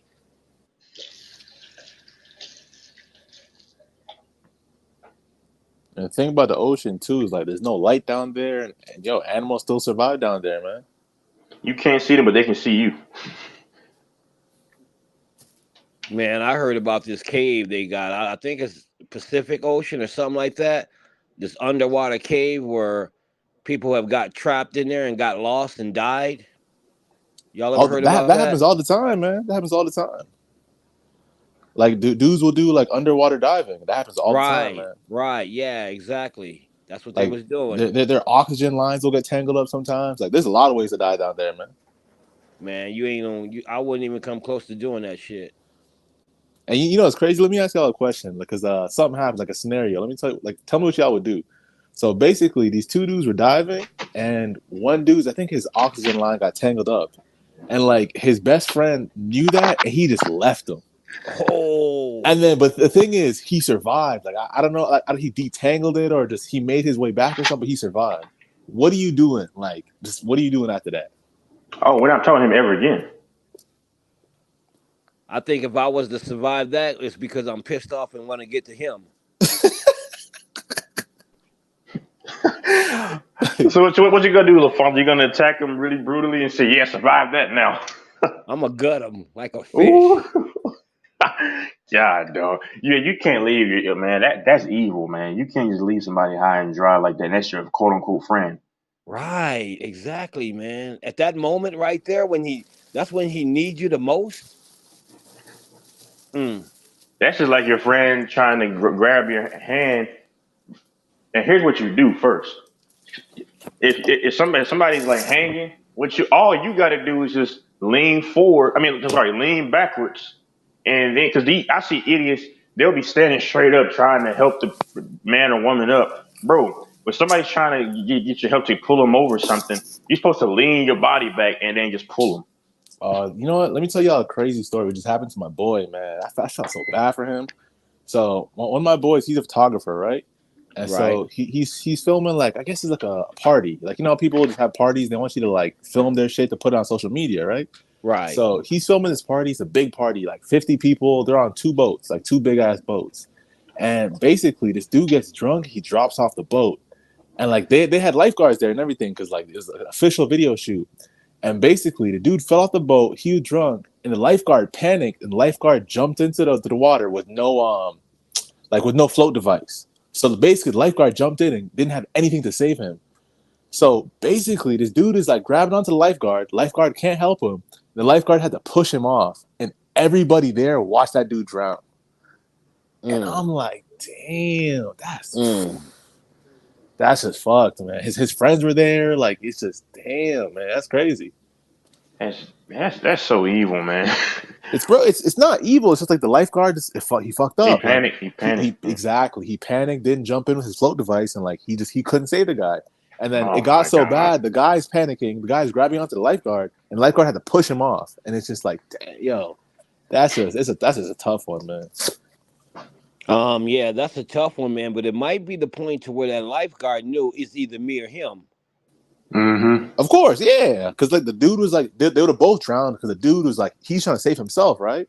So he's just like he's not really thinking, and it's like, you know. Yeah, see, that lifeguard might have jumped in there thinking I'm gonna save this dude. Then he got in there and realized now I gotta save myself. He should be charged with something though. He should be charged with attempted to save a life and fined. They $3,000. might have a case, man. It could be like not attempted murder or anything, but like, it might be like negligence or something. But depending on where he's at, they could do that against him though, because like you were the kind of cause of his death to a degree. If he pushed him, he died. Then that's how you could charge him for that, probably. That's what I'm saying. Because he would have died regardless. So like, if basically say there's a car accident and you're right behind them and you hop out of the car and try to save them. If they die while you're trying to save them, they can't. Like they can try to charge you with something, but like they're not gonna. But here's what his friends might try to do, or people on the other guy's side that died. I'm just saying this is probably their last recourse. They could say, well, the lifeguard could have gotten some kind of device, like you said, and then tried to save him that way. I don't know. I'm saying that's their only best bet to try to use in court. Yeah, they're gonna use a lot of little things like, oh, he was drunk, the lifeguard wasn't, he took advantage of him, he didn't do nothing. Or he could have gotten like the device. Because at that point, that's why I would hate to go to court, because now it's all these minuscule details and it's technicalities. So yeah. Mm-hmm. Yep. Yeah, it all depends. I mean, that's what court's always been like that, right? The law's always been like that. I'm saying I would hate to be in that position. That's what I'm saying. Oh, that's how it works. I mean, they're not going to sue for sure, but maybe his family might try to do something like, you know, try to win some money, or because it's just like, I mean, that's your job, right? And you did your job wrong and someone died. Yep, there you go. That's what I was saying. Yeah. Yep. But at the same time, though, it's like it's his fault for being drunk and falling in. Like, lifeguard didn't make you fall in. You know what I mean? Right. So it's just like it's their job. Their job is to try to save you, but it's like they can't protect you. You're a grown person. Like, you know what I mean? So you know what they would end up doing? Whoever hosts that party, they would probably end up trying to sue them. Probably. Yeah. That's what they're gonna do. Yep. And they're gonna win too, probably. Like some kind of wrongful death suit. It all depends, but yeah, probably, because I don't know if the lifeguard was like from a big company or was he just someone's homeboy who's a lifeguard. I have no idea, you know. If you're gonna get drunk, there's two places you don't get drunk. That's around vehicles and water. I just feel bad because, like, bro, everybody there had just watched the man drown. Like, that's a tough pill to swallow, man. And there's like 50 plus people there, man. I bet you some of them people who watch, they got anxiety after that. Oh yeah, for sure, bro. Watching someone die that's never fun, ever. Right. You know what I mean? Just watching somebody fight for their life, like that's tough, man. Yeah, you think about that, and it's like it's a hard thought. Yeah, that's what I have to ask my boy. I'm like, yo, you good, man? He's like, yeah, like, no, I'm all right. But I'm like, are you sure? He's like, yeah, I'm good. I'm like, all right.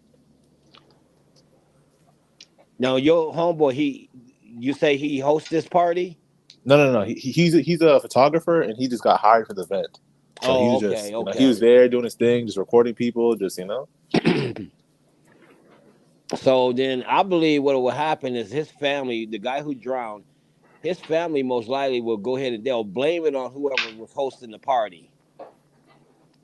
Maybe. It all depends, right? Some people don't really want problems like that. You know what I mean? Like some people do. Like some people just be like, you know, like it's unfortunate. Let's just like move on with the funeral kind of thing, you know? But everyone's different, right? Some people want like, I want to win some money. This is, you know, so, you know, who knows what's going to happen. I know what you're saying, but how many people going to look for a blame than anything? Looking for something to blame. There's more people going to look for something to blame than to say, oh, it's a tragedy that our loved one died, but we just go ahead and have the funeral and get it over with. I'd be pissed. I mean, I would forgive because, you know, I'm supposed to forgive, but I'd be pissed and I want something out of it. And I don't know, but it is what it is. But it's kind of, I don't know. People say it's kind of trash to want to get money just because somebody died, but I don't know. Yeah, that is trash. But see, you know, the dude who hosts the party, his defense is, hey, man, the dude got drunk, man. He jumped by himself. There ain't nothing nobody else can do. Yeah, yeah. And the guy who made an attempt to save them, and it just didn't work out. Dang, man, it just didn't work out part. Trust me, man. Like, the law works in crazy ways, man. Especially, obviously, different states, different countries have different rules. Mm-hmm. Like I know for Canada, bro, our self-defense laws are ridiculous. Like if someone invades your house, you cannot kill them. You can't mortally wound them. No, nothing. Like it's just like it's crazy up here, man. Well, but I know in certain places in the States, it's like that too. If someone turns their back and you hit them, that's immediately like attempted murder. Like it gets crazy. See, I couldn't go for that. That's why I'm glad I'm in Texas, because I couldn't go for that because that person can come back and bring more people. See, that's the problem. And I would move if somebody did that. You got to move. And even here, even cops aren't safe, bro. I know this case has happened recently. So basically, these two off-duty cops, they're brothers, both cops, and they catch some dude trying to rob their car, and like they catch him in the middle of the act, they beat the crap out of him, and I guess they beat him so bad they're stomping him out, and like I guess they stomped out one of his eyes, and like he just and they both got attempted murder charges or like aggravated assault, something crazy. They can't carry guns, right? As cops. I mean, yeah, as cops they can carry guns for sure. Okay. Oh, I didn't know. I heard some. I forgot. Yeah, go ahead. No, it's. I mean, in the UK, I know the cops don't carry guns, but up here they carry guns. Oh, yeah, that's the UK. Okay, that's the UK. What do they do, TJ and LaFonse? They got a blade. I'm holding at knife point. I was surprised because I work at the airport, and even the airport cops got guns. I was surprised about that. I'm like, what you got guns for? Ain't nobody do nothing at the airport, like, you know. You work at an airport, you say? Yes, sir. Toronto Pearson.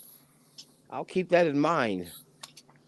Yeah, we got like bro, our flight benefits are trash. So it's like 25%. It's not much. Yeah, man. If I come up there, you gotta give me a discount, bro. See, the thing is, it depends on your company. There's like 50 different companies in the airport. Right. So they're like doing all kinds of things. Some guys are IT guys, baggage guys. Like there's a million different things in the airport going on. So like some companies have like basically free flights worldwide. Like it depends on your company. Now, what maybe you said it, I missed it, but what do you actually do? I fuel the aircrafts.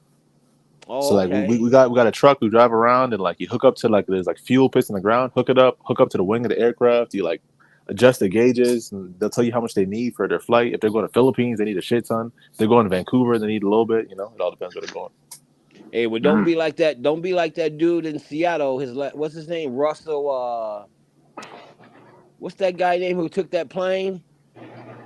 He worked at the airport, and he used to get the luggages and stuff off, and he would set the plane up for it to get ready to take off once they load on it. He stole the plane, man, and crashed it. Oh man, people just don't have, man. What's wrong, man?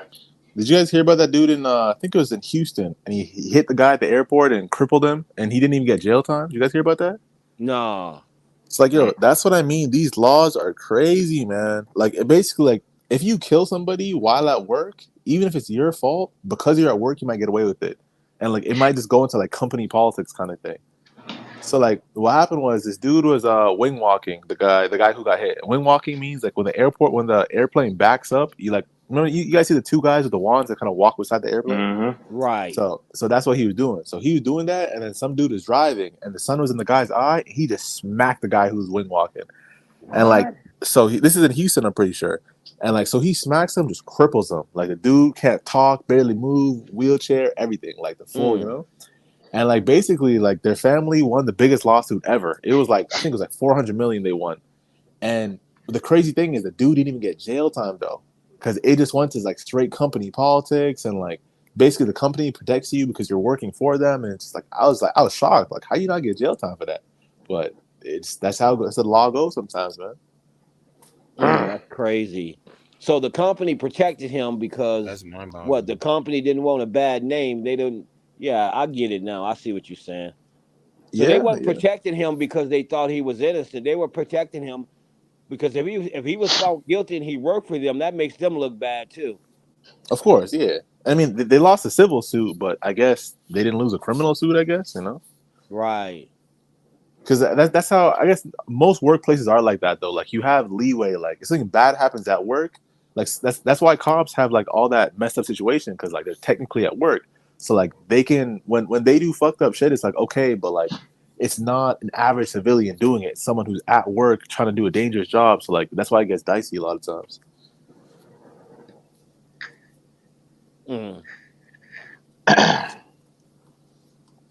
He said dicey, huh? Like diced pineapples. I need some pineapples.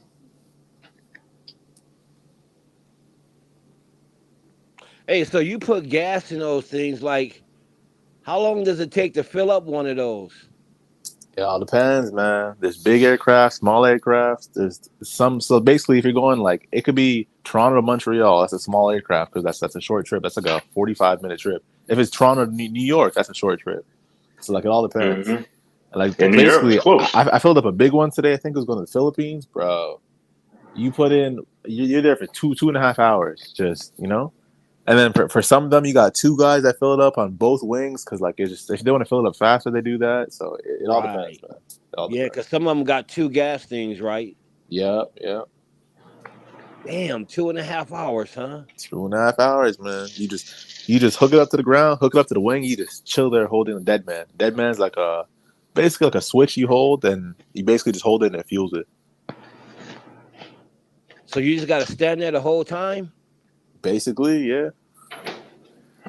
So I mean, there's pros and cons. Like the good thing is you're kind of chilling by yourself for most of the time. You just kind of hang out, throw your headphones in. You just kind of doing your own thing.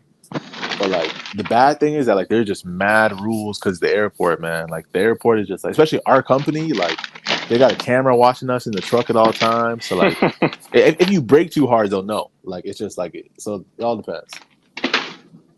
See, and believe it or not, y'all job y'all do is very important, man. Because I was watching this thing where a lot of malfunctions in the airplane is usually something ain't done right. Trust me, when it comes to pay, bro, the airport is crazy, man. Some dudes are making bank, some dudes are getting paid nothing, doing the same job. Because you can make it all depends. Because I was back in the day thinking about doing like just at the time from home job from American Airlines do the Dallas Fort Worth, because that's like one of the biggest airports in the country. Obviously, it's Texas. Everything's bigger in Texas. But the thing is that you can work from home and make like 31 an hour. Like I don't know, like from customer, I don't know what it is though. I'm pretty sure it's not just a simple job. You make 31 an hour, which for that's much more than the average person is making. But yeah, is it like probably some customer service stuff like that? But I'm pretty sure it's more intricate. But if it's only customer service, then a young person should pick that up, man. I mean, I'm young too, obviously. Me and TJ around the same age. It's like age. My birthday's coming up, you know. Virgo season. Virgo. Okay, I'm just playing.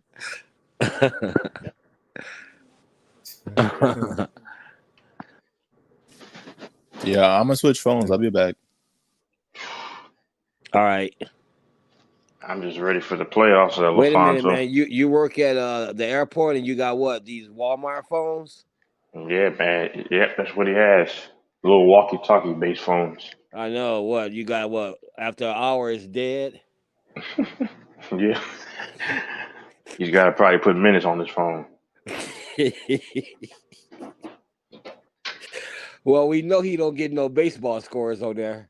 Nope, those minute phones. What can you do on those little Nokia phones? Nothing.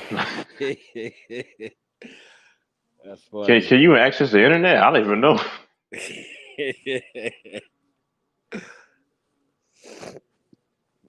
Nah, but man, I feel bad. Somebody has a flip phone still. Like, if you're especially, do they don't even make those anymore? Like, they can't be making those anymore. No, they do. You know, Samsung Galaxy got a Samsung Galaxy Flip. And it's sweet, man. It looks really nice. I saw that. It's not your typical flip phone. Yeah, it's more unique. Right. So they making them now. If they are making them, I guess they making them like that where they really unique. You know, they look really cool. It's still touch though, I believe, right? Yeah. I don't know. What y'all talking about? You got the Razer, huh? The Razer phone. Hey, let me ask you this: do you think that Crawford fight? Go Mike said he think that another fight will be good. He think Crawford will possibly lose this one, but he said that Crawford gloves were fixed. I didn't notice that. I'm gonna check that fight out. Stop taking Mike seriously.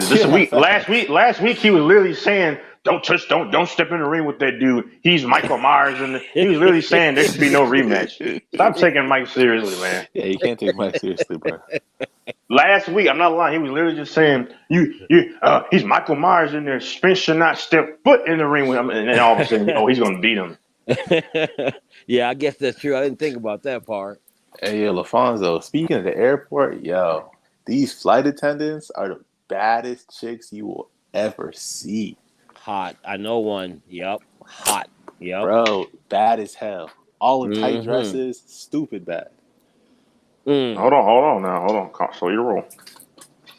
He's not lying, because I used to work at the Hilton Hotel in Arlington. Quite a few of the chicks liked me though, like especially the Latinas. But it was this one chick, Bella. She was white. She's Italian. She was nice too. But it was this Native American. He's not lying though, because she was a flight attendant, and that mama was she was big. I'm sorry, in the right places. But she got skinny now. It's crazy. I was slim. I hate that, man. She lost all her stuff. But he's not lying. Like she was thick. Yeah. And you know one job I worked that had all the baddies and it made no sense, bro. FedEx. I was working at FedEx for 2-3 months, bro. I don't know why they had mad baddies, man. Like it just, I don't know why. Just handling luggage or packages, I guess. So what do y'all got up there as far as women? I'm pretty sure it's the same as here.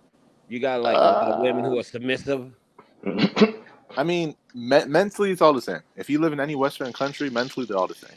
If you live in from America to Toronto to the UK, if you're in a Western country, they're all the same. So they talk back too then. They're all the same. Like it's just they're literally all the same, fam. I'm like Ticket, man. Go to another country and grab you one. Exactly. I mean, not Ticket, but Texas. Like Texas, go. But not just any country though. You gotta really ask God for discernment and really do. You gotta move. You still gotta move smart though, because it's not always a guarantee. But your chances are better. Like in China, like the homeland. I ain't saying the women here. China, they actually have a patriarchal. And listen, a woman honestly should have as much of a right as a man. I believe that. But what I'm saying is that there needs to be a respect and love boundary, guideline also from the woman to the man, not just the man to the woman. But I'm not getting into that though. But yeah, I mean China. I mean I wouldn't go to the DR because those women they're adopting American ways, bro. They're bad as crap though. They're built, but the problem is yeah. I don't know though. Hey, brother, y'all know me, man. Just focus on the money. Everything will fall in line. Yeah, I don't care about. Yeah. I'm focused on my careers, man. Yeah, that's why I just tell everybody, dude. It's just like I hate hearing, man. When dudes are like, money isn't everything. There's rich people who are sad too. Man, you ain't never been broke. Think of that stupid shit. I can promise you, there's way more sad broke people than rich people. I can promise you that. Yeah. Yeah, I mean. The way I always looked at it is if I had a bunch of money, that for me it'll bring me comfort. For most people, it does.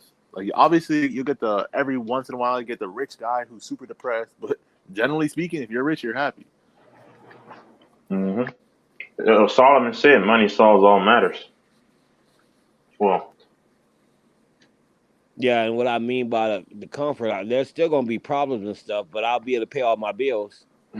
Yeah, hell yeah. Go on vacation twice a year if you need to. I'm telling you, your kids are more comfortable. You can get them what they need, get them shit they want. Like it's just like money grants freedom, and freedom grants happiness a lot of times. If you have a health issue, money normally, depending on what it is, it can help with that stuff.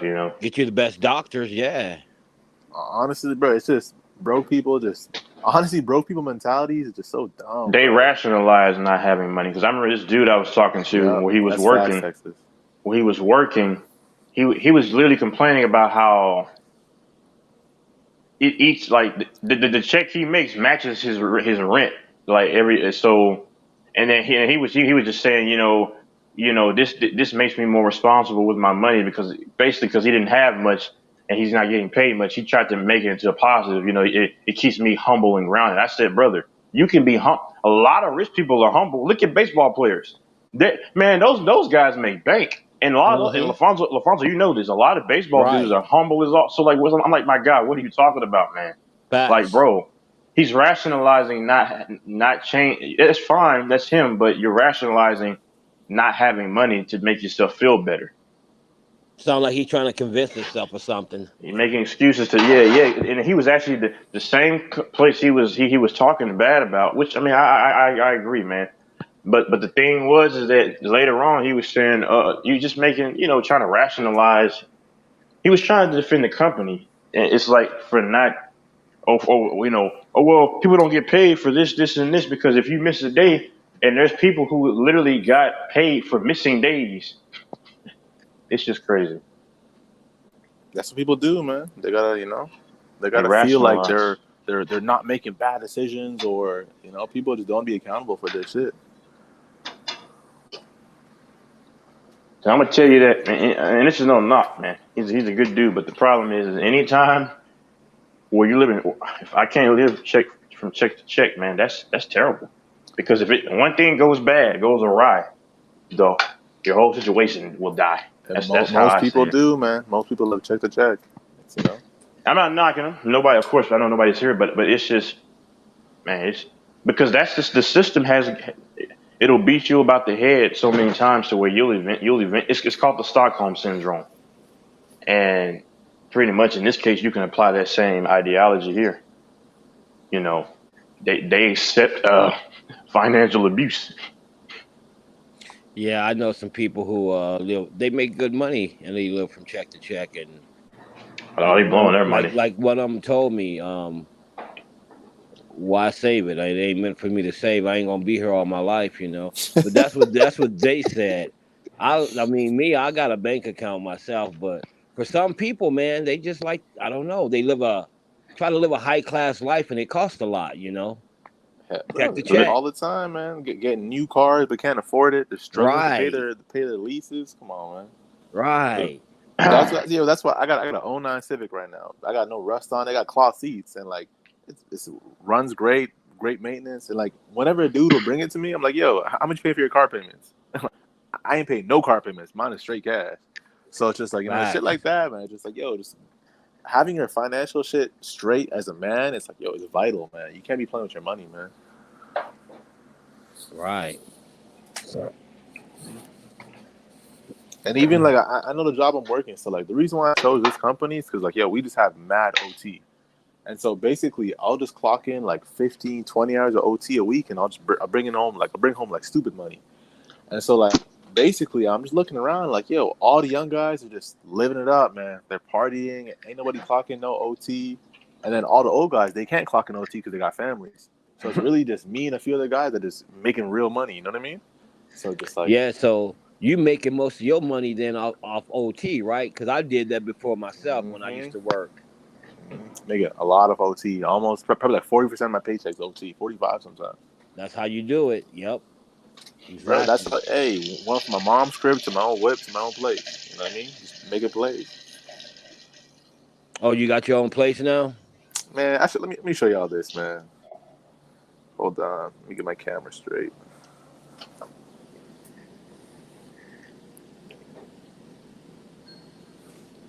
Shit, I got some burgers. I gotta take them out of the oven.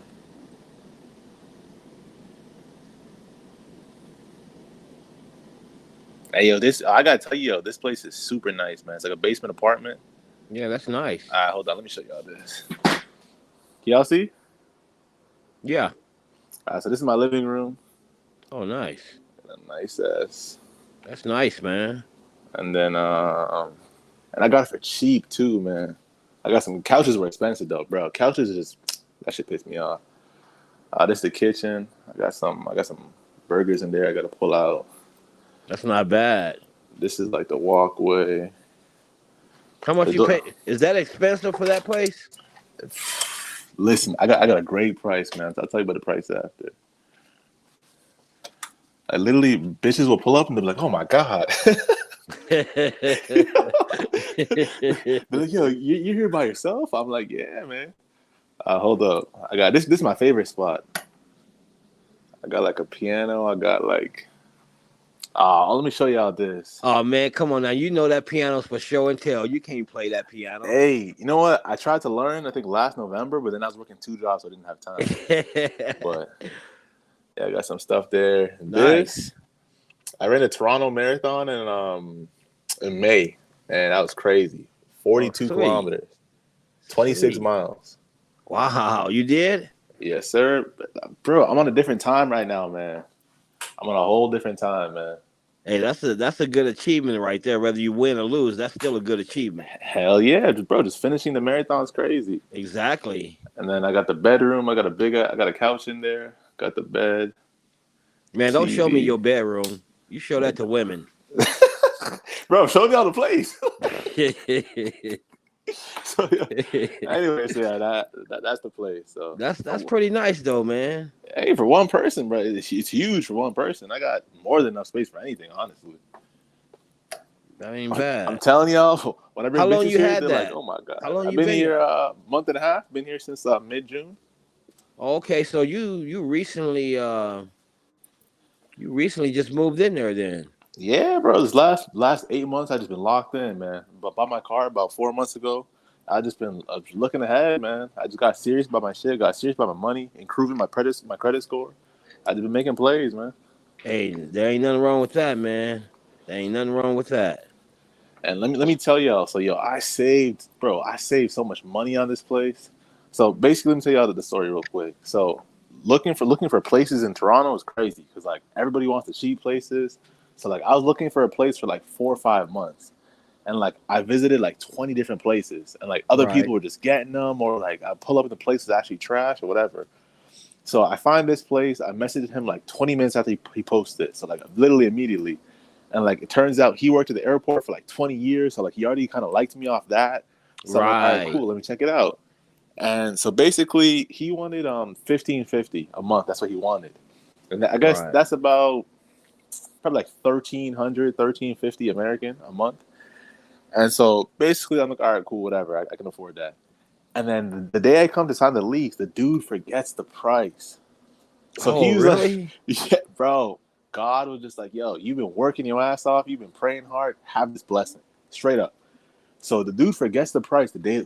Think about that. Who forgets the price of the place the day of the lease? Exactly. So I come through. He forgets the price, and he tells. So basically, we agreed for $1,550. I came, and he's like, yeah, it's $1,250. I'm like, all right, shit. Oh. So let me tell you what happened. So it's $1,250. I'm like, yo, in my head, I'm like, yo, if this dude signs this lease, it's game time. Because once it's official document, it's just like, bro, it's over. This guy signs the lease. Bro, we wrote all the stuff, the address, all the agreements, all inclusive. I got Wi-Fi, cable, all electricity, hydro, everything. So we signed on the lease, take the pictures, and then right before he leaves, he's like, oh shit, no. It was $1,550. He's like, yeah. He's like, let me just adjust that for you. Let me just adjust that for you. And I was like, brother, let's talk business. so like, he's a Serbian guy. He was like, his family's nice. He's super nice to me. So I'm like, you know what? I'll meet you halfway. Because I don't want to feel like I'm finessing you. Because like you're my landlord. So like you can screw me over in the long run, kind of thing. You know what I mean? Right. Basically, I met him halfway. We did 14. So I'm paying $1,400 a month. So like, and like y'all seen how big this place is. Like literally, like he could have charged $1,900 for this place. Like this place is really big. It's a 1-bedroom, living room, kitchen, bathrooms big. Like So yeah, I got a really good price, man. Yeah, because from what you showed me and what I see, yeah, you got a good deal. Because up here, a place like that would cost you way more than that. Yeah, I can imagine. Even because nowadays I look at some other places, just I'm curious. Most places like this would charge you like at least $2,000. Like I saved a lot of money, man. So have you brought any hotties over there who was like, "Oh, this is nice"? A bunch. Like I was just telling Texas this chick I had over last weekend. She's from Iraq. No, she's from Syria. That's where she's from. Right. So she's Middle Eastern. Yeah, bro. She lives with her mom. Brought to the crib. She's like, "Oh my God, you're by yourself?" I'm like, "Yeah." She was ready to move in, huh? Man, I beat the cheeks and brought her home. Brought her straight home. Ain't no sleepovers, no nothing. And it's crazy too. Like I'm not a clean freak, but like now that I have my own shit, it's just like I notice everything. Like she took a shower here, her hair's in the shower, and I was bent. I'm like, nah, bro. Like I don't fuck with that. Like I like my own space. Like, you know what I mean? Did she ever come back? Yeah, she been here twice now. And what? She'll end up being back again then. I mean, I could beat it whenever I want, but she's not bad, so she just something to practice on, to be honest.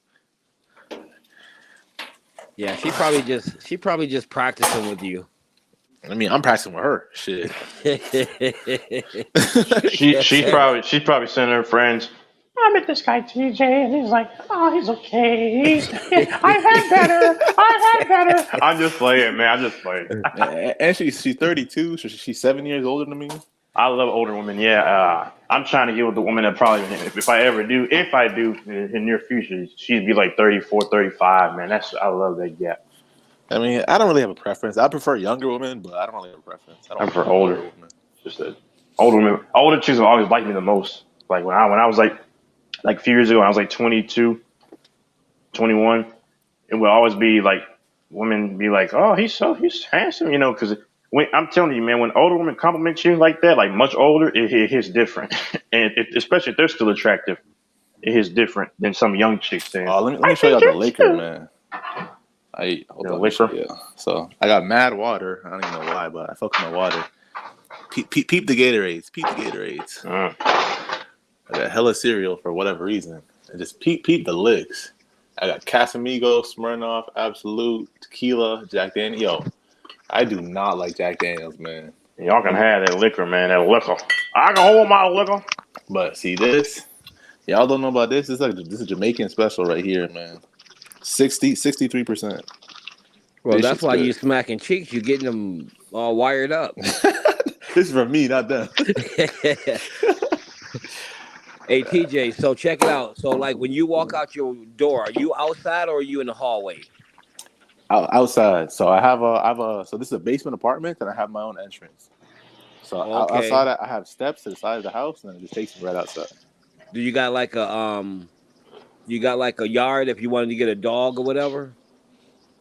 I mean, it's a single detached house, but I don't have I don't use the backyard. I don't think I have access. Like if I asked them, maybe, but I would basically if I bought a dog, I'd have to basically just walk him to the park beside, like the park that's close to us. Oh, okay. Yeah. Hey, you're lucky, man, because you're settled down. Because I don't know, I might just try to get I want to get into my house, but I don't know where what I'm doing is going to take me, so it makes no sense, I'll get a house next year. Go ahead. In this house, it's just me and the mom, basically. Like the mom lives by herself. I think the father passed away, and like it's just me and this old Serbian lady. And she's just super nice, and yeah, she's chill. And like she doesn't even have a car, so like basically I have like 4 parking spots. Like yo, just use it whenever you want. Like they're just super chill.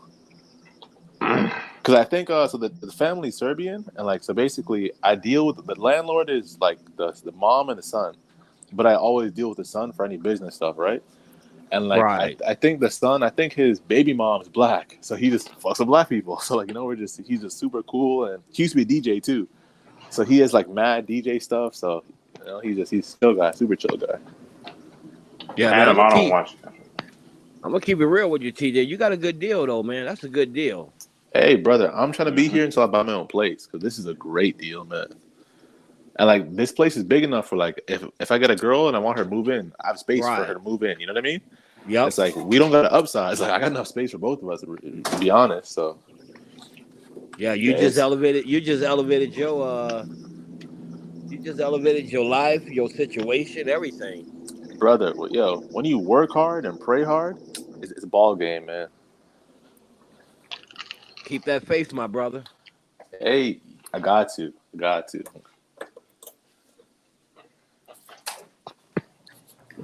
Texas finna get his next, right? Texas. No, I'm trying to go into the house.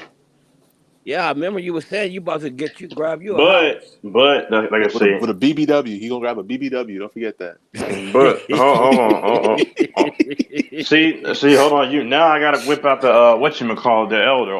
Hold on, bro. Hold on, bro. Hold on, bro. Booger talking. Hold on, bro. That booger lying. That booger talking all that smack. I'm gonna hit him in his back. I mean, hold on, bro. Listen, there's a difference between a BBW and just a tall, thick woman.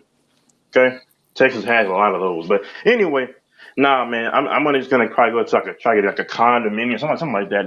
Because until I know where I'm gonna be going for what I'm trying to do, because things are breaking apart in a good way. So once I know, and I know this is what's gonna be, I'll be there and I'm settled, established at a location. Then I can look around, because who wants to try to get into a home and then, oh my God, then you got to do all this stuff, and that's a bunch of pain. Exactly. I ain't no NBA player, so it's not like I'm making $5 million, $10 million, and I can just get up and I'm gonna go over there and move there, So right. And inflation's crazy too right now. Like the interest you're paying on houses is crazy. Mm-hmm. I know for Toronto, it's like it is not a good time to buy a house, man. So you still in school, or are you doing like intern stuff? Who, me? I'm done school. Yeah, I'm just waiting on the opportunity, like professionally at this point.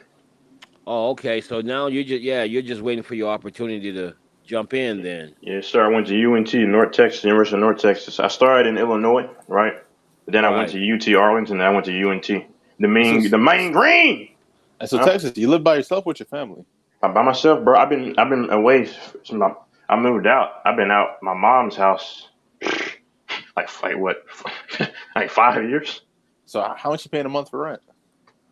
Yeah, it's cheaper than yours. That's what's crazy. Let me see. I mean, you can find cheaper than mine, but it's probably smaller than mine if it's cheaper than mine. No, it's I'd say maybe around the same size. I don't know. Maybe around the same size. But keep in mind, this is only because I'm still here from okay, so basically just around 900-ish. $900? Oh, it's American, so. That's about to probably Texas. 1,200 Canadian. But keep in mind this too, though, right? Because I'm still in the same place that I was like when I was taking classes. So I mean, I could go out right now and do something, but I'm just waiting because I might have to go to the Houston area. That's probably where I'll be, but I don't know yet because the opportunity comes. You say 900? I think yeah. it's cheaper in Texas, though, ain't it? Yeah. Yeah, it probably is. The one thing about this place, like, yo, there's so much damn spiders, man. That shit because you're in the basement, right? Yup. Yeah, that's where the spiders be, in the basement. Man, see that white thing over there? Spider trap. Like, I gotta have a dehumidifier all times. Like, nah. Hey, bitches love the rug. The rug was like $50 on Amazon. Honestly, the rug and the coffee table, it's a game changer, man. Hey, but I would rather have spiders than roaches. Yeah, that's true. I don't got no roaches, so that's true. I don't know which one is worse because of spider. Because in the southern parts they got brown recluses, and I'm just saying, man, I don't like that business. Yeah, we got small spiders over here, but see, brown recluses. Nah, those will mess you up. I don't know. I don't know which one I'd rather have. I don't want to have any, but yeah. Yeah, no cockroaches or rats, so that's good. But I got a bunch of spiders, man. Hey man, Oh, go ahead, Texas. I mean, if I had rats, I'd just make them my pets, Oh, hell no. Rats are pretty, man. Rats are pretty. Hey, TJ, YouTube this, but I think, man, there's some stuff you can get. It's some spray, I believe, and it keeps spiders away. They don't like the smell of it. Yeah, I gotta look into that because the spider traps aren't bad because they be picking up spiders. Trust me. So what it is, I turned off my dehumidifier for like 2 days, and these niggas just pulled up. I gotta keep my shit on. I learned a lesson. I came through. I finished work today. I came home. I'm like, what the hell? Where do you guys come from? So yeah, that dehumidifier helps big time. Yeah, man, ain't nothing worse than coming home smelling like airplane gas and then seeing spiders in your house, man. Ain't nothing worse than that shit. One thing I got from my Dukes, bro, she gave me I got like a Sony surround sound, bro. This thing is nice. I got like see those small speakers. Right, yeah. Bro, the sound on it is crazy, man. Is it like a theater sound? Yup. I just throw my music on and I just kind of do it like that. That shit nice, man. Does it got a sub with it? Yeah, I don't use it, but yeah. Hey, hold on. It'd be too loud if I used it. Oh yeah. I see what you're saying. Hey, LaFonso. Lady upstairs, huh? I left my. Never mind. I was gonna say I left. Never mind. I was gonna say a joke about somebody. Not any of y'all, but I'm gonna keep it in house. No, nobody on here. But there is somebody on here. I was gonna make a bad joke about, and it's not y'all too. It's the host. Ooh, that was gonna be pretty bad. He gonna put you in timeout, bro. No, I'm just joking. But yeah, I can tell you that somebody's waiting on somebody to move out. I'm not going to say who.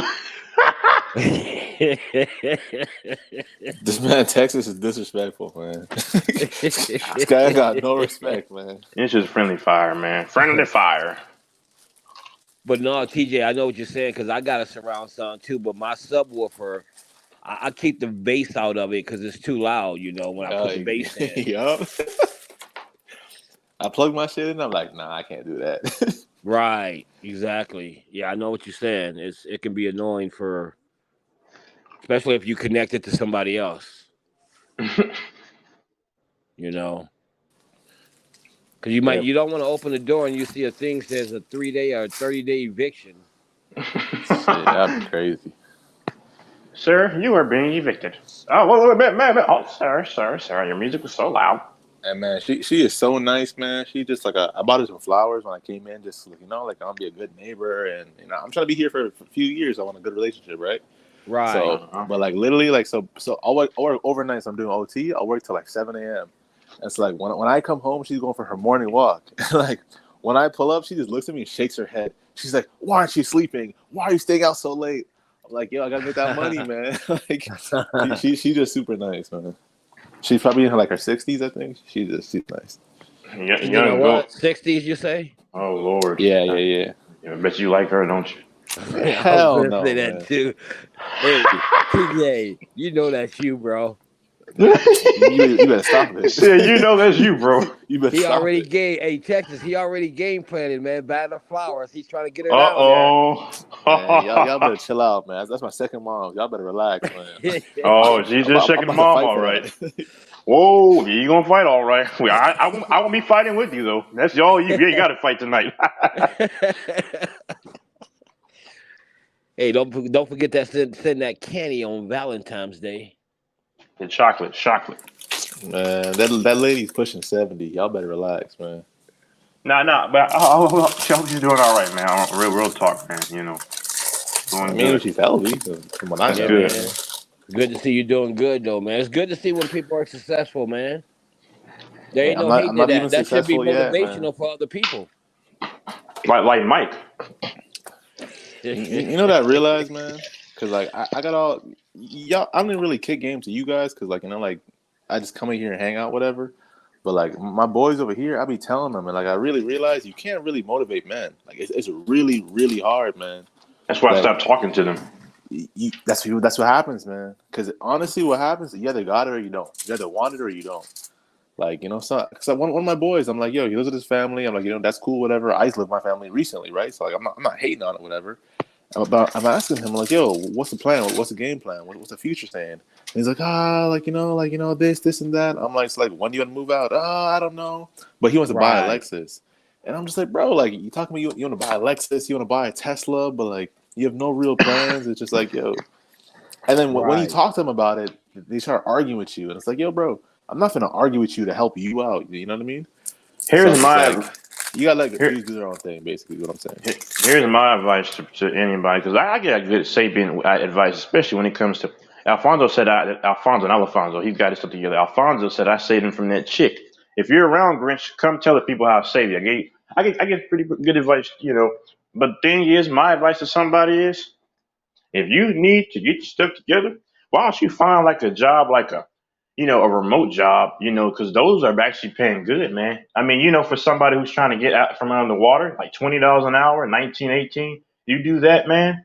And well, if your rent or whatever is relatively cheap, if it is, you can come up pretty quickly, and then you can find out, what do I want to do in my life, and then that money can you stack it up. That can help you 5 months down the road, and now all of a sudden you get a trade, or you do the qualifications to go into your career. All of a sudden, that's where I tell people, don't work to some McDonald's expecting to come up, man. Because or some restaurant job, because it's gonna take you a long time to build your money. You gotta be selective. You gotta find like I said, American Airlines from home.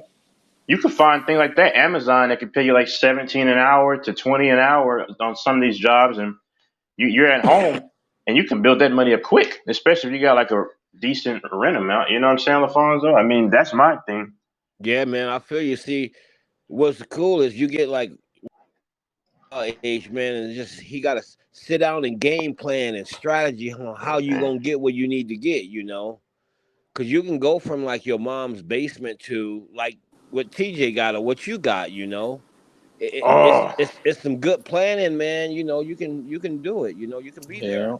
But it's too many of them that I'm gonna stay at my mom's basement and just keep blowing my money. At 28 years old, you're still in your mother's house. That's crazy, man. Get out. That same friend I was telling y'all about, this dude's he went to Mexico just now. He's going to New York soon. He's talking about I want to go to DR soon. It's just living the life and still with your parents, man. But this. I don't judge them, because it's just if that's the life you want to live, and I don't judge when you're 30 and you still live with your moms and you're happy, do you, man? Because I'm living a different life, and I'll be happy doing what I'm doing. So, you know what I mean? I don't even shit on them. I just let you live your life, because that's the life for me. I'm saying, let's just imagine when I turned 30, let's imagine if I were still with my parents, man. That'll be crazy, man. That'll be an ish show, because you can't bring any female company really over. You can't. that's bad, man. That's bad news Bro, bears. I'm telling y'all, man, it is so hard to motivate a man. Like I've tried so many of my friends I've tried, man. Like I've spit game, just financial advice, so much shit. Like this one dude, we're working a job together, and I was telling him, like, yo, we're making $20 an hour together. And I'm like, yo, bro. No, I was making 20, he was making 19. Cause he found the job through a job fair or something like that. So like someone was taking $1 off his paycheck. So I was telling him, like, yo, like work for the company directly, make that extra $1, then move up from there. He's like, yeah, I'm gonna do it. And I'm telling him all the plans I'm gonna make. He's like, yeah, that's so sick, bro. He's working the same job, doing the same shit, still making $19 an hour. I'm making 25 now, plus OT. Like, you know what I mean? It's just like, but it's just like dudes, like they're just comfortable, you know? Because we're in a society of complacency. Hey, man, check this out. So I can say this, man. When I learned more about myself, it was when I lived alone. I learned a lot about myself. And I think it makes you stronger, man. But of course, like man. you say, I ain't sitting here trying to dog nobody who live with their mom or in the basement or whatever, but I just think there's an advantage of getting your own. You know what I'm saying? Mm-hmm. That development would come faster. But it's so crazy. Like so much dudes don't even want the development, man. They just it is what it is. Almost so much dudes just have no ambition, honestly, and that's just how it is, man. That's how they're comfortable, and they wanna blow their money and make their parents pay rent. And I feel bad for the parents, honestly. Like it's just like you're basically just living your life to feed your kids that are grown adults, and it's kind of fucked up. But that's the Western life nowadays, right? People 35, 40 still living with their parents, and everyone's comfortable and happy, I guess. I don't know. Yep, and those are the guys who got the nice clothes, the expensive cars, because they can afford to get that. I need autonomy. I need to be able to do my own thing. Yeah, exactly. I mean, I want to walk around the house totally naked. I don't have time for being around. You know, you can't do that when you're living with other people. Well, I mean, if you bring a girl home and you living with your mom and you smashing and it wakes your mom up, I mean, in a sense, that's disrespectful. Yeah. Yo, LaFonso. What? You waking your mom's up? Yeah. I mean, if you got yourself a screamer. Fuck, that's funny. I wouldn't feel comfortable smashing. You gotta get that box, man. You gotta get in where you fit in, man. Yeah. He can get a box, get his jacket a box. Yeah, grab that pillow, man. Throw it over the face. You know that reminds me of what you were saying about people who live at home having nice cars. It's like one of my friends came over recently, right? And she lives with her family. And like she came in first time seeing the apartment. She's like, "Oh my, you need this and this and that. It would look so much better if you had this and this and that." I'm like, bitch, you don't shut up and I'll send you home right now. Like, if you don't stop that dumb shit, I'll bring back to your mother's house, okay? Well, I need this and this and that, but you're not paying no bills. You're barely paying your own insurance. Come on, man. Right, exactly. I'm not hearing none of that. I don't blame you. I mean, it's like save those good ideas until you get your own place. Let me see your shit. Yeah, exactly. Yeah, nobody wants to do anything of substance. I mean, these chicks should probably make an OF account because they really don't want to work. And you know what's crazy is that when they live with their family, they got mad ideas for me. But when they live by themselves, oh my, it's a palace in here. Oh my God, you got this. Like when people have their own shit, they recognize and appreciate when other people have their own shit. You know what I mean? Right.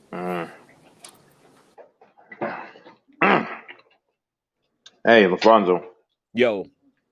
When I go to the game, playoff game, get some big secrets. I don't know why people listen.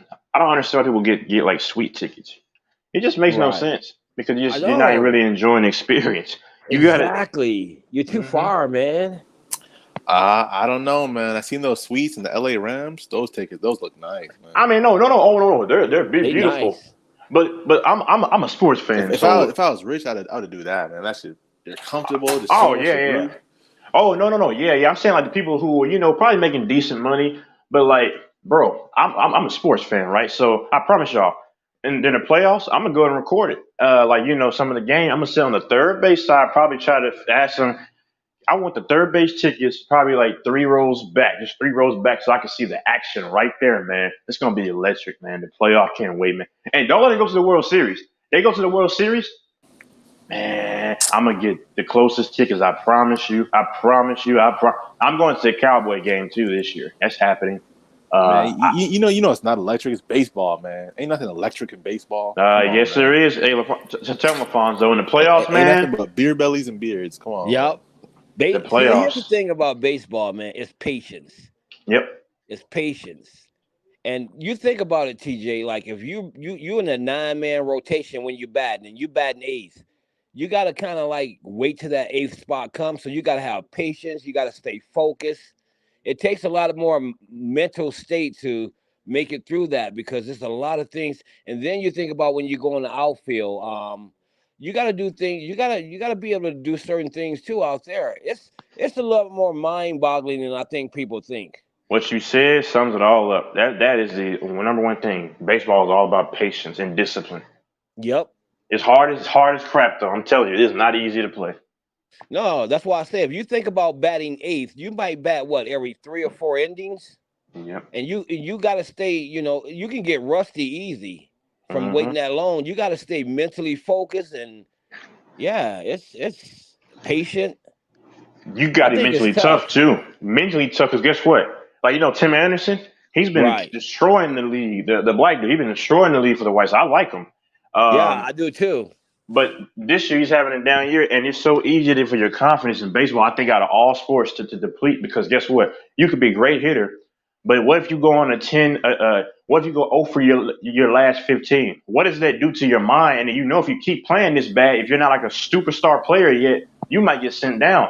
That's right, man. That's why baseball is so tough mentally, man. Because you're in your own head, like, man, I got to get some hits. I got to get hits. But if I'm not an all-star yet, but I'm coming up. But what if I'm batting 300? But what if I start just going to like a 0 for 20, which can happen?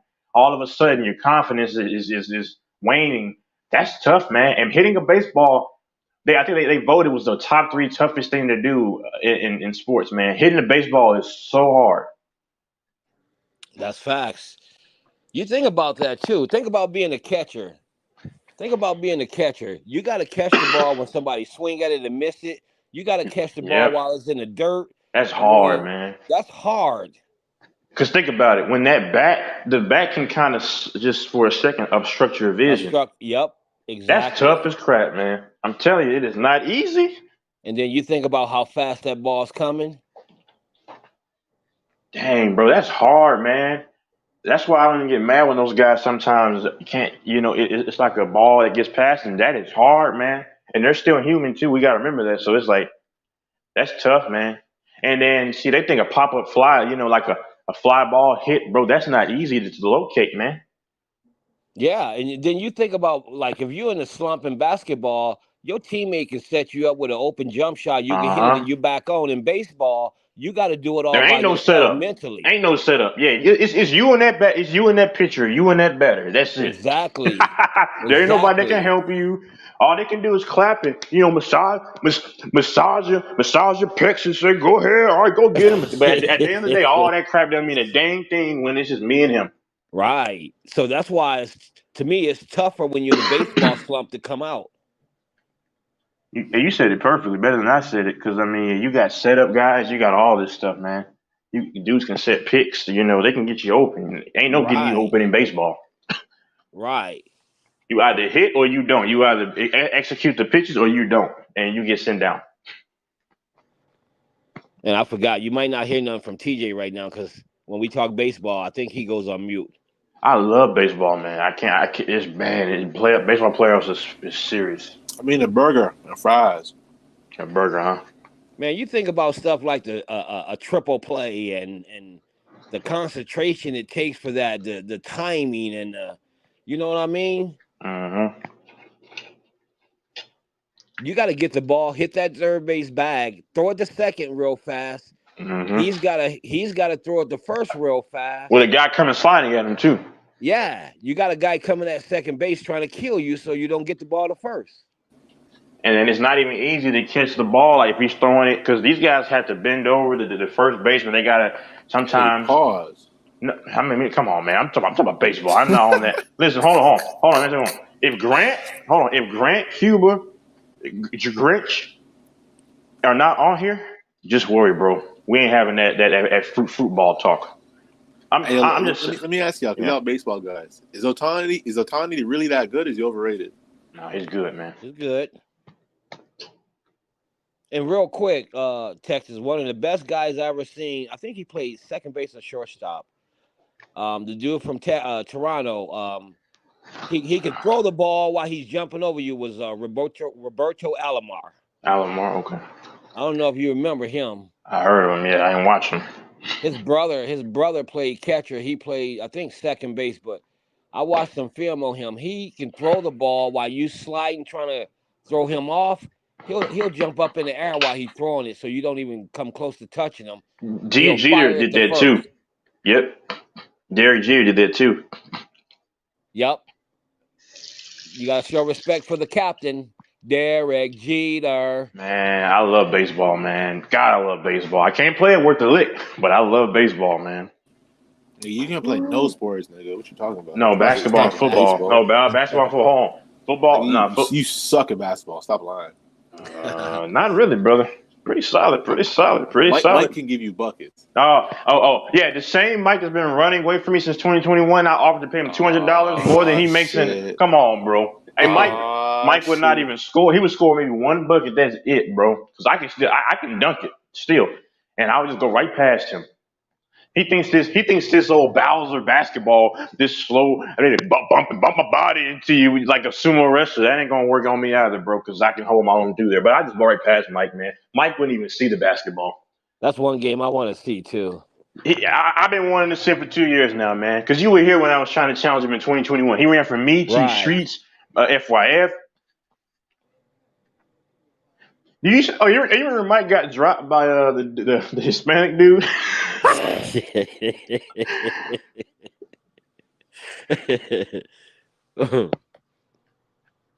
That's crazy. I mean, not because he was Hispanic. That was fine. I'm just saying it. That's what he was, though. I mean, it was hilarious, bro. He's probably in his like mid-40s, bro. Probably. Dog, bro. He got beat. Yeah. Is FYF pretty good? He might be. I don't know. I mean, I think so. I mean, for the average dude, yeah, I think so. He could play a little. T Streets has some moves for a guy who doesn't, he got some moves, man. Bottom line is, Gold Mike will be destroyed by. I know I'll destroy him. Think y'all gonna never play or what? No, he won't. Because I offered to pay this man $200, bro. I mean, I paid him just to play him. I offered to pay him $200 just to show up to play him. Oh yeah, I remember that. I ain't lying. Yeah. He didn't do it. And y'all both in Texas too. I'm right down the road from him. Yeah, I'm like 45 minutes from him probably. TJ. You're. Who you got if they play? Who you think will win? I got 50 on Texas. Yo, you're gonna win it, that's for sure, man. Mike is so trash, man. He knows it. That's why bro. You ain't. Man, I want to play him so bad just to destroy him. So you go shameful him then, huh? Oh, man, I'm going for his throat. I mean, Gold Mike can't even run, man, bro. But he won't play me though. I would like to see that game, but yeah, I mean, out of anybody, y'all both in Texas, so that'll be an easy meet up and everything. Texas is so disrespectful. He said he can't even run. Yo, he can't. I'm gonna talk crap to you too. You better believe that. I'm the king of trying to be the man. And be like, look at you breathing so hard already. You already tired, bro. Look at you panting like a dog. That's what he does, man. What about football, Texas? If y'all play 1-on-1 like he wouldn't build. Bro. His uncoordinated, body weight over his toes wouldn't be able to stick with me. I promise you. There's no sport Gold Mike could beat me in, maybe in just the overweight Olympics. So if y'all play soccer, hockey, you'll beat him in all. He wouldn't beat me in not one thing, and he definitely wouldn't beat me in a street fight, UFC fight. No, sir. Now, hold on. Gold Mike, you got my phone number too. Come on, man. Let me come address. hold the hell up now. Now, Texas, I sit here and I let y'all talk peacefully. Do not drag me into nothing. I'm telling you right now, if you do that, it's gonna be a 4-hour rant. And you're all gonna be out the panel. Yeah, I don't want that. I want that. So let's keep it on the peaceful side. Don't start talking crazy because I'm telling you now. I'm telling you now, right now. If you really want to just destroy the whole show because you're bringing a guy's name into something when I have not mentioned your name one time in the 2 hours, 3 hours. So let's not do that, Texas. And then LaFonso, I'm telling y'all, do not drag me into nothing. I sit back, I let you guys talk. It's been a peaceful conversation, laughing, joking, but do not bring me into it because you're gonna start something that's gonna end the whole show. No, okay, hold on, all right. Let's keep the whole thing peaceful. I didn't say your name. But I'm just saying, guys are in here bringing me up. I should not be brought up. I haven't even said nothing. I feel you. Okay, I'm good. Okay, all right. Let's move on, man. Yeah, but now baseball, Alfonso, man. I just can't get over baseball. Hold on. Let me address Young Goat. Young Goat, I've been awake. I've been letting guys talk. So Young Goat, if you want to come troll, I'm gonna add you a timeout. I ain't playing this game. Go ahead. Texas, the dude I was talking about who was overweight was God, I just had his name, I forgot it. I bet you know who I'm talking about too. I forgot his name already. Not Prince Fielder, is it? No. I don't know. I love baseball, man. God, I Hey, love Mike. Hey, Mike. Do the share screen. Oh my God. You're He's going to show his. Never mind. Yo, HC, how much you paying for rent a month? 30,000. Because I think HC lives in an actual building. Man, why you gotta be? Hold the hell up. Let me come back and address Texas once again. You see, look, I try to sit back and let dudes be peaceful, but it seems like Texas don't want to be peaceful today. So let's go ahead and take it to level 1 to level 9. No, hold on now, Texas. You keep taking shots here and there, bro. Now I have not mentioned you at all. Have I not? Have I mentioned Texas? I didn't mention you again. No. You study shot taking when I have not even mentioned your name at all. I haven't even been talking. I've been sitting back doing my thing. I've been letting you guys talk. This is the kind of stuff that starts riots on panels. These are the kind of things that make a panel go from peaceful to crazy. And I'm trying to keep it at even keel.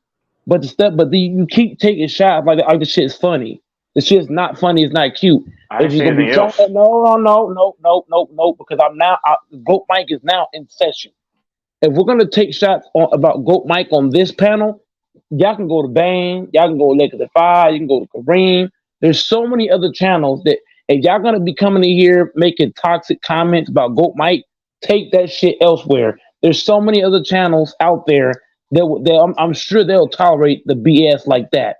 You know what I'm saying? That's not. You know what I'm saying? If I'm not mentioning your name, I should not be mentioned at all. There should be no shots coming towards my way if I'm not even talking. So I'm just saying, if guys are gonna do that, if I hear it, you're gonna be in the backstage or on a different channel. AC Picks, we're not doing no share screen because I don't got time for the bullshit. Because I'm already heading from 1 to 10. I'm getting right there. Texas, worry about yourself. Anybody on the panel, do not mention my name, bro. If I'm not talking, if I'm not engaged in the conversation, I should not be mentioned. And guys in the chat, you laughing, I'm gonna time you out. Young Goat, last warning. The next one's a timeout. Like I said, I should not even be talked about. I'm not even engaged in the conversation. I'm listening to the conversation. All right, my fault. Hey, number Alfonso, I just can't get over the baseball, man. Like, how can you not like baseball? HC likes baseball. It's just so beautiful of a game. Bro, that shit's like 3 hours, man. That shit sucks. Hey, you would hate if it's the playoffs, Alfonso. You know this. Sometimes the game can be 4 hours in the playoff game. Yeah, I love those games. Yeah, I'd rather take a long piss than watch a baseball game. Blue Jays got so much talent and they're so trash. It's crazy. No, they don't suck. We're okay. But think about this too, though, TJ, Texas, and HD. Remember, baseball is the one sport I don't know if they still do, but they used to do double hitters. They still do. They did one today. Yeah, yesterday. Yeah, imagine I don't playing know what two that is. games. Two games in one day. I love these. I love the game. Double hitters, man. I love baseball. If you're a betting man, don't bet on no double hitter game. That's just nah.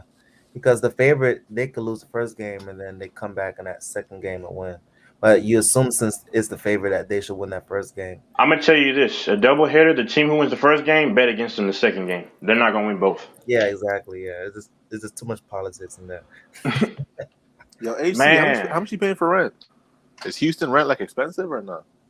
No, it's definitely cheaper, but I'm not gonna talk about the finances. No finances. I feel you though. The only thing that I'll talk about is that pet deposit. That's as far. That's as far as. How much do you? So you don't pay a month, right? It's like a one-time fee, right? Yeah, it's a one-time fee. It was man. Ooh, that shit took me out. How much was it? Ooh, can't even say, man. My blood pressure rising. Man, why are you scared, man? These dudes on the internet. Wasn't it like 700 or 800 or something like that? 800.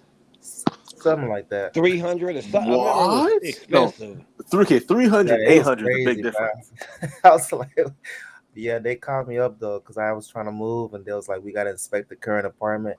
I was like, Lord have mercy. AC, you still got your dog? Yep.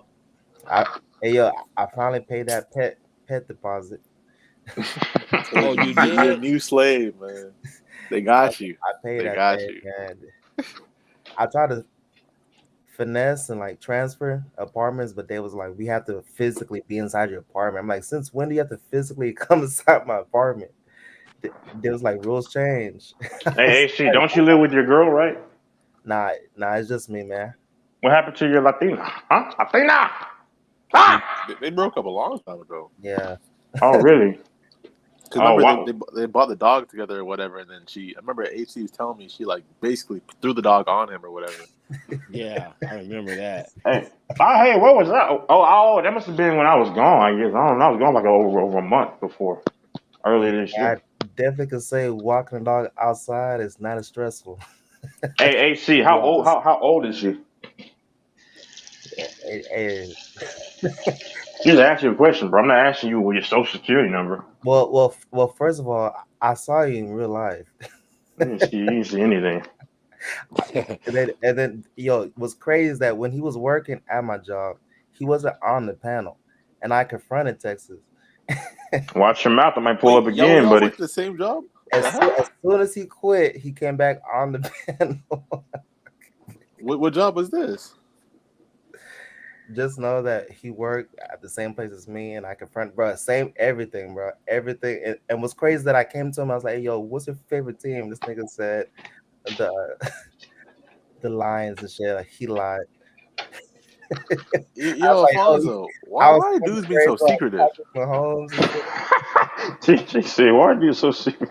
Yeah, like, for real. Y'all think about pull up in Texas and like, dudes And being real secretive that's right AC now, who's secretive right now. Eh? I can't tell you that. Yeah, I can't tell you my rent. I can't tell you how much I pay for pet deposit. I can't tell you nothing, man. Hey, hold on. How old is she? How old is your ex girlfriend? They're whispering right now, man. Yeah, that's personal info. Oh my God, I'm done, man. Well, okay. So AC though. So now the dog is legal, so you don't have to hide your dog anymore. Ooh, say it again, LaFonso. You don't have to hide the dog no more. Oh Who my! let the dogs out? Someone looking for the window, man. Oh my God, man. It feels good not to, you know what I'm saying?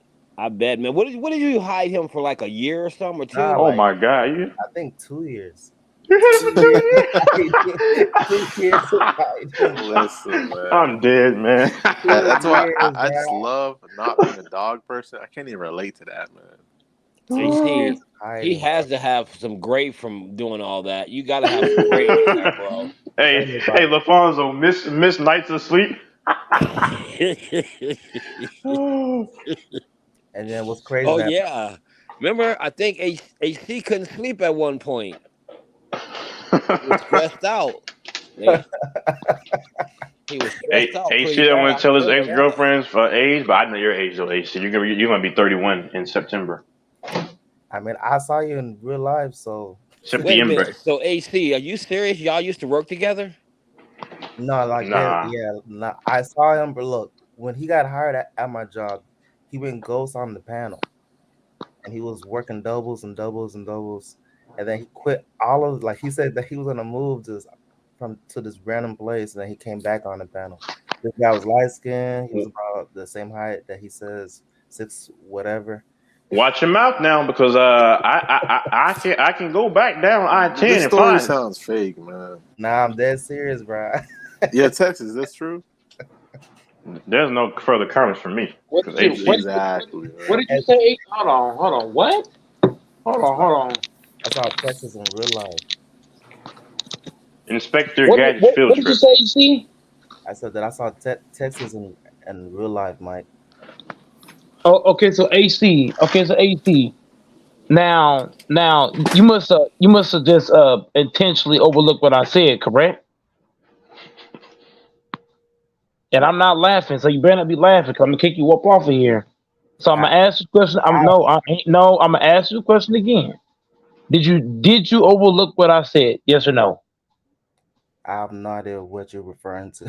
So with that being said, you need to hop off the panel. I'm not doing the dumb shit. I'm what trying to happened? have a no, nigga. I'm trying to have a peaceful panel. So if you're gonna come in with the trolling, the nonsense, take it elsewhere. Damn, I'm not free doing AC, man. I'm not doing the dumb shit. You know what I'm saying? If guys coming in, you see, this is what fuck up the show. Guys coming in trolling. I'm not on that time, bro. I'm trying to be peaceful tonight. I ain't trying to go for the bullshit. So guys can come in here and be peaceful, get the fuck out. Is that simple? I go for anybody on the panel. I'm not doing the dumb shit. I'm not trying to have a rowdy panel, bro. Let's come in here and be peaceful. Y'all can crack jokes on each other, but don't bring in Goat Mike, bro. And I didn't even mention AC. So why the fuck you cracking jokes on my ass for? What did I do to deserve to be joked on? Hey, yo, can you bring him back? AC, my God. I didn't put him out. He hopped off. But like I said, if guys can't come in here and be peaceful, you don't need to be on the panel at all. Period. If you can't be peaceful, don't be on the panel. Period. If I'm not on that time, you don't be on that time. Period. That's how the shit go. Now I try to sit back and let everybody talk. But guys coming in here doing dumb shit for no fucking reason. Come in here and be peaceful. Hey, go. The fuck? I think he was talking about Texas. I didn't hear him say He nothing about it. Maybe I missed it. he mentioned Goat Mike in the same sentence. Yes, he did. Okay, I must have missed it then. Oh man. He said something about Texas was looking like Goat Mike, and that's disrespectful in so many ways, bro. So many fucking ways. And look, TJ, you sitting here laughing. You keep laughing, I'm gonna kick your ass up off of here. Hey, yo, Mike, I'm not doing this dumb shit, bro. Y'all laughing and shit. I'm not fucking laughing. I never said your name, bro. We was talking about my pet deposit, bro. Well, don't mention Mike at all. Mike, don't mention Mike nothing. Like, hey, yo, real don't talk. mention Michael Jordan. Don't mention anything. Mike, don't mention. I respect your panel, bro. Real talk. So I ain't gonna slit talk your name if I'm talking about my pet deposit. It's not even the same like field. You know what I'm saying? Like I respect your platform, real talk. So if I'm gonna talk shit, I'm gonna talk shit directly, but it's not gonna be no side mouth shit, Mike. Hey, okay, now. All right now. Better. Hey man, I got the grapes. Okay now. Man. All right. Yo, AC, I'm not joking around. Hold the hell up. Now Texas, between you and fucking TJ, y'all were some of the most disrespectful panelists that I've had in the last 6 months. Because the stuff y'all do is ridiculous. I keep mentioning I'm not on that time. In Texas, you continue to be on that time. For what reason? I don't know. For TJ, I don't know. I don't know what I did to y'all today for y'all to be on that time. That's just blasphemous. I didn't call out your name or nothing. So I don't know what's possessing y'all to be on this crazy time right now. This shit's crazy. I haven't done nothing to y'all today. I've been peaceful. I've been sitting back, listening to everybody talk. So I don't know how that's warranted. This kind of nonsense from Texas or TJ. It's kind of pathetic if you think about it. If a man's quiet, if a man's quiet, he being peaceful. There's no need to bother that man. If I'm being peaceful, there's no need to fucking crack jokes on Goat Mike. There's no reason for that, and I'm being peaceful. And I still have not called TJ out his name or Texas.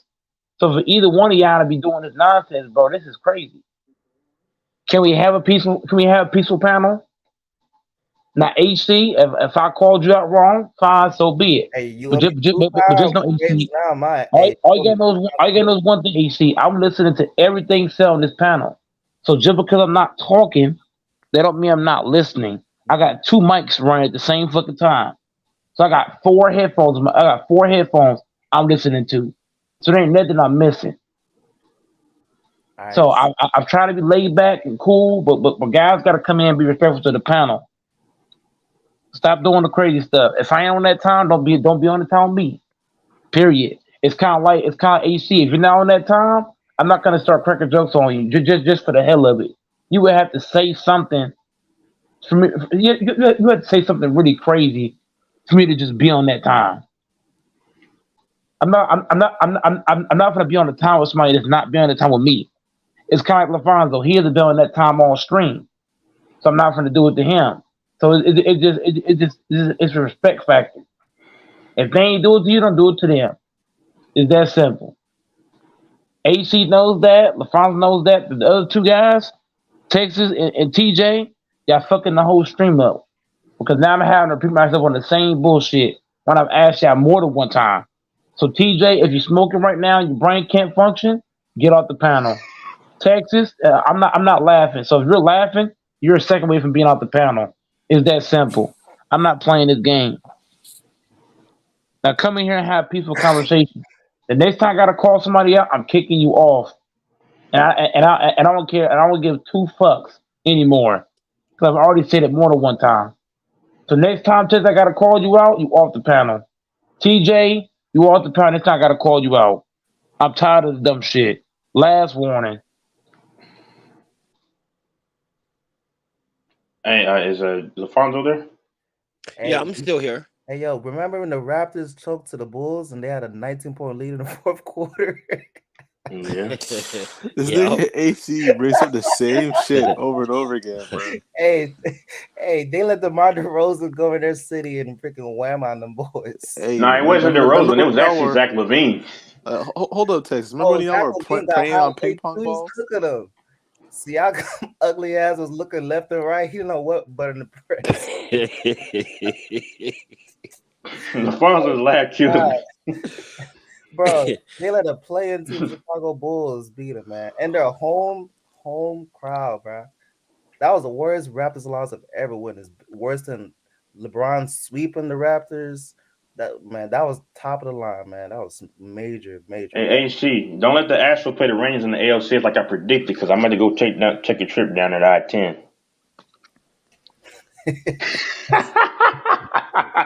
Yeah, five different lanes too. HC, what's your basketball team? I don't think I ever knew. He doesn't have one. Man, he's a Rocket fan. The bum ass Rockets. That's why I don't take him seriously, man. Oh, you're a Rockets fan? Yes, sir. Didn't the Houston Rockets, didn't they draft Ralph Sampson? Yeah. Back in the day? Sampson? Yeah. Of course. His son played basketball too. Now, wait a minute. Ain't Ralph Sampson, wouldn't he be considered a bust instead of Kwame Brown? Brown? No, Ralph Sampson is really good till he got hurt. Yeah, but how many years did he play in the league? Not much, but he's still an all-star. Okay. I thought he might have played like maybe 3 years or 4 years or something like that. It wasn't Virginia? much. Virginia or Virginia Tech or something like that he went to. Yeah, he played more than that. He played from 84 to 90. He played 8 years. He's a 4-time all-star. Ralph Sampson is good, man. 8 years. Yeah. For some reason, I thought he played only like 3 or 4 years. I don't know why. That's my bad then. Yeah, Sorry, it was Ralph injuries. Sampson. It was injuries. You listening? Trust me. Hey, they were the Twin Towers. Remember Ralph Sampson, Hakeem, Twin Towers. Damn, Right. boy, Yeah. And Exactly. LaFonda, you say sorry to Ralph Sampson? I forgive you. I'm Ralph Sampson. I forgive you. Sorry, Ralph. Sorry, Ralph. Didn't mean to do that to you.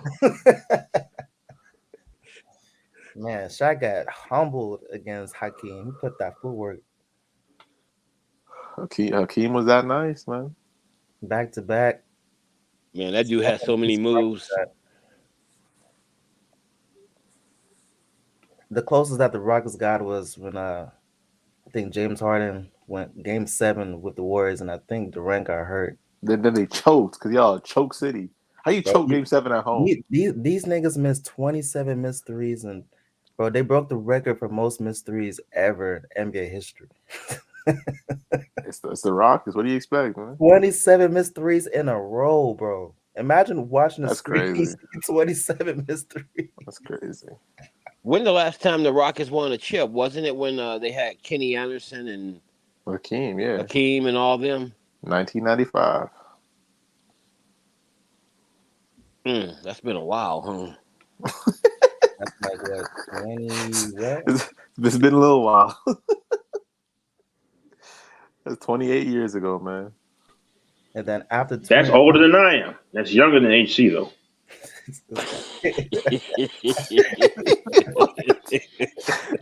Why'd you say it like that? So y'all can get the point of how not so good they've been. Man, AC though, that's hard, bro, because your football team and your basketball team. Bro, I told you, Houston's a bum sports town, man. Hey, chill. Nah, we ain't, bro. They got the Astros too, you know what I'm saying? That's all. Those niggas, they prey on ping pong balls every year, man.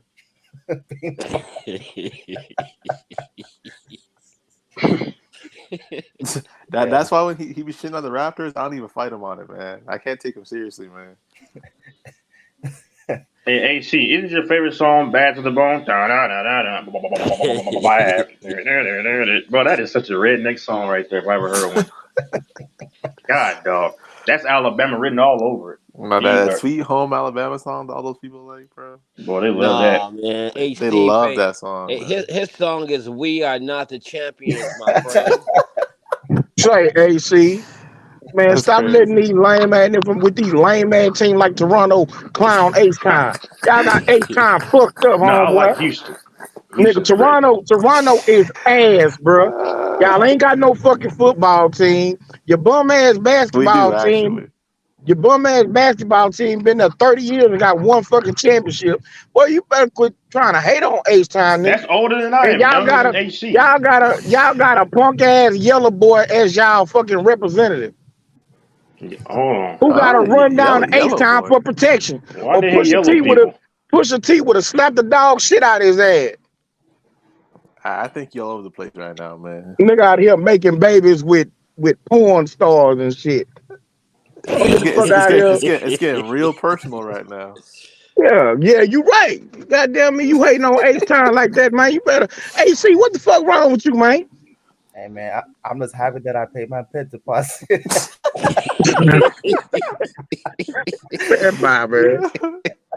Now you can play Who Let the Dogs Out. Play their song now. You can let them out now. You've been hiding the dog for 2 years, man. That's crazy, bro. You're good at what you do. That's crazy. I need you to hide some things from me. I figure out what's going on now. I forgot. King is a Rockets fan too. That's right. Yeah, AC, you and King both are Rockets fans. I forgot about that. Yeah, pray for both of them. That bum ass team, man. Them boys need help. Tracy McGrady is a problem. Nigga, y'all didn't win a single playoff series with Tracy McGrady. Y'all still sucked. Hey, he didn't pass the first round, but he was cooking. Do y'all really think he's a Hall of Famer? I mean, he scored how many points? I think he scored 13 points, and it was 13 seconds, 11 points, or some shit like that against the Spurs. Yeah, but Hall of Fame though, and you didn't win a single playoff series your whole career. Shaq was in the way. You know what I'm saying? No. we're not talking about championship. He didn't win a single period. playoff series. Yeah, he Think cried. on about the that, bro. podium. He cried on the podium about that. Listen, man. At least he cried. Listen, I know T Mac Get fans get something real back to you. emotional, but He that gave nigga's not a something Hall of back Famer, to us. man. I mean, his teammates was trash too, though. Hold on, to random in the chat, AC has never seen me, bro. Like, bro, you're too old to be going for these goofball magic mystery school bus I'm dead Scooby Doo type of things. No, I'm dead serious. I have been to Houston. Hold on, I have been to Houston in over a year. No, actually, Matt- no, more than that. More, it's been years. Actually, I was gonna go in July, but I never did. I think AC is trolling because he ain't really saying that Of with course, any he's base. trolling. We both got. We all no. AC and I know he's never seen me in person. Yeah, okay. Well, I still would want to see the next day, so. Unless you found one of my whatchamacallit pages. I mean, what's that? Wait, what? No, bro, you thinking nasty. I'm talking about like social medias. Bro, this guy was real life trolling about the Philadelphia and the playoffs, man. I was like, Jackson, let me ask you a question. Brennan Martin said you're Asian. Is that true? Absolutely not. Not a drop of Asian blood in my body. Okay, there you go, randomizer. There you go. I don't know why you think I'm Asian. That's crazy. Because he was asking that in the chat. It's on No there. disrespect. I look Asian though. I didn't look Asian at all, brother. Shout out to Randomizer. Now, randomizer. Now, look. I will say this, randomizer. Now, you came in the chat and heard half the conversation talking crazy. So I'm gonna go ahead and expose you on something. But you know what? I ain't gonna do it. I was just gonna do it, but I ain't gonna do it. I'm gonna pull back on it. Cause I was gonna put randomizer on the grill. You came in talking records. You didn't hear the conversation. I'm about to put you on the air fryer. I got an air fryer. I haven't used it. Yeah, air fryer down there. I'm gonna use the air fryer. Hey, I'm gonna tell y'all something, bro. If y'all haven't had this meal, go eat it. Alfonso, you there still? Yeah. Let's talk about okay. So look, I finally got a topic. I finally got a topic for everybody. Hold on. As I was finishing, bro. I was finishing. Very disrespectful. Hold on. Let me say this. If y'all haven't had this meal, you need to try it. Steak, milk, and seasoned Brussels sprouts. My God, that's good. God, bro. Why are you drinking? Wait a minute. Say that again. Steak, milk, and Brussels sprouts. That's delicious. Oh my God. Steak and milk and Brussels sprouts. Your white side, man. Yeah, that's delicious. AC. Now I got something you can share screen. AC. Share screen some cooking of steak and milk. That you can share right there. Share screen somebody drinking milk with steak. Pagan, I have 2 microwaves, but thank you. Put it, Mike. Why do you have 2 microwaves? Brother, you always gotta have a backup to a backup, man, okay? You gotta share screen cooking. AC. Whenever you do share screen cooking. All right. That'd be some good to share screen some cooking. Some cooking. I'll tell you what, if you share screen cooking, you'd be surprised how many views this thing will get off of that alone. Oh yeah, because I don't know if I can drink milk with that though. How about this?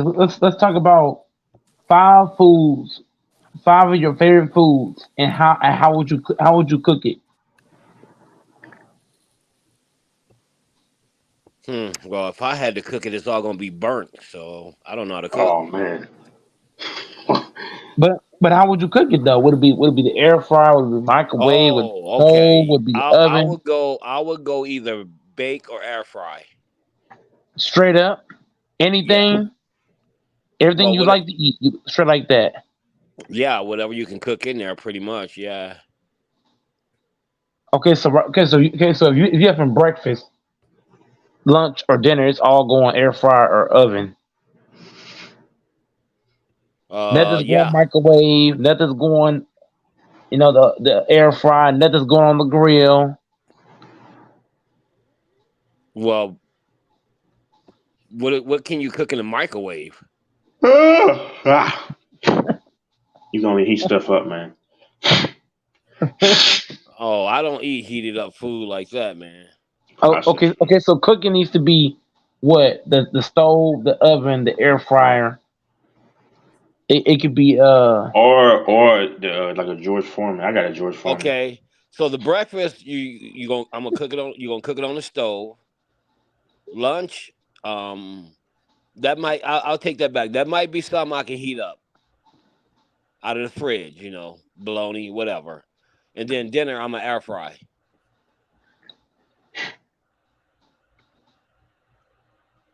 Is that what you mean? Cooking now. Huh? You say air fry dinner? Yeah. You can throw what? You can throw chicken in there. You can throw. I mean, you can pretty much air fry, a lot of different type of foods. For me, I air fry some fries with some nuggets. You know how to even cook, Mike? Yes, I know how to cook. Hey, yo, there you go, the milk right there. You say you air fry some fries with what? Some fries and homemade chicken nuggets. Well, do you put the steak in milk? Oh yeah, I like that. I make the homemade chicken nuggets. What's Cut your up drink? Some chicken, put some bread on the outside of that thing. Pickle juice. Milk? Pickle juice. Pickle juice. Pickle juice is actually good for you. It is. Yeah, man, I guess so. Pickles are good too for you. Your muscles. It helps your muscles out. Yeah. Well, what does it do? Does it hydrate, kind of recover? Yeah, I think so. I think you're right. Yeah, hydration. Yeah, that's big, man. You don't got to do a whole lot of it, but just enough to recover. Man, with the chicken, then I'm just gonna have a salad. Air fry some chicken and have a salad. A straight salad, like Caesar salad, or what? Say it again. What kind of salad are we talking about? We're talking about a chicken salad. Talking about all cheese salad. We're talking about like a straight lettuce and dressing salad. Mostly straight lettuce, yeah, with some ranch. Oh no! Mine's got to be chicken, ham, and turkey with cheese, lettuce, tomatoes, cucumbers, with a side of I'm gonna say Thousand Island. I love Thousand Island. No, the last two salads I ate like that I didn't like. I like the lettuce more because lettuce is really good for you too. But yeah, I just like it with lettuce mainly, lettuce and ranch. You know what the best salad is from though? What's that? Getting it from a farm. Yeah. Getting it from the ground because buying it in stores, man, it's gonna be all jacked up, man. Oh yeah, exactly. Be all bloated up with extra what they call it, you know what I'm talking about. Yep, I know what you're talking about. Doesn't Mike like pickles and milk together? If I gotta have anything, it needs to be from the ground. If it's milk, I need to have milk fresh out the cow. Straight like that. If it's a pickle, straight from the ground. And for me, man, milk, the only time I mess with milk is like if I eat graham crackers. I'll dip them in the milk or Oreo cookies. Man, what you know about some damn graham crackers? Oh, man, I keep a box of them graham crackers, bro. That's what I eat. Like, if I get the snacks at night, man, them graham crackers, they hit the spot. Do y'all put milk in y'all's ice cream sometimes? Because we got Bluebell here. Bluebell's good, man. You pour a little bit of milk in ice cream. Bluebell ice cream is only good if it's cookies and cream. I mean, that's fine. That's your opinion. I mean, I like butter pecan. I like whoa, vanilla. whoa, hold on now. Hold up now. No, you did not just say. Hold on. Did you just? Never mind. I'm not going to even go there. I'm not going to do it. He said all cheese salad. There is such thing as all cheese salad. It's called all lettuce with cheese on top, and that's it. Oh, okay. Nothing else. If you go to certain salad places, they can make this straight lettuce and cheese, and that's all you get with some dressing. But I would never eat that shit. Fuck no. Yep, that's what I eat. I tie that shit up. I wouldn't even touch that shit. I'd throw it in the trash. You would, huh? I'll tell you what. You'll be scraping up that $5 later that you spent on it. Shit, I think that I wouldn't even pay for that shit. Hell no. Lettuce and cheese? No, I'm good. Pass. What's up, everybody? Truly What's up? blind. What's up to the buzz? What happened to you, man? What you mean? What happened to me? You've been gone for like 55 years. It ain't been that long. Who's this guy named? Hold on. Sorry, Bless. To the guy in the chat named Pickle, bro, that's the weirdest, sussiest, Fruit Loops. What else can I say? Damn, what else can I think of? I can't think of them right now. That name is weird, bro. That's a weirdo type name in the chat, bro. I ain't even saying your name just because of that. No, that's weird. Make sure you're not showing no ads, please, sir. Make sure you're just straight cooking. Your name is weird in the chat, bro. I don't know who on God's green earth told you they had that kind of name. I think I'm about to pull out some graham crackers and milk right now. What? I got some milk and graham crackers right now. Y'all like graham crackers, man? That's crazy. Texas, watch yourself. The best crackers are Cheez-Its, boy. Yeah. Texas, just because you talking crap, bro, I'm finna do a short with graham crackers and fucking milk. What type of milk? What kind of milk? Chocolate milk. Chocolate milk, sir. See, I like the white milk. I got that chocolate milk extra. It's Dutch chocolate milk too. And ain't no regular chocolate milk. It's Dutch chocolate milk. That's unhealthy, man. That chocolate milk. You need to start drinking that shit. Yep. Yeah, I drink the white milk with mine. You need to start drinking that too. Yeah, well, milk is not really good as a whole. It's bad on it, really. Yeah, Unless you get it straight from the cow. Straight from the cow, but they won't let you do that because it has too many of those real nutrients. Because there's no telling what they do to it because they put all these preservatives and stuff in. It's probably slightly cancerous, but if you get it straight from the cow, straight from the cow milk has like actual fat deposits. No, I'm actually going into detail. Like they actually have fat deposits and stuff. Like it tastes real thick and like rich straight from the cow, which is actually all the nutrients are that fat that comes in. I'm just being honest. But they take that stuff out, so that's why you notice the milk that we drink now is watered down, but it's probably tainted as well. Yeah, and I'm not supposed to be drinking milk anyway. I'm lactose intolerant. Lactose, you said what now? I ain't supposed to drink milk anyway. It messes up my stomach.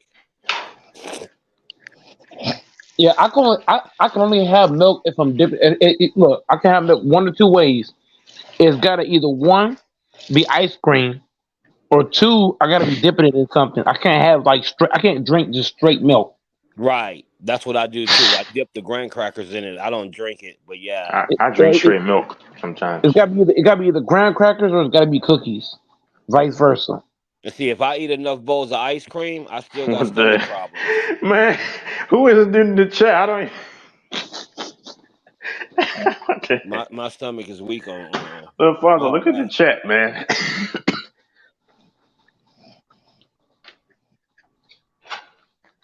This is crazy, man.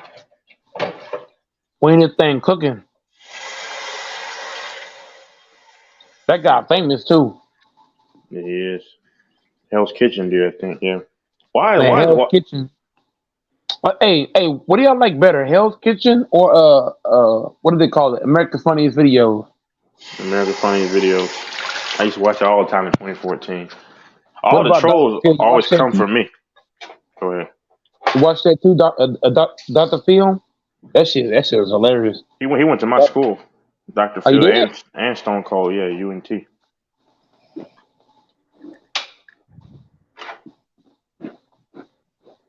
Why do all these trolls like to talk to me, man? That's weird, man. All these whole grown men. They all know you. They all know you. It's your name. I know they know me. I know. Well, they don't know me in person, but I know they know. But still weird, man.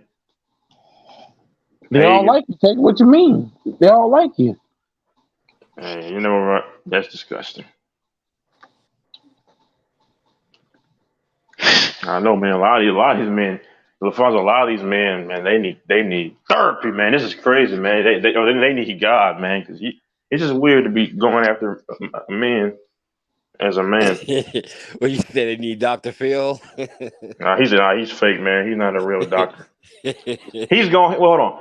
Everybody's going his thing. He ain't solved not one problem. He could be. Oh my goodness. He could be real. He told some of them. I seen them tell parents to kick their kid out of the house because he live in the basement and ain't working. I don't know. I guess that's his opinion. I don't know. Dr. Phil, a lot of stuff that he says, him and Steve Harvey both, including Oprah Winfrey, they say stuff they don't even do. Exactly. Because he wouldn't kick his son out of the house.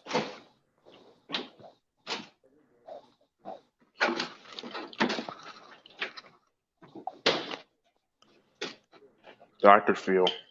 Matter of fact, Oprah and Steve Harvey, they get a lot of hate from their own color. I ain't gonna say no color on here, but well, Oprah's no good. You know what's crazy? If us, I ain't gonna say what I wanted to say because it's still YouTube. I was finna say some woke shit, but I ain't gonna do it. Man, let me say this, man. Pagan, if that's a man, that dude is really just a Pagan better be a fucking woman because Pagan asked to see Grinch's you know what? Pagan, yeah, that's how they're a woman. That's just a fruit, man. I think I told y'all a while ago. I thought Pagan was a woman. I think it's a woman or just a confused man. You know what I mean? If it ain't a woman, that's spooky.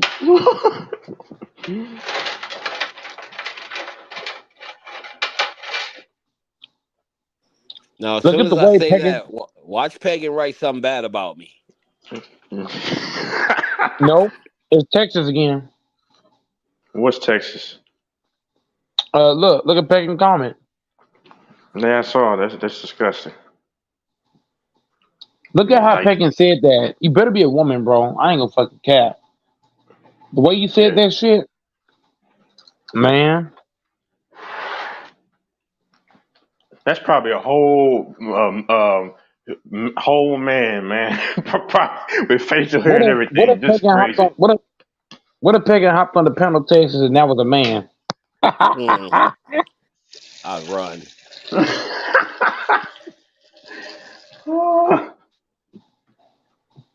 Think about it though, man. We only got 4 weeks left, right? About 4 weeks left for the NFL season to kick off. I'm hyped. I'm ready. I'm just glad I don't know these people in person. And they don't know where I'm at and everything. That's crazy. Because this is you really have psycho weird people in this world that need help. I can't wait for the NFL. Yes you can. No, I can't. You see them? I can't wait. Why? Did you see them Packers lose? Thank you. We're gonna be one of the best teams in the NFC this year. Just watch. Pay attention. And the best running back in the NFL. A matter of fact, Aaron Jones is a top 3 running back in the NFL right now. Better stop playing. Let me see. Because they ain't many. Aaron Jones damn near led the Packers to the playoffs. Don't do that shit. Aaron Jones and AJ damn near drugged niggas to the playoffs. Top 5, not top 3. Man, he top fucking 3. Anytime a running back, hold the fuck up. You got to put it into context. Anytime a fucking running back is damn near dragging your team to the playoffs, that's not to be overlooked, bro. Yeah. Oh god, dog. There's not many good running backs in the league. You can't just overlook that, bro. And the man had damn near 1,000 fucking yards. You said was he on the top 100 this year? I ain't seen him. Well, Aaron Jones, one of the best. He's one of the best backs in the league. There you go, AC. Show this stuff. I don't see anybody stopping him. Hold on, you gotta be careful with these highlights, man. Hold on. Move the highlights. Move the highlights, AC. It's copyright. Move that down. AC showing the right stuff. I like this, AC. AC, you have to move the highlights, bro. You know me fucking talking? Move that shit. Move the shit all together, bro. Move the shit all together. Move the shit. Okay, you know what? He don't hear me talking, so I'm gonna go ahead and do the gist of my damn self.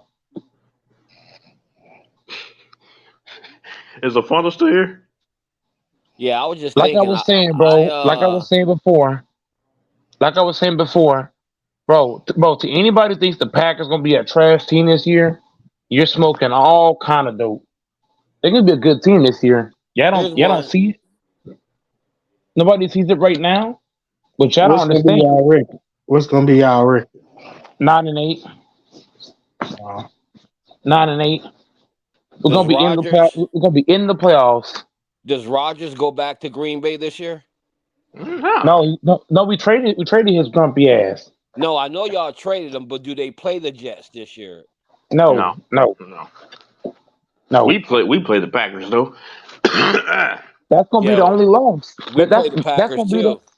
As a matter of fact, I can see the Packers winning 10 games. I think Denver beats the Packers. And when y'all, because I'll put money on that one. When y'all play them, bro, let me hold on, Mike. Let me finish. Let me finish. Because when we look at this thing, and LaFonso, you know this, y'all gonna have a very good defense again, and they have receivers. And then Russell Wilson's gonna be. I think they'll have a better season. Oh, let's go ahead and bet on it, Mike. Let's go ahead and you're gonna lose another bet this year. You already gonna lose one. Who on that O line? Texas, tell me. Let's bet 50 right now, Mike. Texas, tell me right now who on the Broncos O line is gonna stop Rashawn Gary? I'll wait.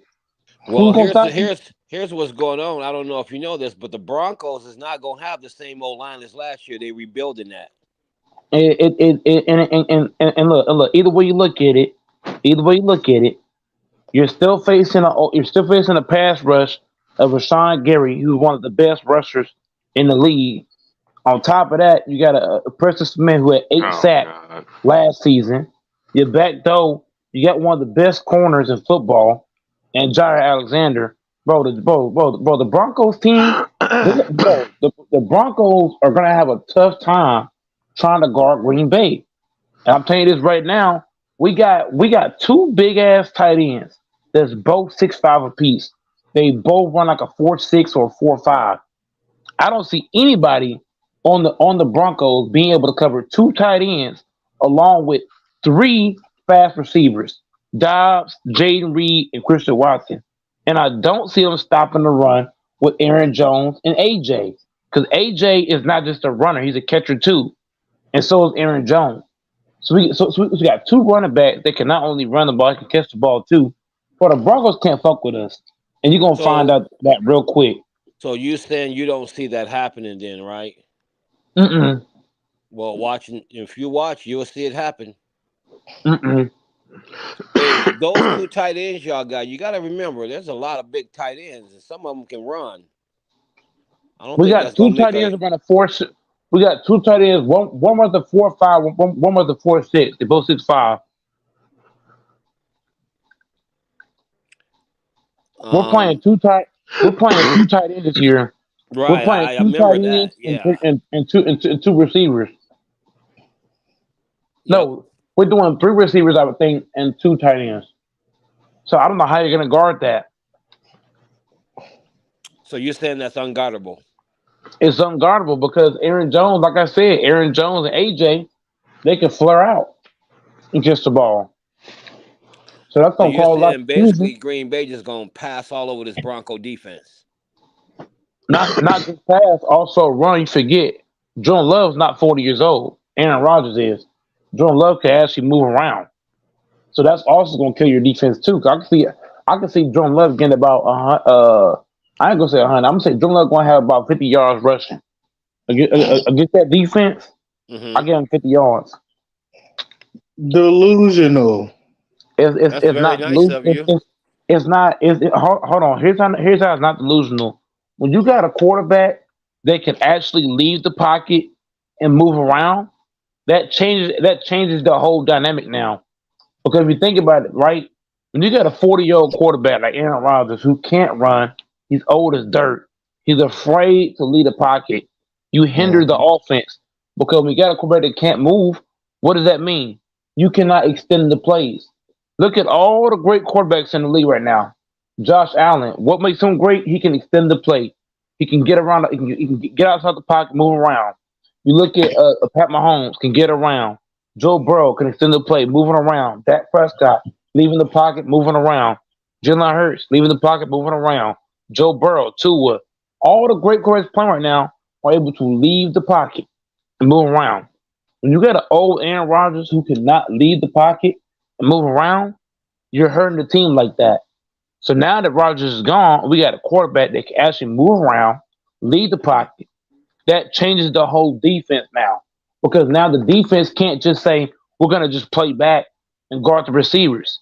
They're going to have to press up on Jordan Love. They're going to have to spy on him. And when you spy on the quarterback, what does that mean? You're going to leave shit open on the backside. Let me address something. To random in the chat, no, it's infection, not COVID. But go ahead. So I get what you're saying, Go Mike. But there's the other flip side is that some of the quarterbacks you named were hurt last year, and I believe they were hurt for the same reason you're talking about, trying to run the ball. And if that's the case, then that also raises your rate of your quarterback getting hurt. Yep. But either way you look at it, LaFonso, even with that being said, all the successful quarterbacks are what? No, I get it. They run. I definitely get that. They're all mobile. You know what I'm saying? Yeah. I mean,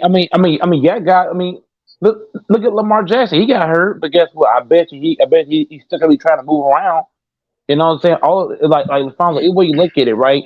If you can't move in this era as a quarterback, you ain't no fucking good because the defense gonna say, you know what? If you can't move, I'm gonna sit back. You gotta make. You said what? No, I'm saying I get what you're saying, but there's a negative that come with that. Every positive has a negative. Yeah, every positive does have a negative, but every positive does have a negative. But either way you look at it, you cannot name me one quarterback in this league that's having success with just sitting in the pocket. All the little quarterbacks that's succeeding are able to get out and extend plays with their legs. Every last one of them. You probably can't name that many because there ain't too many pocket passers. There's more mobile quarterbacks at this time. You don't see any pocket passers having success. All the success quarterbacks are able to leave the pocket. Russell Wilson had a lot of success leaving the pocket, extending plays. You know what I'm saying? If you think about it, right? If Wilson was not mobile, he would have got sacked way sooner. I saw a lot of plays where his line broke down, and he was still able to get around and try to extend the play, which Aaron Rodgers cannot do. Very few. He got sacked a lot. He got sacked a lot, but LaFonso, if you watch the tape, bro, Russell Wilson wasn't just standing there taking sacks. He was able to move around and try to extend the play. He had to because his front he was line moving was around, ass. bro. Do I gotta put a tape? Hold on, LaFonso. Do I gotta go on my TV and pull up all the plays where Wilson was leaving the pocket, extending plays? That's what I'm saying.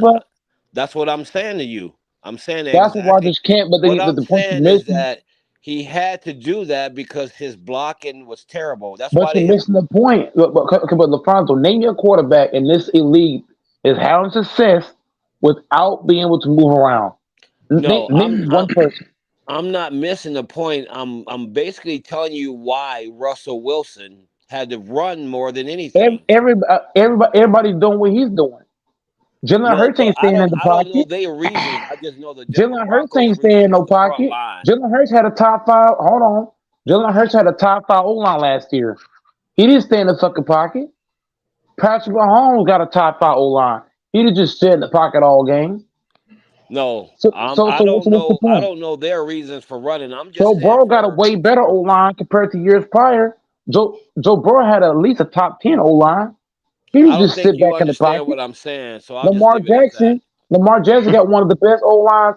Hold on. Lamar Jackson has a top 5 or top 6 O-line in the NFL right now.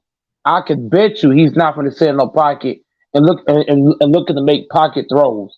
So the whole point of what I'm saying is when you got a quarterback that will leave the pocket and extend plays, the defense is going to press up. Now I understand what you're saying about his O-line not being that great, but at the same time it makes no sense because Mahomes had a tougher O-line, he didn't sit in the pocket. Hurts had a tougher O-line, he would sit in the pocket. Dak Prescott had one of the best O-lines in football, and he didn't just sit in the pocket. Go watch the tape from the Broncos last time, and you're gonna see a front offensive You can't line name me collapsing. you can't. They're collapsing. That's why Bro, half you of the can't time. name me. You cannot name me one quarterback that's having success with just sitting in the pocket looking to make throws. You What I'm can't name me trying to one. tell you is that at times Russell It, Wilson's it, assignment was not to run. he's not. He's not the only one leaving the pocket though. He's not the only person. You would have more You're credibility not if he getting was the what I'm only saying person. though. If you would just He's listen not the to only me, what I'm man. saying. He's not the only man leaving the I'm pocket not though. So saying it that makes no he. sense. No. That's not what I'm All telling these you. quarterbacks leaving the pocket, all What of I'm them. telling you Joe is that Burrow leaving the Russell pocket. Wilson. Herbert leaves the pocket. Tua leaves the pocket. Forget it, Zach man. Wilson last year was leaving the pocket. Mike White was getting out, She moving said, around "Forget it." in the pocket. Lamar Jackson. Yeah, You I'm can't name trying me. to make a point to him that the You offensive can't line. If name. you watch a lot of the You Denver can't Broncos name. plays from last You year, can't name. the I'm not front arguing. line was breaking There down. is no So Yeah, quarterback. Russell You Wilson can't did name me not one get a quarterback. chance I'm to still complete waiting. the pass, I'm so he still had he waiting to didn't have for. run. time, Hold Mike. on. I'm still waiting for him to name you one quarterback that's having success with just sitting in the pocket all game long, looking to make throws. I'm still waiting for that quarterback. I don't have a quarterback for I that. don't. I That's don't care not. That's about. I not don't what care I'm. about That's no. not even my Hold argument. up. Hold up. I don't care about. Hold on. I don't care about Zach. Hold on. My bad. What's my Wilson? I don't care about Wilson's O line. The fact that I'm bringing up is that if Yeah, you but want you to have gotta success, understand the point of why he was running, this though. era ain't. This era is not the. This is not the early 2000s. Dude, In the nothing early ain't changed here. I'm 2000s, done with this in the conversation, early bro. You 2000s, got it. I in hear the you. early You got it. 2000s era, in the early 2000s era, you can sit in the pocket and make throws because you're handing the ball to the running backs. But now in this era right here, this era is a passing era right here. So the thing what I'm saying is you can't move around as a quarterback, you're hindering the team. All these quarterbacks that have success, they have left the pocket. If you watch the Super Bowl, what did Hurts have success in doing? Leaving the pocket. I think Hurts had like 2 touchdowns, or 3 touchdowns, running into the end zone, I don't know leaving what the your pocket, argument is because not we've just sitting already back. both agreed that more The quarterbacks only nowadays are my mobile. whole point is this. My whole point is this. Jordan Love changes the whole offense for Green Bay. His ability to leave the pocket and extend plays will change this whole offense. If we had Aaron Rodgers playing for the Packers, I would have the Broncos beating us by 40. I would have the Broncos beating us by 40 points if Rodgers was the quarterback. Okay. Because Rodgers is the guy, he won't leave the pocket. He'll stand back there and take sacks. Period. Okay, Mike, can I ask you a question? That's So my you got whole point. so if Aaron Rodgers was playing for y'all, you had him beating y'all by 40, right? Getting beat by 40 because Aaron Okay, Rodgers cannot extend. now what you He got cannot them beating extend y'all the by play. 50? Hold on, bro. You're not listening, bro. You're not listening, bro. I'm basing it. Hold on. I'm basing this off of what I've seen from this era. If you got a quarterback that can consistently move around, you got a shot to win games. I've noticed that. So the point I'm making is I'm basing this off of what I've seen from this era with Dak Prescott, Patrick Mahomes, Jalen Hurts, Herbert, Joe Burrow, Lamar Jackson, Josh Allen. I'm basing this off of what I've seen. When you got a quarterback that's mobile, that can get around, it changes the whole defense now. So the whole point I'm saying is, if you give me a 40-year-old quarterback going against the Broncos defense, you got no fucking shot.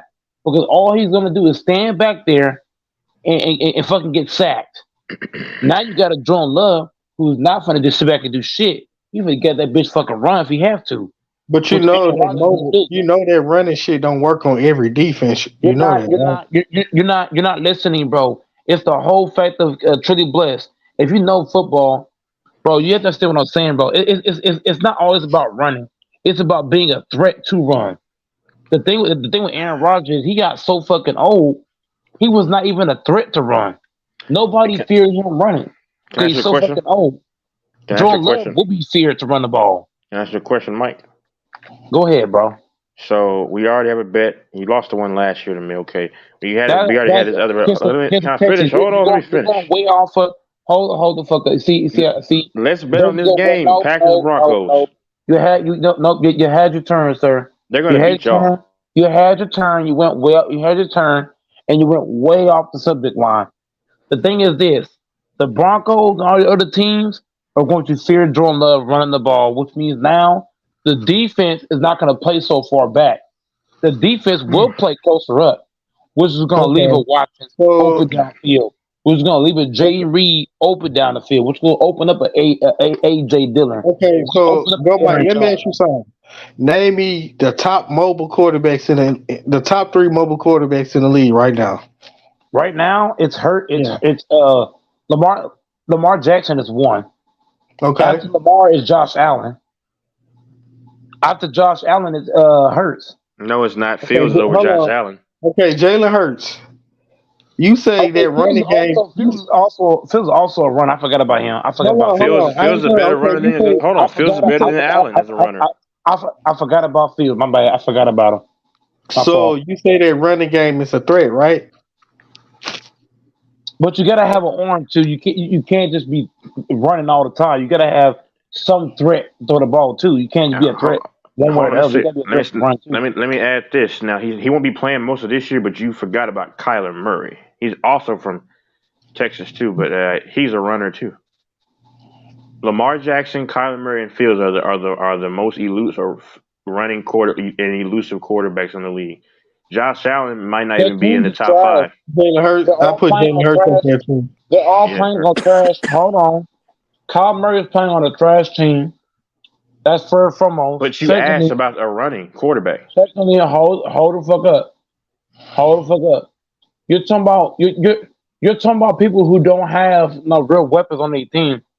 Kyle Murray's best weapon on the team was fucking Peter Baker and fucking DeAndre Hopkins. That's it. You look at fucking Fields. Fields' O-line is very shaky, along with his defense. Now he does have some decent receivers, but outside of receivers, you don't have no good running backs. That's on basically the the same situation Russell Wilson was in.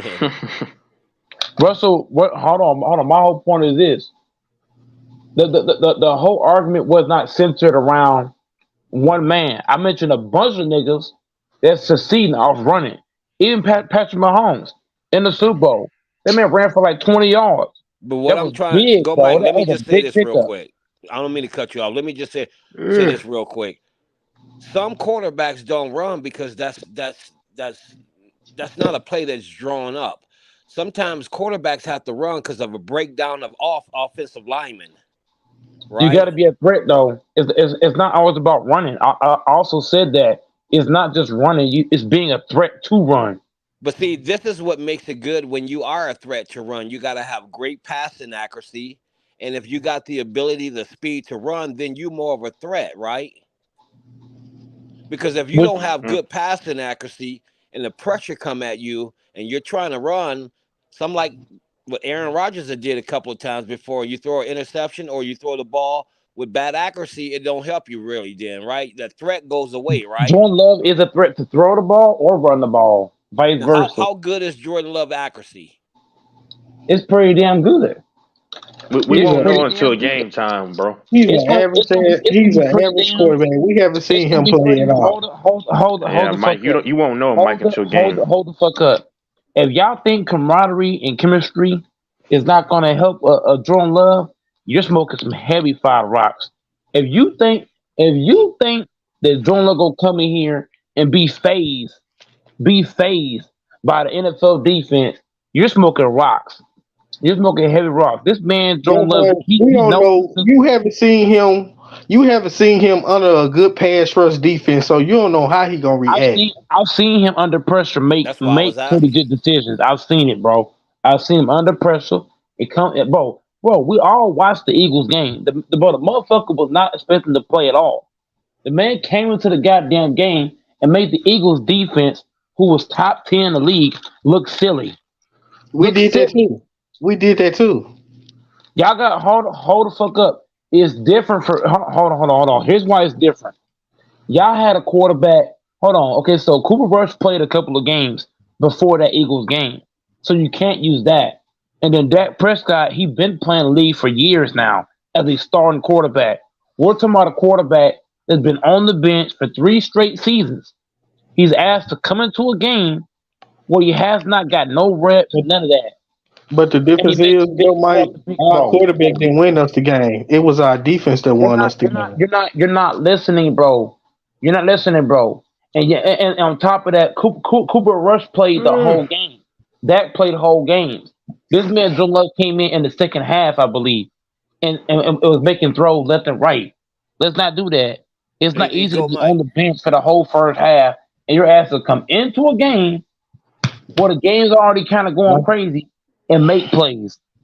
That's Like hard I to said, do. that shit sound good. All but you wait gotta till know you is Darius Slay talked about it. Should I take your word for it or Darius Slay's word for it? You tell me. Wait till he play an elite ass defense. We gonna see how good he Darius is. Slay's a 5-time.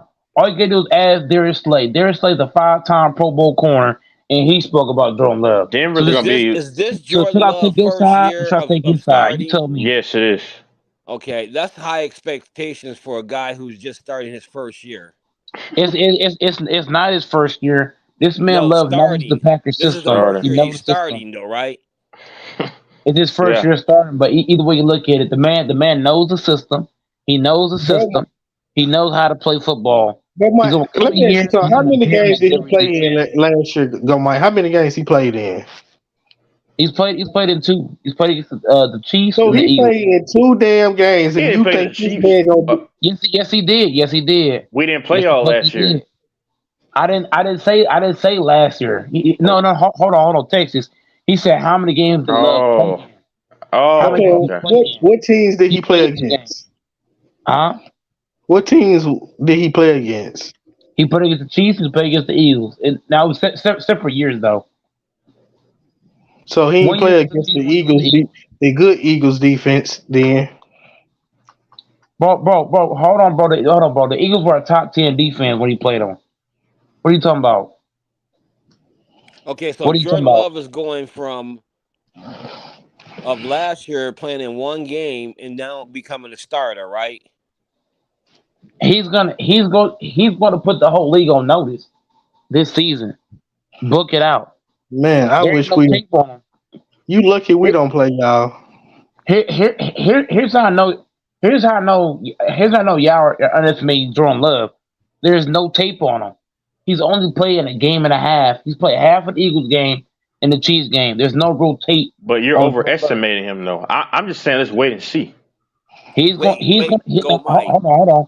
Did you watch Donovan Mitchell in his first season? The motherfucker killed every damn body. What happened the second year? That's when he got tested the second year because now they had tape on Mitchell. Mike, you And there's a can't. game plan for him. It's Mike, hard to just game because plan he for a guy did that good in watch. them 2 games, that don't mean nothing. Go, It's Mike. hard to game plan. Hold on, bro. The point you're missing is it's hard to game plan for a guy you have not seen play.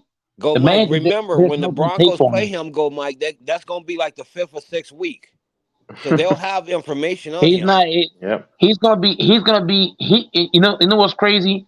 He might be in a rhythm by that point. That's what's crazy. He might Because, be Mike, in let a me rhythm. say this. Yeah, It's gonna so kill the Broncos. hold on. Okay. So, like you said, they play y'all on like week 6 or whenever, bro. The days of needing the Six whole. games Oh to my kill it off, God. though. Can I finish? The days of needing the whole year to scout somebody are gone. People can get information on you after like a month and a half of film. That's cap. Oh my God. Okay, bro. That's cap. There's no real knowing of what Love can do. There's no real knowing of that, and you're not gonna find that out in 6 games because in 6 games is the running back doing the work. Because you gotta think about it. Jordan Love's gonna try shit that most people ain't gonna try. So you're not gonna really be able to game plan like, oh, he's good at this or that. But they're gonna try There's to no more force. plan of that. But they're gonna try to probably force them to have to make Jordan Love make decisions.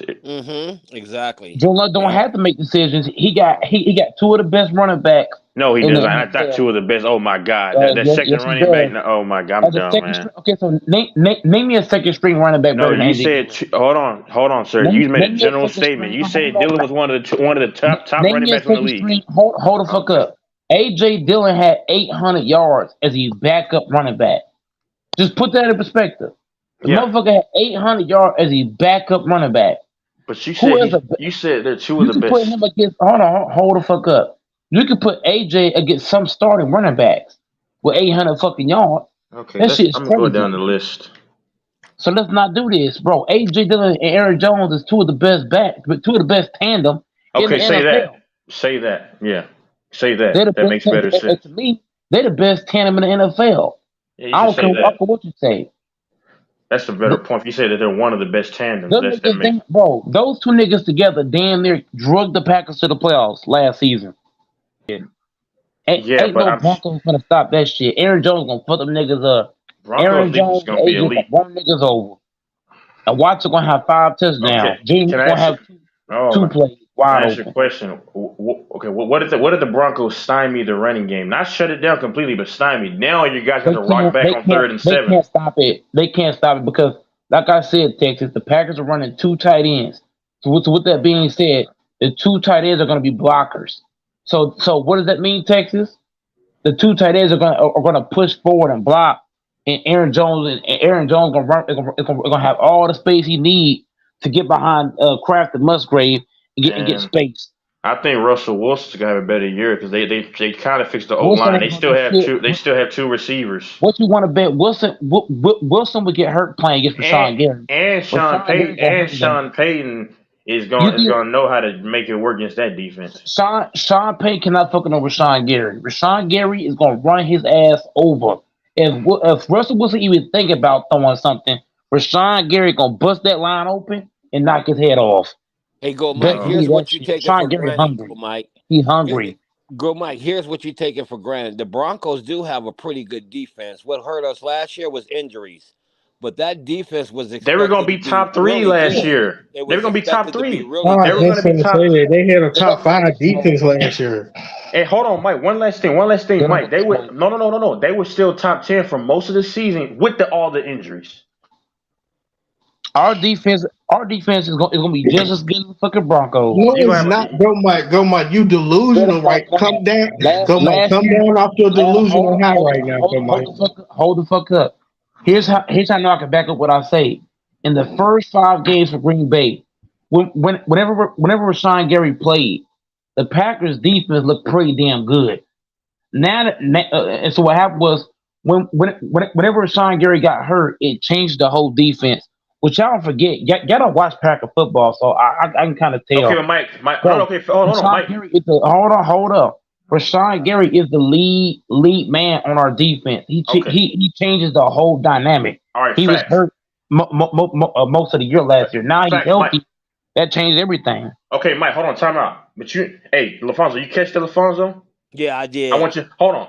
He said, okay, one guy changed the entire defense. Y'all had 4 or 5 guys out. Playmakers, and y'all still were top 10 for a lot of the season, and y'all were top 3 when y'all were healthy. So you're destroying your own point, bro. One guy changed your defense. They had 5, 6 guys out and still were top 10 for most of the year. Hold on, Texas. Go ahead. I watch Packer. Hold on, bro. You're not listening, Texas. You don't watch Packer games. I actually sit back and actually watch these games, bro. Rashawn Gary changes the whole dynamic.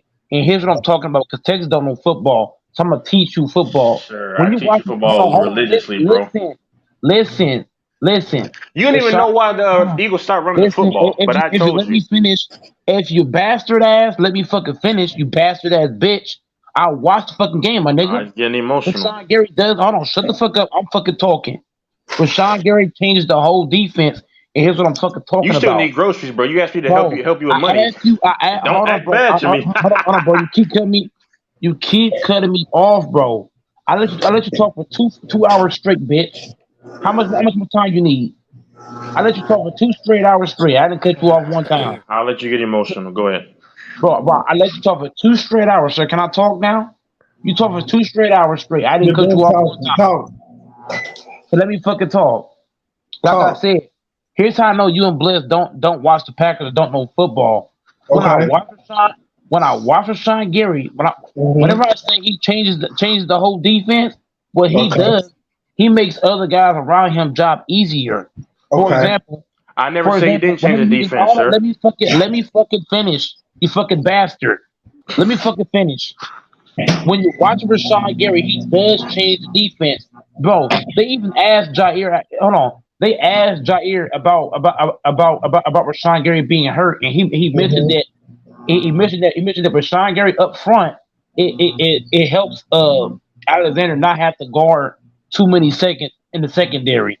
So what I mean by that is when you got a guy like Rashawn Gary that takes seconds away from your secondary, that's big. On top of that, Preston Smith talked about it. Preston Smith said his damn self. He said that Rashawn Gary makes my job easy. You know what that means? If Rashawn Gary is getting pressure on the quarterback, that's going to open up gaps for other people to get in and try to get on the quarterback. Preston Smith played his best football playing behind a Rashawn Gary. Rashawn Gary was a Darius Smith. You're a liar. 2019. You know your football, bro. I'm not talking about 2019. I'm talking about 2020. I'm talking about last fucking season. You said he played his best football ever with him. I'm not talking about 2020. I'm not talking about 2021. I'm talking about last season. Rashawn Gary made other guys niggas look way better than what they was. He made Preston Smith job easier. He made Clark job easier. He made all the niggas job fucking easy. If you think about it, Rashawn Gary's motherfucking problem. All right, no facts, Mike.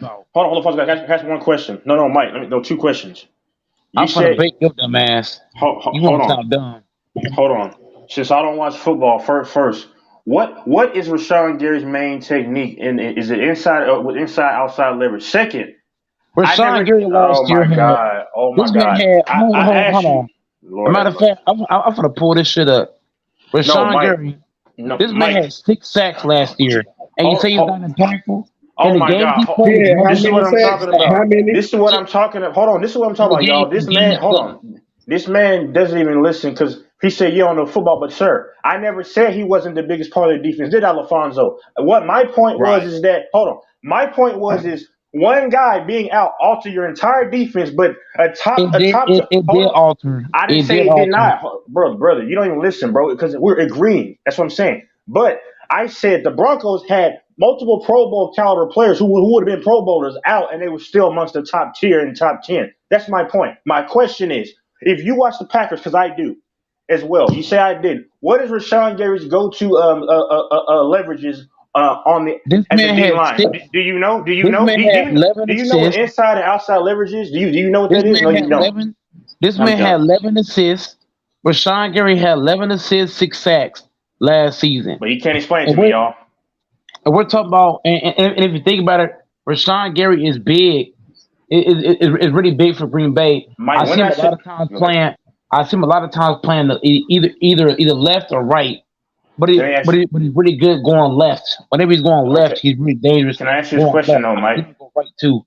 Mike, let me ask you a question. One of Rashawn Gary's biggest moves that I've seen him do is the in and out fling around to the outside and then a tackle on the inside tackle. He's done a lot. He's done a lot of that. It's like a double move. He starts on the left or the right, and then he does like a stutter step left right, and he kind of get around. I don't know if I'm saying it right, but no, you're not.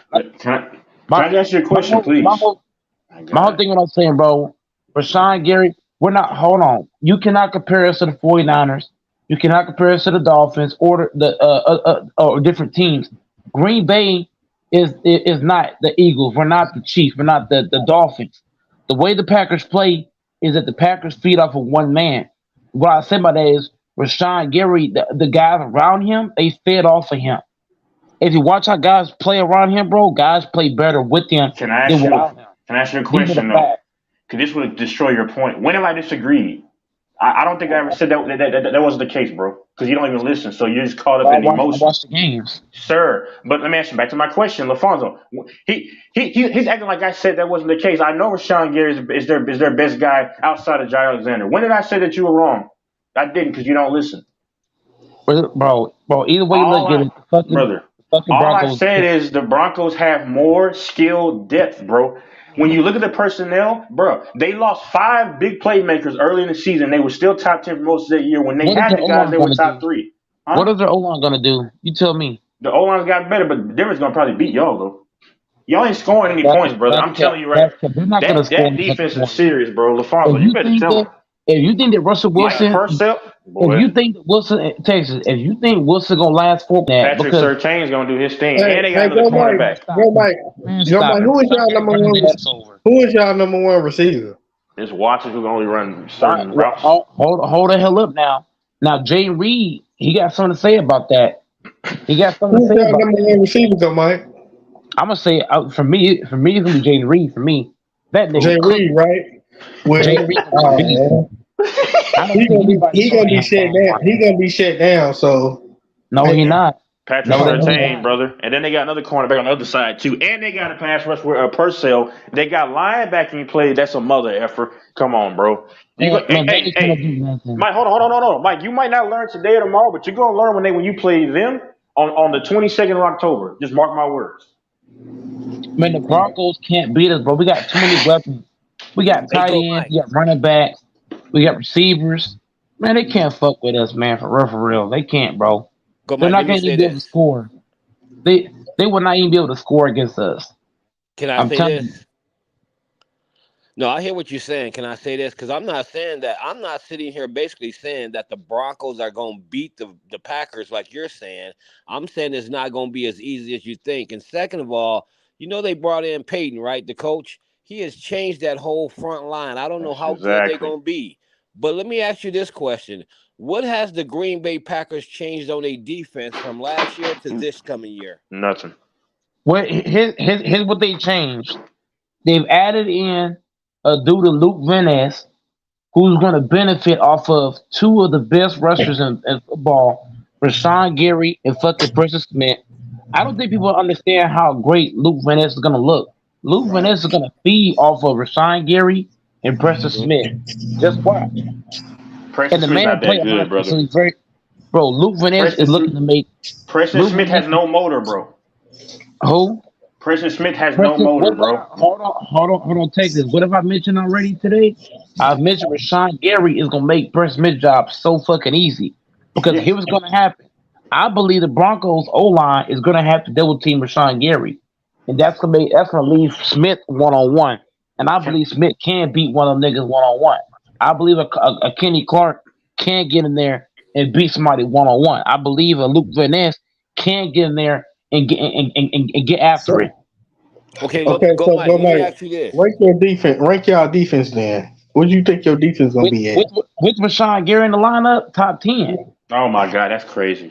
So hold on. So you think your defense gonna be better than the Cowboys, the Eagles, the Broncos? I'm not saying all that. Those teams are gonna be top 5. The teams you're naming. Let's listen defenses. Well, Alfonso had a question though. No, my question was just this, because I'm so go Mike, you're saying that y'all got a better chance of beating us with Jordan Love at quarterback instead of Aaron Rodgers, right? Yes. And so Jordan Love has the experience of coming in last year once and playing in the game and doing pretty good. And this is going to be his first year starting, right? Right. Okay. So have you seen Jordan Love play yet in a very tough, pressured game? Like I told you, he played in a very tough Chiefs game. That was big pressure for him. That was 2 years ago. Bro, stop. We were not good at that point of the season, bro. Oh my God. He also played. Hold on. Listen. Now, LaFonso, did you watch the video of what Eagles players said about Jordan Love? It said that when Aaron Rodgers got hurt, you follow me? It said when Aaron Rodgers got hurt, we was all licking our chops on defense because we was like, oh, Jordan Love, he ain't really been playing. we don't think he that good, this and that. But then they watched him play. Like, oh, he is pretty decent, pretty good. They found out Aaron Rodgers. These are actual facts. Eagles players talked about it. They were licking their chops when Aaron Rodgers went down.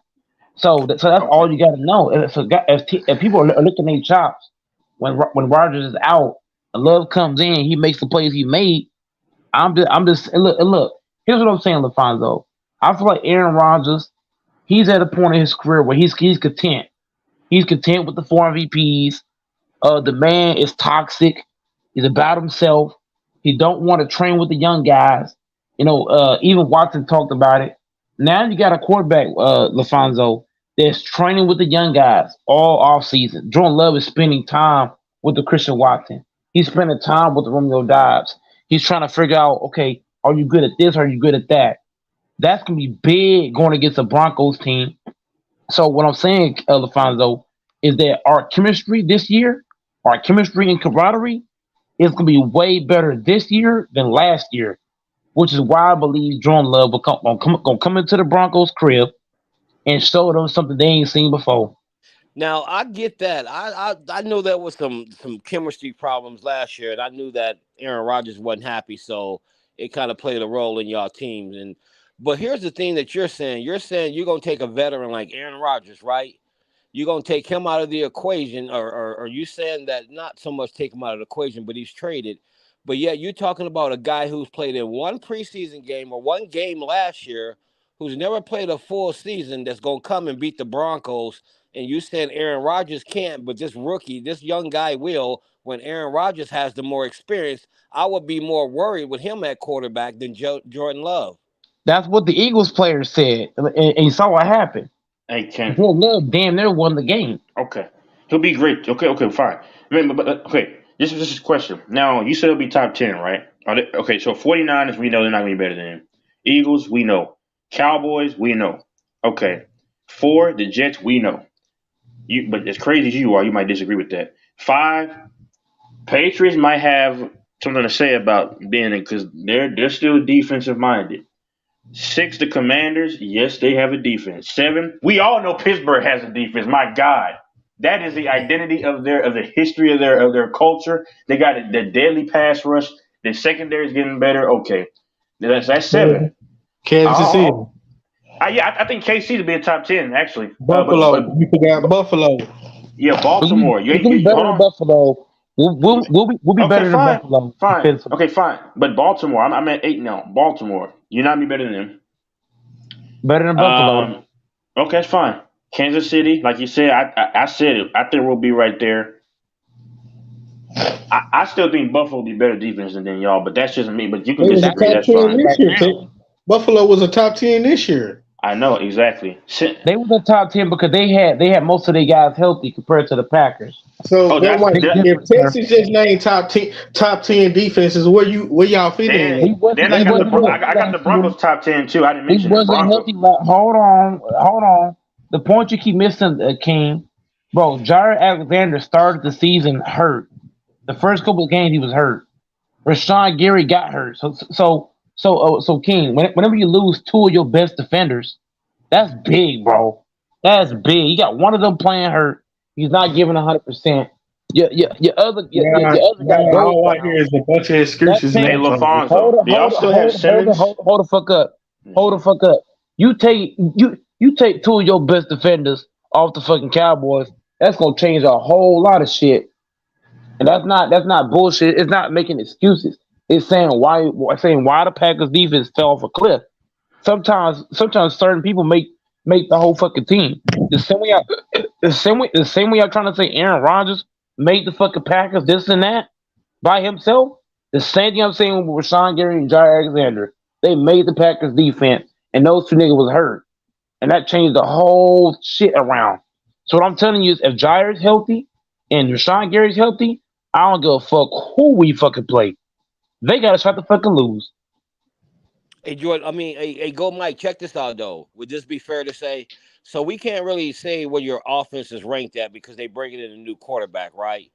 What about your defense? Where's your defense ranked, considered they haven't changed much? What would they rank last year? Because that's pretty much going to be the same as this year.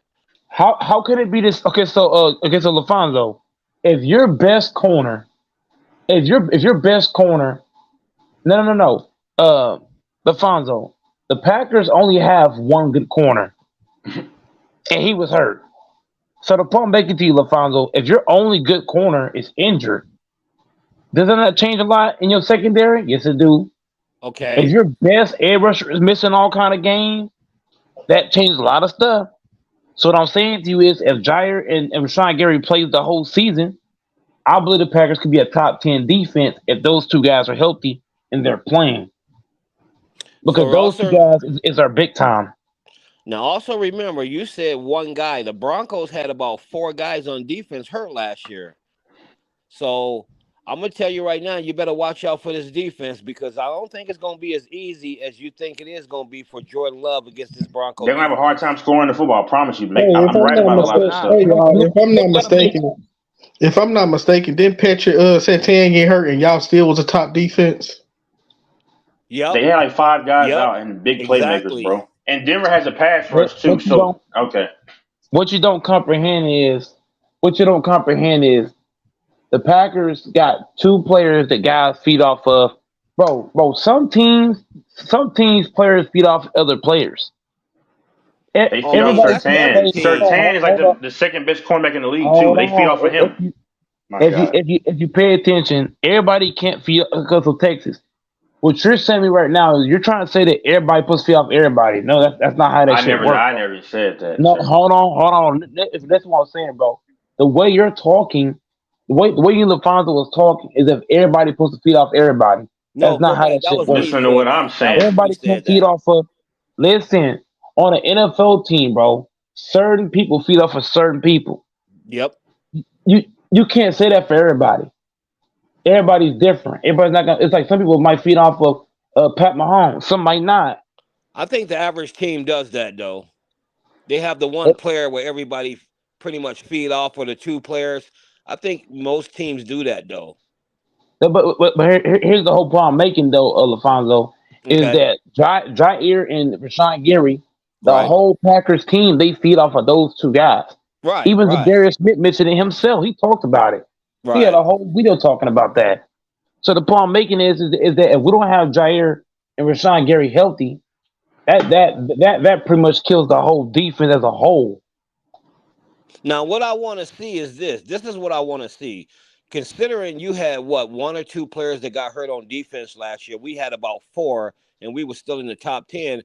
Where were the defense of the Green Bay Packers ranked last year? Can anybody tell me that? It was probably like 15, 20, something like that.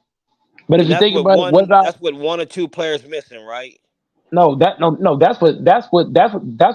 what vice versa, because Jair was hurt the first 5 games, and then Rashawn Gary got hurt. He missed like 10 games. 10 games Yeah, plus. y'all close to number 20. I mean, I remember that. Y'all close to 20. Hold on, I'm gonna look this up. Here's the point I'm saying. Whenever Rashawn Gary and Jair was hurt, that changed the whole fucking defense. So put us pretty low in defense. We sunk down to like 20, shit like that. Yeah, that's no doubt. Because usually when you get some players hurt, it's gonna drop. The numbers gonna drop or whatever. The position. Yeah. So the whole point I'm saying is we don't have the luxury of the Broncos. So let's say LaFonso, we're playing the Broncos, right? Right. And Jair or Rashawn is not 100% or playing. Y'all gonna smoke us by 50 because those two guys is our defense entirely, top to bottom.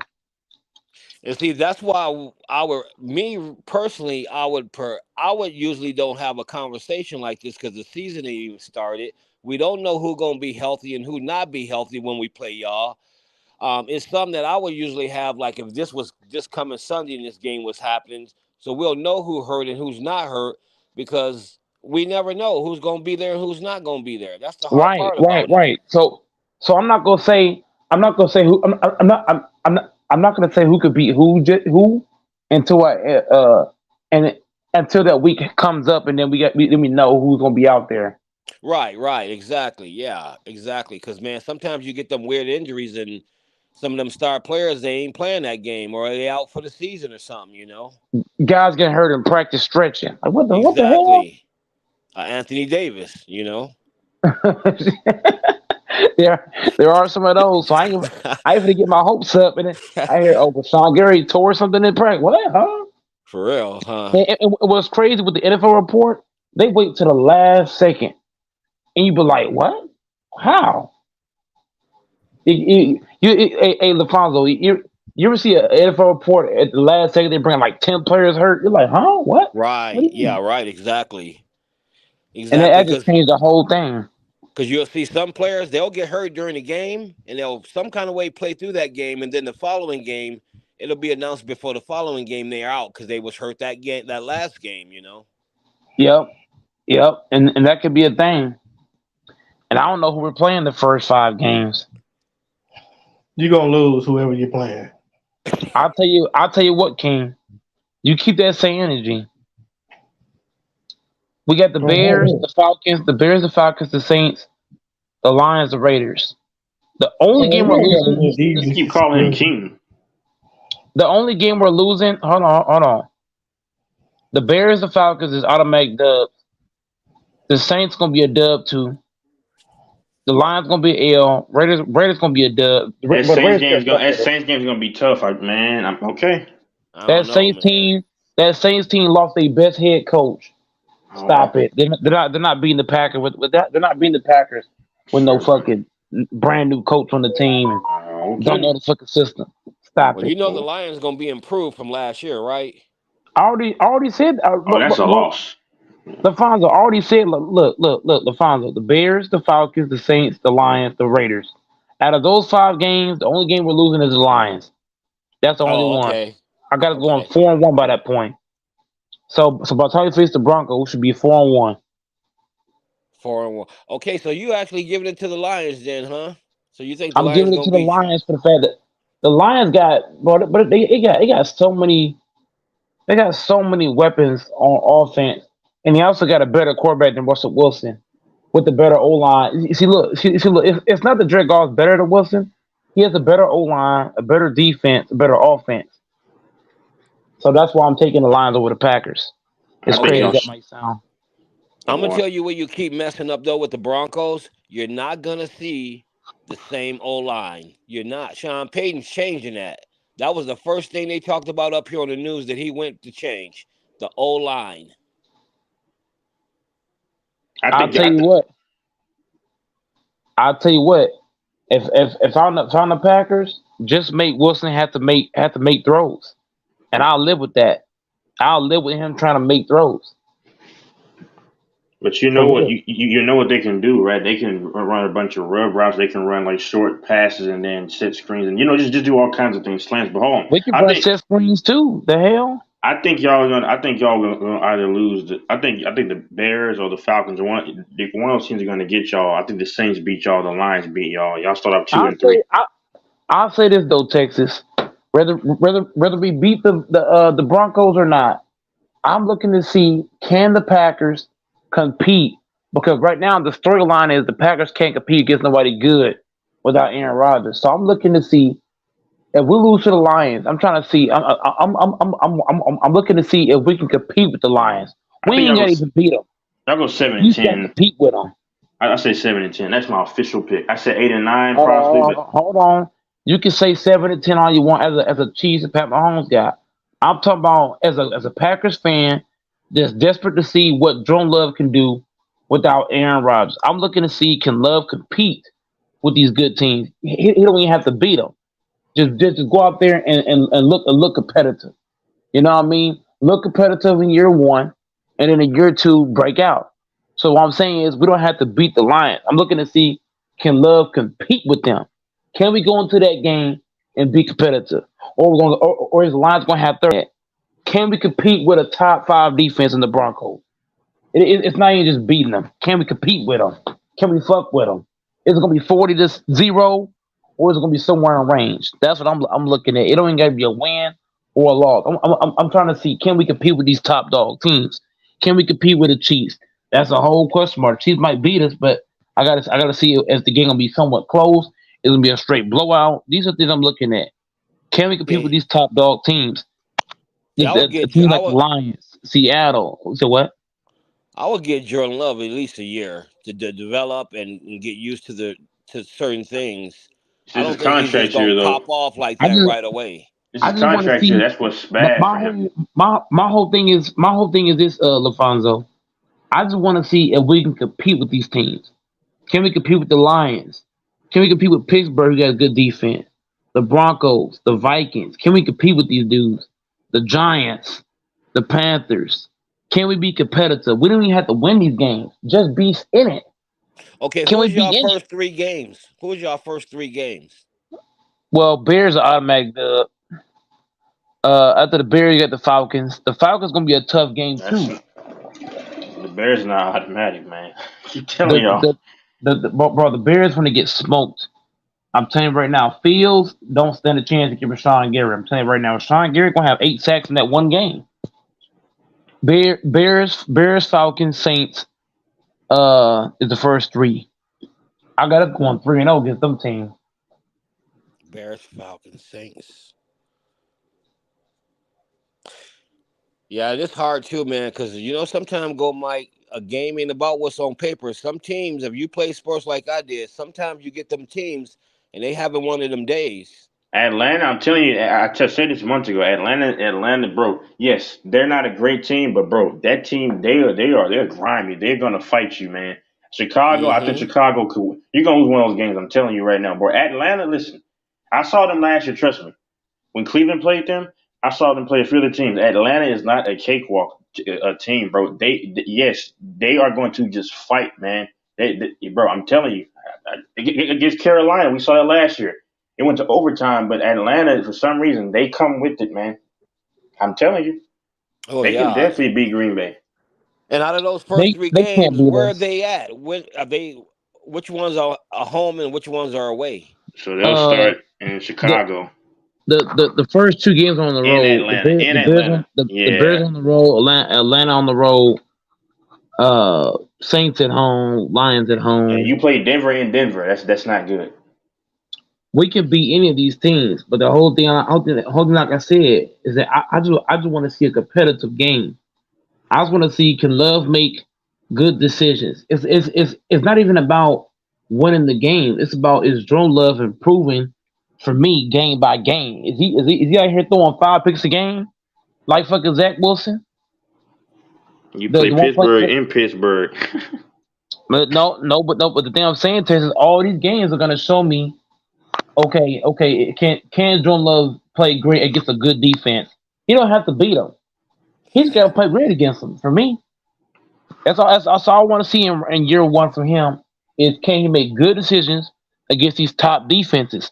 Like the Lions, you're going to be a good defense. Like the Falcons, who are feisty. You know what I'm saying? Like the Broncos, who's going to be a top 5 defense. I want to see, can you go in there and compete at a high level? That thin air going to tear his ass up here. You said what?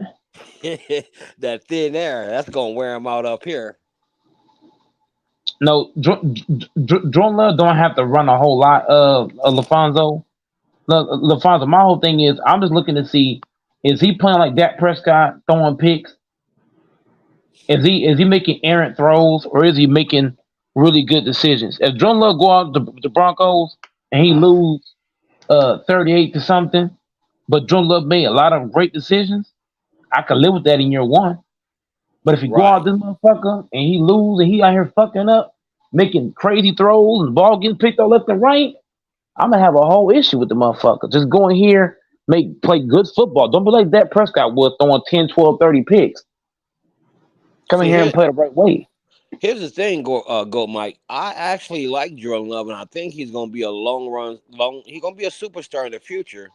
But there's a thing called, if anybody knows sports, there's very few players who start and just develop just off that year. Mm-hmm. I mean, as far as just shine. But most players, it takes a year for them just to develop. That's why I even told you when Russell Wilson came, I said, I'm not even counting this first year. This is just the develop year. And I think it's going to be the same thing for Jordan Love. Man, hold on now. I think Russell Wilson's going to be solid this year. You cannot compare Russell Wilson first year to Love's first year. You know why I say that? What's that? Why is that? Russell Wilson didn't sit behind a Hall of Famer. Joe Love sat behind a first ballot Hall of Famer for 3 straight seasons. On top of that, do you know that Joe Love is training with guys like Peyton Manning? Peyton Manning, the same Peyton Manning that's a 5-time MVP, the same Peyton Manning that won more than one Super Bowl, that Peyton Manning, the same Peyton Manning that's arguably a top 5 quarterback all Not time. arguably. That Not Peyton arguably. Manning. Not arguably. He is top So 3. the point I'm making is that Jordan Love got training from 2 Hall of Famers, Peyton Manning and Aaron Rodgers. On top of that, Aaron Rodgers hired Jordan Love a quarterback coach and Tom Clements. Rodgers told Tom Clements stay here with Jordan Love. Tom Clements been training Jordan Love. So the point I'm making is Love's getting all this training for all these people. Bro, I don't see him coming out of Russell Wilson.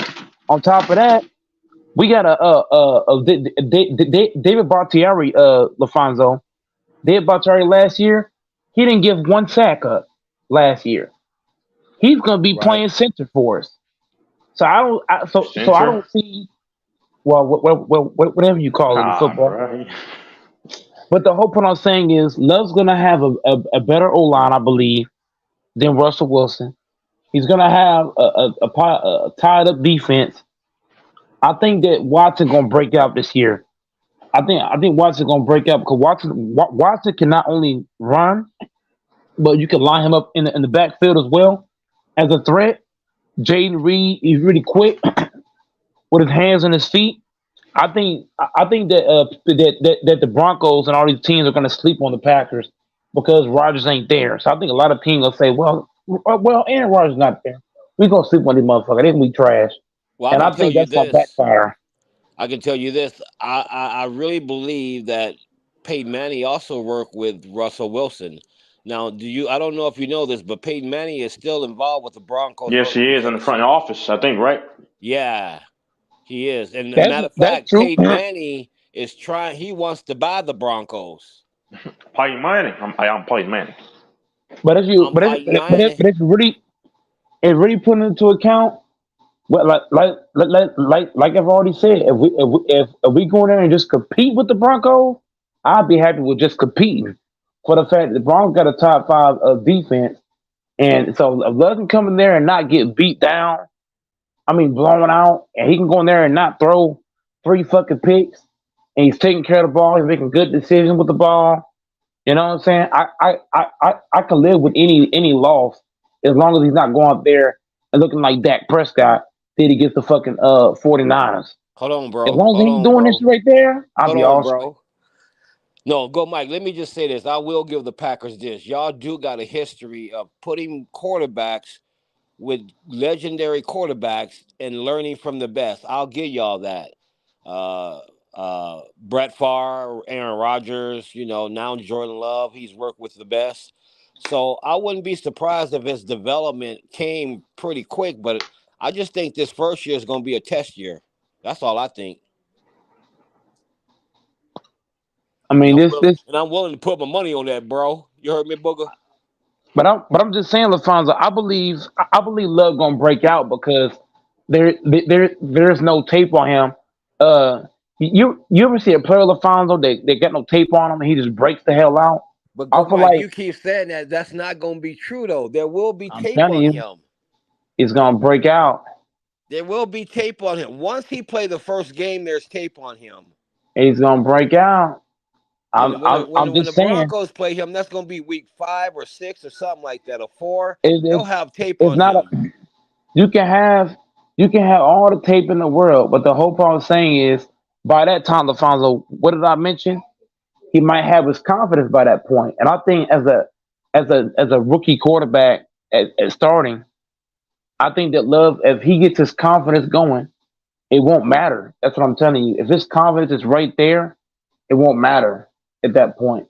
No, I That's agree the whole with thing I'm that. saying. I agree with that. I've seen players who get confidence at a young age, and they get that confidence and carry it throughout the season. So yeah, that can happen.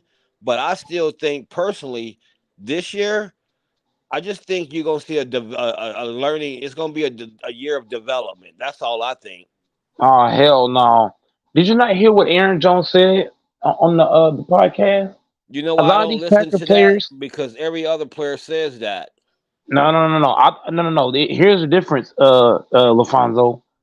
Whenever Rodgers left the Packers, you know how many people are saying the Packers gonna be trash without Aaron Rodgers? These Packer players, you don't think the Packer players are listening to this stuff? You don't think Watson and Dobbs, these guys are hearing what the media's talking about, but they're not gonna be that good because Rodgers ain't there? I think this Right. Packers team as a whole, they got something to prove. Like, hey, we are still a contending team, even without Rodgers here. And I think a lot of these Packer players are gonna try to prove that. Consider the media talking crazy about, oh, y'all gonna be 1-6 without Aaron Rodgers. Like the media talking crap about us, and I think these players are gonna respond. That's why I need the media to shut up, because the media does get teams hype and they make teams feel like it's us against the world, and those are the teams that get dangerous. So, yeah, I get it. I mean, the media, they do a lot of things I don't like, but They doing a whole lot of talking. I think these players, right. These players hear this stuff. They're gonna respond to it. Even Jair's talked about it. A lot of these guys talked about, man, it's saying the Packers gonna be trash without Rodgers. He said, what? And I think they got a point to prove. And Rodgers leaving the Packers is gonna also motivate the Packers, because we're like, okay, you left us, so now we got to show you what you're missing. And I think we're gonna have that mindset of showing Rodgers what he's missing by going to the Jets, by dominating. And Now, showing like, hey, man, you can't be on this team. what are some of the tougher teams y'all got this year? You got Kansas City, right? Yeah, that's gonna be a really tough game. Who else? The I gotta look at Lions this twice. schedule. Who? The Lions twice, of course. That's the Oh, they division. got the Lions twice. Minnesota. I mean, he can laugh at it. That's not a cakewalk. Pittsburgh is going to be a tough, gritty, nasty game in Pittsburgh. Yeah, the Giants is not a cakewalk.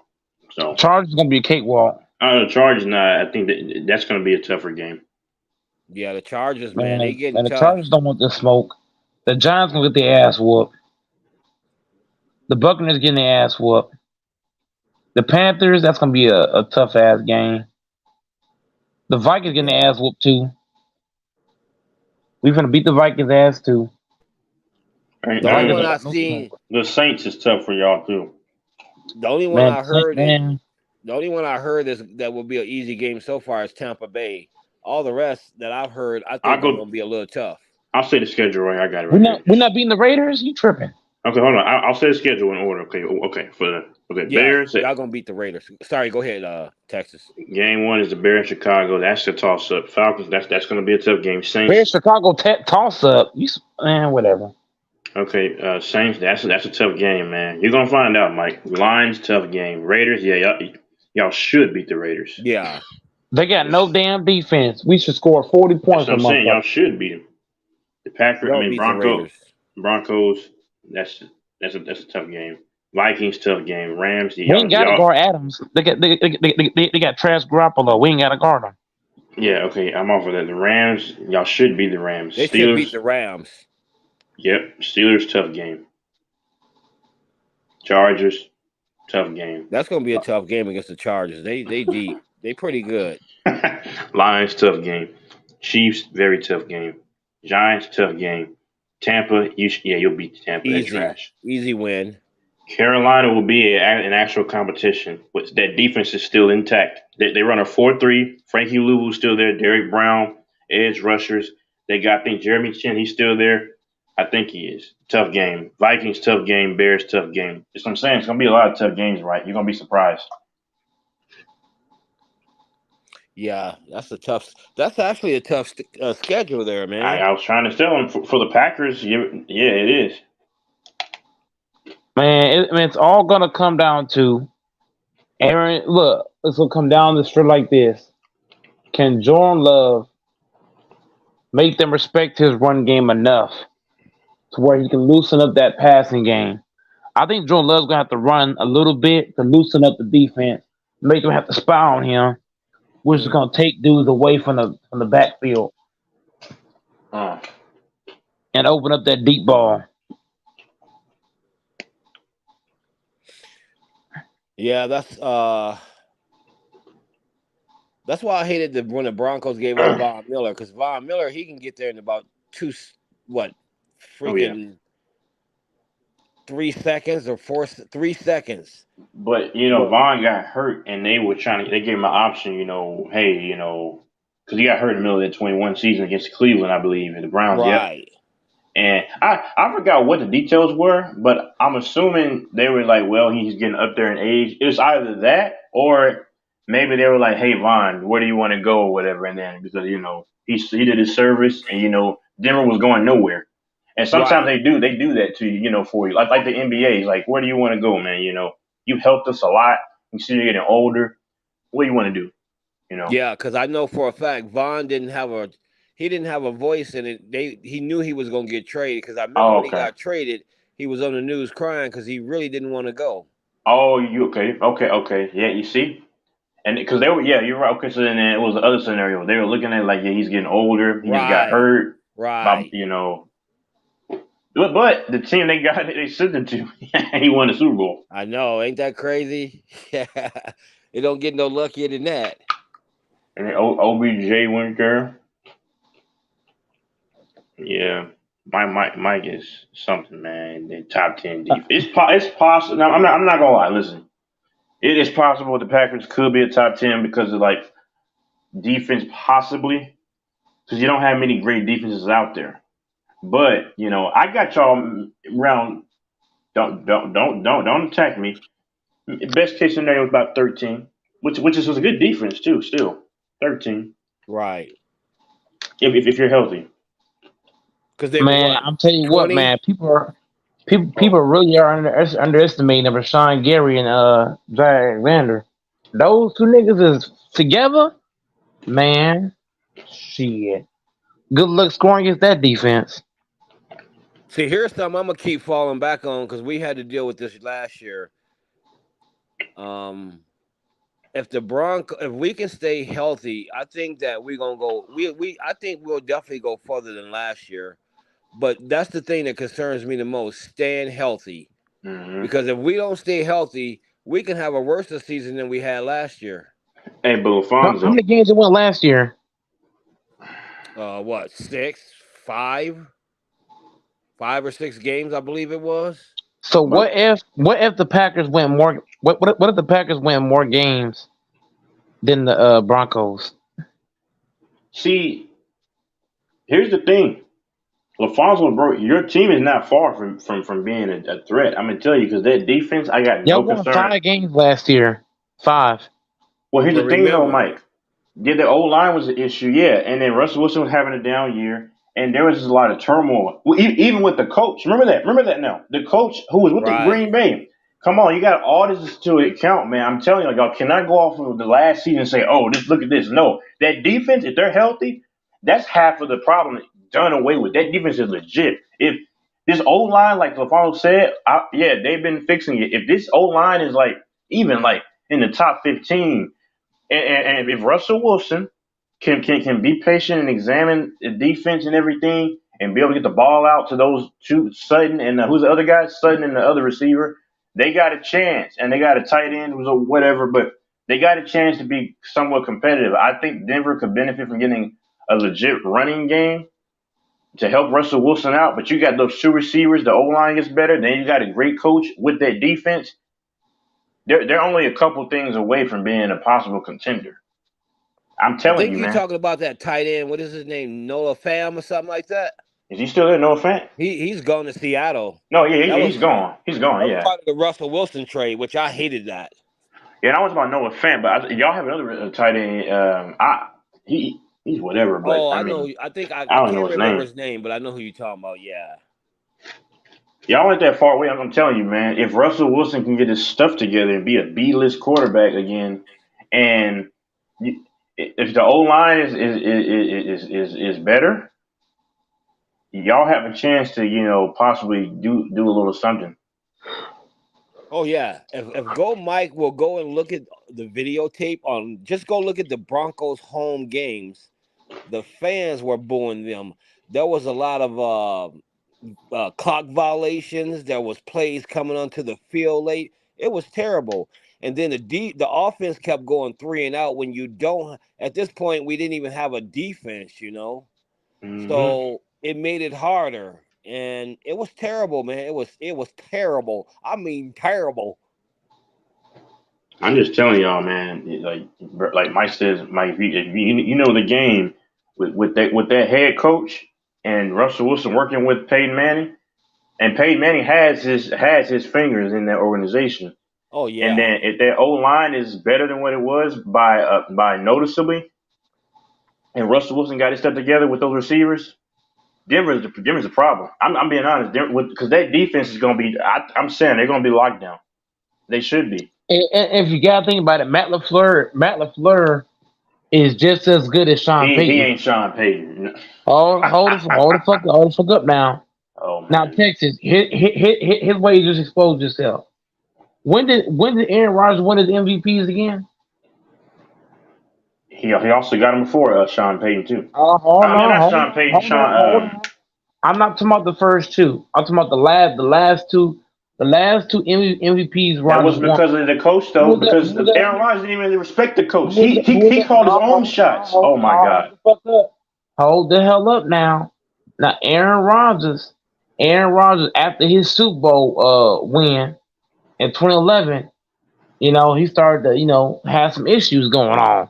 They fired what's his name? They fired McCarthy. They brought in Matt LaFleur, and the motherfucker won 2 MVPs back to back. Yeah. And then on top of that, who did Matt LaFleur coach under as well? Kyle Shanahan.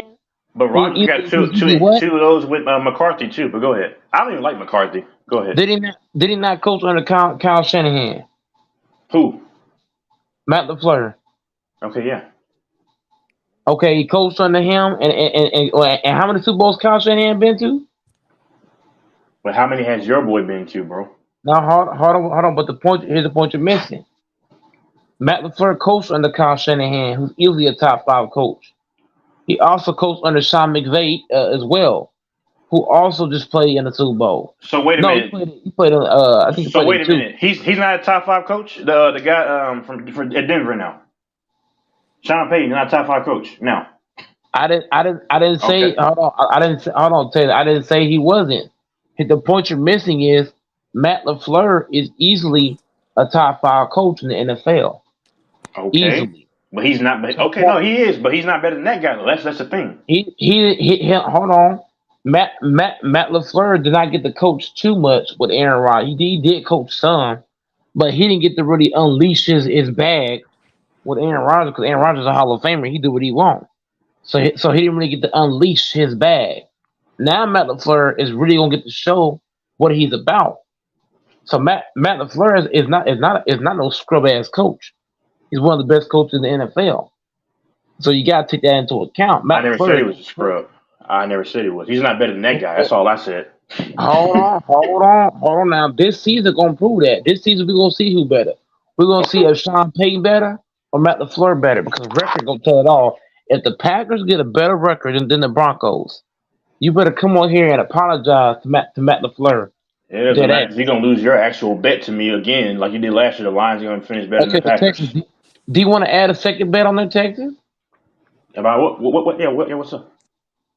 Okay, so the second bet we throwing on there is the Packers. The Packers, Matt LaFleur gonna be better than better than Sean Payton in the Broncos. LaFonso, hold on 1 second. Okay, I got the bet. Hold on 1 second. LaFonso, you hear this? I want to ask you this question.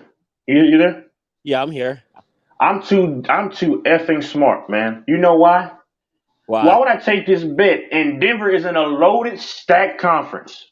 Right. No, I'm not taking that bet, bro. Right. Bro. And you know what would be embarrassing, Mike? If y'all still don't have a bet. No, I'm not doing the bet. I'm too smart because they're facing a gauntlet. But the problem is, Mike, if y'all have a better. Hold on now, bro. Competition matters, though. You said that Sean Payton. Now hold the fuck up. So you said that Sean, man, no, hold on, no. Competition matters. You said that no. You said hold on, Texas. Here's a make you a coward. Here's a make you a coward right now. Like you back down for me to pay me $200 and I offered to give you for 2 years. You back down, that kind of coward. Hold on, bro. Listen, Texas. What makes you a coward right now is the fact you said that Sean Payton is head and shoulder above Matt LaFleur. Then you also said that the Broncos defense is so fucking good and is way better than the fucking Packers. You mentioned that. I said they were You way men- better. you I said that you, they're you, better you though. fucking mentioned how the Broncos offense gonna be so damn good. You mentioned how the O line When did is I say gonna do all LaFonso? this stuff. Bro, now you're lying. I didn't say they were You gonna be so mentioned good. you, LaFonso, you when did I mentioned say all these LaFonso? things. No, You you mentioned didn't all say these that. things. Hold on, bro. Hold on, bro. Cowards I'll have put to my lie, shit Mike. later. Hold the fuck up. You mentioned all this shit on the fucking Broncos, and now we're backtracking. We're Sir. backtracking now. No, If hold on, Sean, Mike. no, hold Wow, on, this is hold on. crazy. I don't want no fuck. Hold on, I don't want no excuses. If Sean Payton is better than fucking Matt LaFleur, he got a chance to prove it this season. I don't care about conference. Can you prove you better than Wow. Matt LaFleur? Competition matters, which you don't. Yeah, the Now same way hold the you fuck up. backed away He from has a Hall of Fame me, quarter. T Hold on, hold Streets, and on. one on one. He has a Hall of Fame. Who is the Hall of Fame quarter? Who is the Hall of Fame quarterback on their team? Okay. Sean Payton. Your boy had Aaron Sean Rodgers Payton for got a how Hall many of Fame. years? Sean Payton got a Hall of Fame quarterback. He had a Oh, Hall of Russell Fame. Wilson's He had out a of his Hall of Fame. prime, brother. Long out of his prime, bro. That's a weak Hold argument if you watch football. hold the fuck up. Is Russell Wilson not a veteran quarterback in the NFL? But you said his prime, so you now Is, your is, goalpost is moving Sean as Payton? usual. Goalpost moving as usual. Hold on. I'm gonna ask it again. If you don't answer this question, I'm gonna call it a day, bro. Is Russell Okay. Wilson not a veteran quarterback in the NFL? Obviously. Okay, that guy is better than Jordan Love right now. Jordan Love, this is his first season. Okay. So right now, you say that Sean Payton is this, Sean Payton is that, but you're afraid to bet that against a brand new Sir, starting because quarterback. if you know And sports, you Jordan know Love. that they face a tough That's schedule, pussy. bro. That's pussy. The same way how you That's talk all pussy. that crap and duck everybody That's you talk pussy. smack to and Sean Payton ain't better have an than. excuse. Sean Payton ain't better than. He not better than. Period. He not Yeah, the better same than. way you duck three grown Sean men Payton as a ain't better. grown man in Sean one Payton on one ain't and talk better. all that mess. I don't want to hear that. I don't want to hear that Sean Payton talk no more. Then, if you're not gonna Hey, bet let on me Sean ask you Payton, this, I don't want to bro, hear Mike. it. How many? So the Packers quarterback, I mean coach. What's his name? I forgot his Matt name. LaFleur, How many Super Bowls he won? You say? bro. Once again, bro, we're talking about right now. Is Sean Payton better right now than Matt LaFleur? Sean Payton No, is he's better not. as a coach because he has Sean a Payton is Super not Bowl, better. right? No, the fuck he's not. Exactly. No, the fuck he's not. What has Sean Payton done as a late compared to Matt LaFleur? Bro, he's been out of the league for 1 He year. hasn't been coaching, Oh but he no, has a Super I Bowl. don't want to hear that. No, I don't want to hear that. As of late, Matt LaFleur has done more. Matt LaFleur has played in championship games, all that shit, while Sean Yes. Payton on the sideline. So let's not do that. And then this Championship or season, Super Bowl? we're talking about. Hold on, bro. You're not listening, bro. You're not listening, bro. Matt LaFleur was not in the NFL at that point in time as a starting head coach. He was not a starting head coach at that time. We're talking about Matt LaFleur being a starting head coach versus Sean Payton, starting head coach right now, right here, right now. But Sean Payton's been out. Sean Payton is coach for the Broncos, right? So He ain't coached This the game will yet. be his first So year in LaFonso, a while. hold on, LaFonso. Let's make that bet. If you think Sean Payton is better than Matt LaFleur, let's make that bet. I don't want to hear no bullshit excuses. If you think he better, Actually, they're not excuses. It's reality, and you got to consider that when you are talking pussy. sports. That's called pussy. That's called. You're the pussy, and I If don't I think say, you play sports. if I say You're gonna somebody call better me than pussy, somebody, bro. I'm hold gonna on. call you pussy If you back, put though, straight up. if you put Matt LaFleur, hold on. We ain't got to do all that now. If you put Matt LaFleur, no, hold the fuck up. If We you just put Matt talking LaFleur, sports. hold on, bro. We're not just talking sport because y'all saying Sean Payton is this, Sean Payton is that, but you won't Yeah, bet you on call him. me a bastard and all that for no Hold reason. on. Let me fucking finish. If Matt LaFleur, let me think. If Matt LaFleur was coaching in the AFC, and he was coaching for the Broncos, and Sean Payton was coaching for the Packers, Right. and if I was saying that Matt LaFleur is better than Sean Payton, I'm not gonna be like, oh, I'm not gonna bet on him because he in this conference, this and that. Because that actually looks weak in so many ways. You can't say somebody better than him. But see, I But don't then think say, nobody said that he was better than him, Gold Mike. I don't think that was nobody. okay, so I didn't he's say not that at better. least. He's What not I better was than. saying was, is Sean Payton has won a Super Bowl, but he What hasn't has he been in the done late? What league. has he done as a late? What has he done lately? But see, you can't say that because if you're gonna stick with reality We're to talking make an about for the argument, it Broncos. doesn't I'm sound not right because arguing he for the hasn't been Saints. in the I'm not league. arguing. Hold on, listen, LaFonso. If you pay attention, I'm not arguing for the Saints. I'm arguing him coaching for the Broncos this season versus Matt LaFleur coaching for the Packers this season. Right. That's what I'm talking about. This Well, season. we would I'm have to arguing see man after against this man. year. Huh?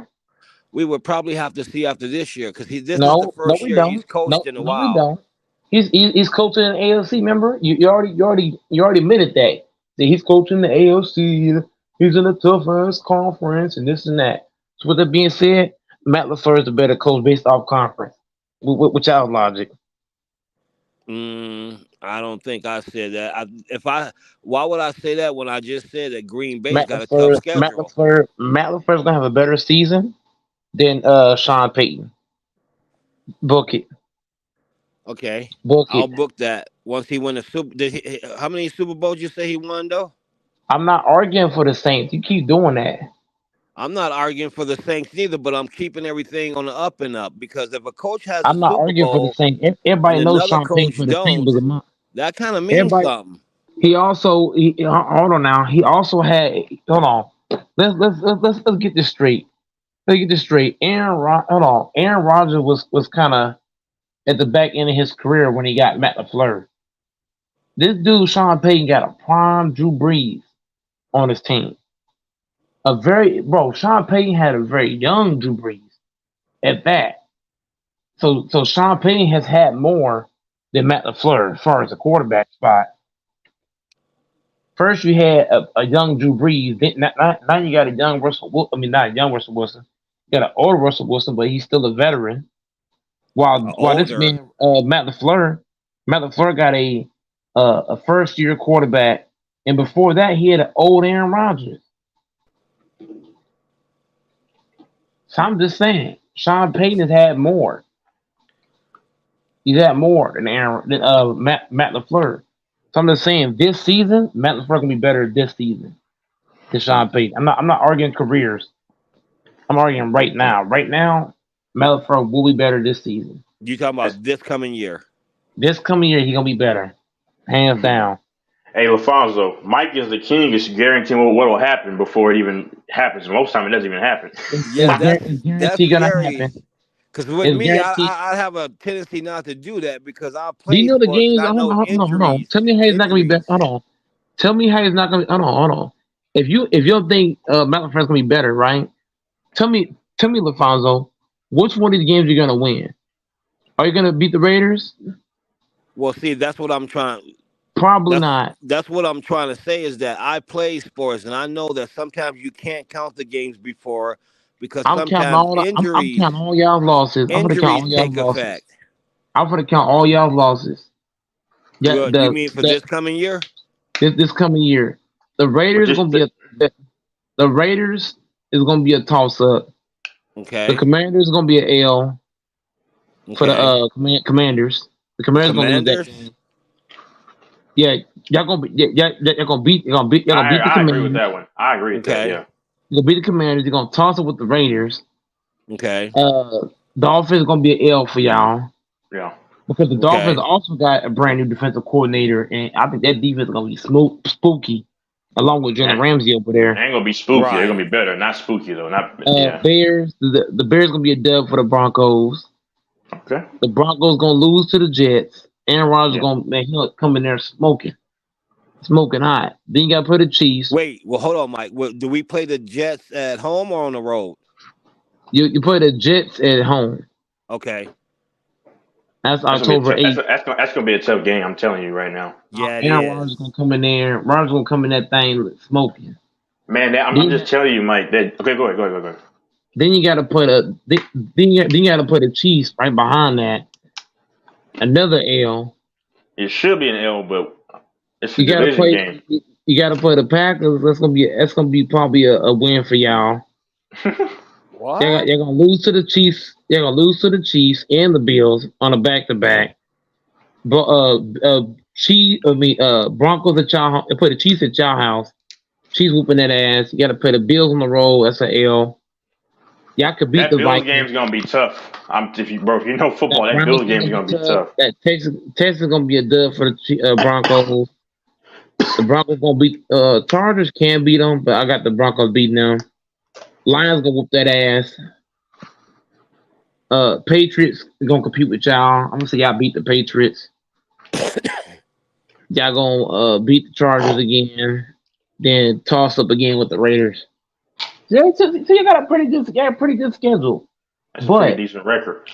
With the way y'all talking about the goddamn Broncos, shit, man, what I said is bullshit. I mean, it depends on a lot of things too, man. You know, this football game is a physical sport. Man, Sean Payne got to show me LaFonso. Sean Payne got to show me he better Matt LaFleur. Show me.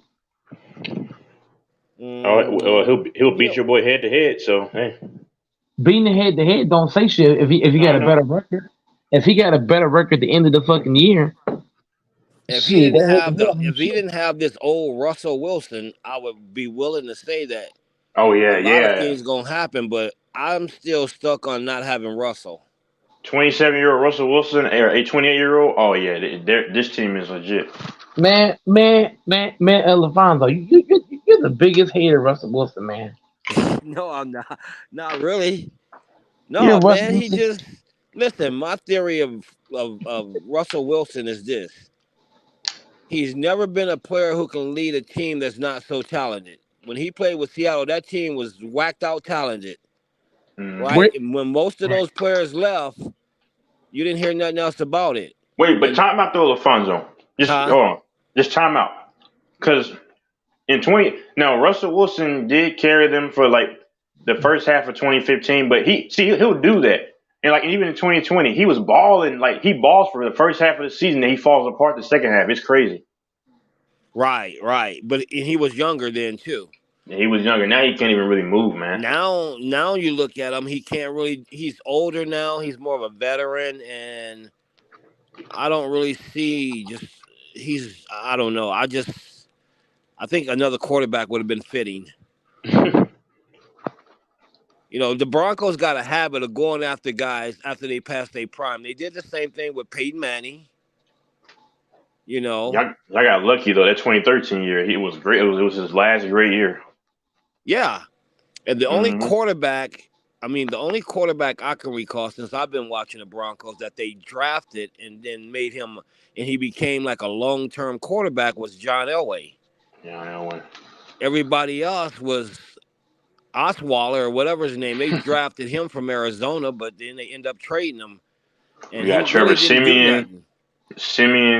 You had that other white dude. Who's that? Luck sucked and Locke. Yeah. Locke.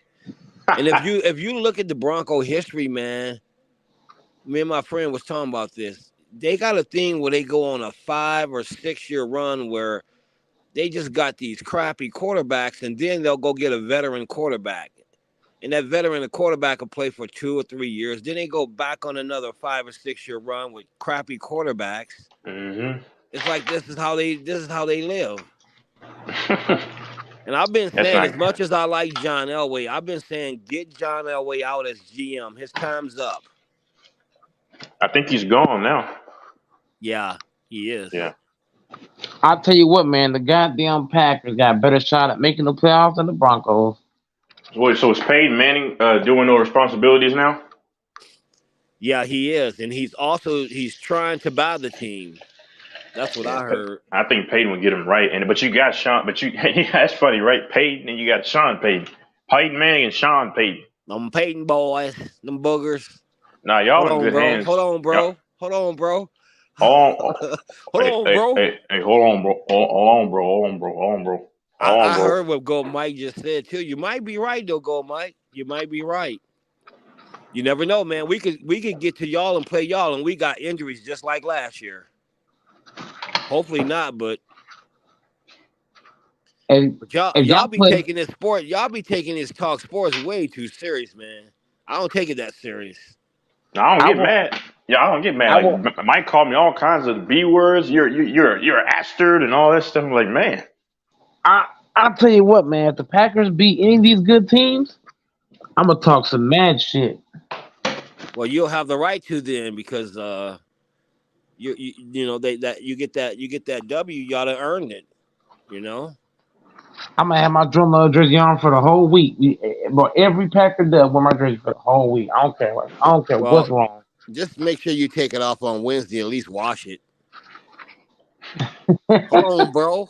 Bro, Mike acts like he's like 13, man. I'm gonna wear it all week. Yes. Man, I guarantee you, Mike got about 18 Packer jerseys, man. He sleeps in his Packer gear, man. Like he probably has Packer sheets. I got Packer nighttime pants, Packer nighttime shirt. I got Packer slides. LaFonso, if he had a girl, I wonder what she'd think about him doing all this. No, even my girlfriend, she got a Packers jersey too. I mean, but okay, that's fine. But you probably have Packer action figures and stuff. I'll tell you what, and if I have kids one day, she or he gonna have a Packers jersey on. Nah, they wouldn't like the Packers, man. Mike. You know what I got of the Broncos? What's that? I got one Bronco hat, and that's it. I have no Chief attire. I ain't giving the Broncos no money. I ain't paying for their crap. That's all it is. It's nonsense. I got Packer hats. I got Packer mats, Packer posters. Don't you got the shoes too? The Packer shoes. He got their panties too. Hold the fuck up now. Hold on for that. I don't wear pants. I wear drawers. I got Packer drawers. Oh man, you probably have a Packer cake for your birthday. I got Packer boxers. Packer socks. I got Packers blankets. I got everything damn near Packers. Man, this kind of reminds me of Shannon Sharp, the way he feel about LeBron. I even got a Packer shower curtain. My God, Shannon Sharp, do you got Packer pillowcases? I do. I got Packer pillowcases, Packer towels. Man, I got a Packers pencil. I got Packer earrings. All that shit. You got Packer soap. I do. Oh man, I do got Packer soap. That's scary, man. I got Packer soap. I got a Packer lamp. All that shit. I don't support men like. Oh, never mind. Never mind. You got that brand new Packer seasoning that go on the food. Do they ship you cases of Packer cheese, man? I got a Packers apron too. Oh my God, this is getting scary. I guess it's just. I guess it shows that you down with the Packers then. I'm down with the Packers. I don't care if we win, lose, draw. I'm right here with you. I'm not buying another man's jersey. Absolutely not. Putting his name on my back. I got all the Packer jerseys from Watson to Dobbs, all them dudes. I got Brett Favre. I got Brett Favre, Bart Starr. I got Reggie White, Charles Woodson. Oh, you got Woodson's too? Oh, I gotta get Woodson. He's the best corner in Packer history. Right, the boy out of the Michigan Wolverines. Hell yeah, that dude's the best corner to ever touch a Packer jersey. I don't care what nobody say. You got a Packer helmet, obviously. That's easy. I do. I got an actual Packer helmet. I saw it. I showed that on cam. You got the cheese head? Yeah, I got a cheese head. I was wearing it to work the other day. I was laughing like, what the hell? So I heard you stay on here. Sometimes you go to work dressed in all Packers, huh? Man, I be getting so much hate at work. They be like, bruh, you know you staying in Dallas, right? I'll be hitting the top on Packers stuff. Hey, LaFonso, one day Mike's gonna get just cold cock knocked out for like Cowboy fan for wearing all that nonsense. Hey, he should go ahead and move to Wisconsin, man. And they're gonna level it out. Yeah, they're gonna knock him out on top of a pile of a bunch of cheese, like at the deli. I'll tell you what, man. If I went to Lambeau Field, man, I wouldn't know what to do myself. I'd be going crazy. Go Packers! That's not an attractive stadium, by the way. It's just old and historic. Man, I'd be out there. I ain't gonna lie. I'd be out there going crazy. Yeah, you better take a coat or two. They get some cold weather out there too. But I wouldn't care whether damn cold. I'm coming to support the pack. You probably would just go with your jersey on, none under it, and just be cheering, huh? Man, hold on now, LaFonso. I'm going with my jersey, my Packer pants, my Packer shoes, Packer hat, Packer bracelets, Packer Do you earrings. have a Packers jacket? What? Do I got a Packers jacket? Yeah. Oh, hold on. Did you disrespect me like that, LaFonso? No, Oh I'm my just God. saying.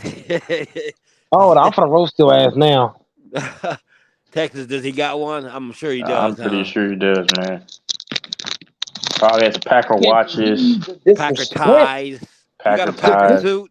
The disrespect I just perceived. I can see him in church with a Packer suit on.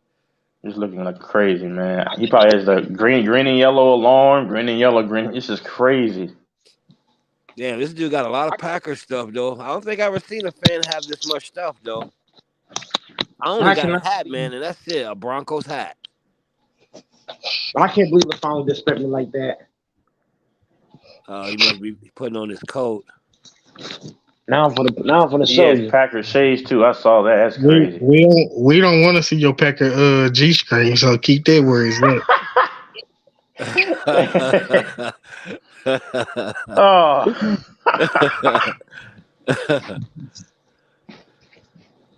This man said, "Do I have a Packer jacket?" Oh my God! Do you not know you're talking to the biggest Packer fan to ever grace the earth? Yeah, man. What do you order all this stuff or what? You buy it from a store out there or No, what? I got some people in my job that know like the Packers, and they get me stuff. Oh, okay. What are you tripping right now? I'm the biggest Packer fan alive. I see. Damn. I got a cheese hat on and everything. You see the jacket? Yeah, I see. That's nice too, though.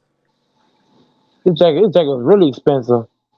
What's that about? Look, see in the back? Look, 300 or so. This jacket around 400.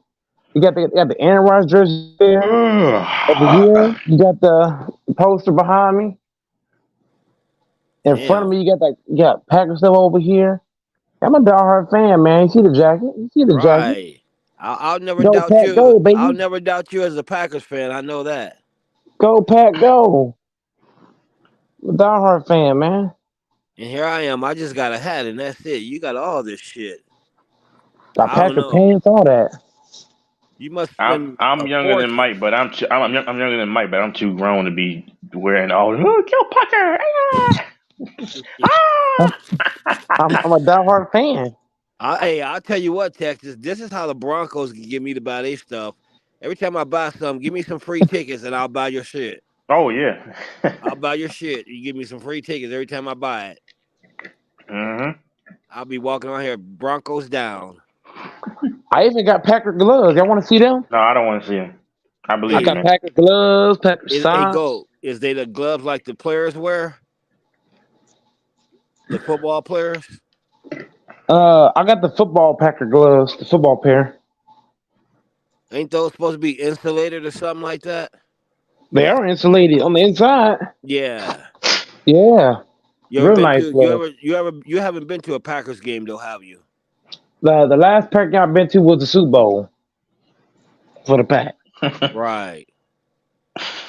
That was when BJ Rogers got a big strip sack on somebody, and he ran it back for a touchdown. That was a big play because right after he made that play, the stadium got so fucking loud. Go Pack go! Go Pack go! Ain't that when the Packers they went to the Super Bowl back to back? No. No. After that year, it was crazy. After that. Oh. So I do remember John Elway and them. They had beat the Packers, and then they went and won 2 in a row.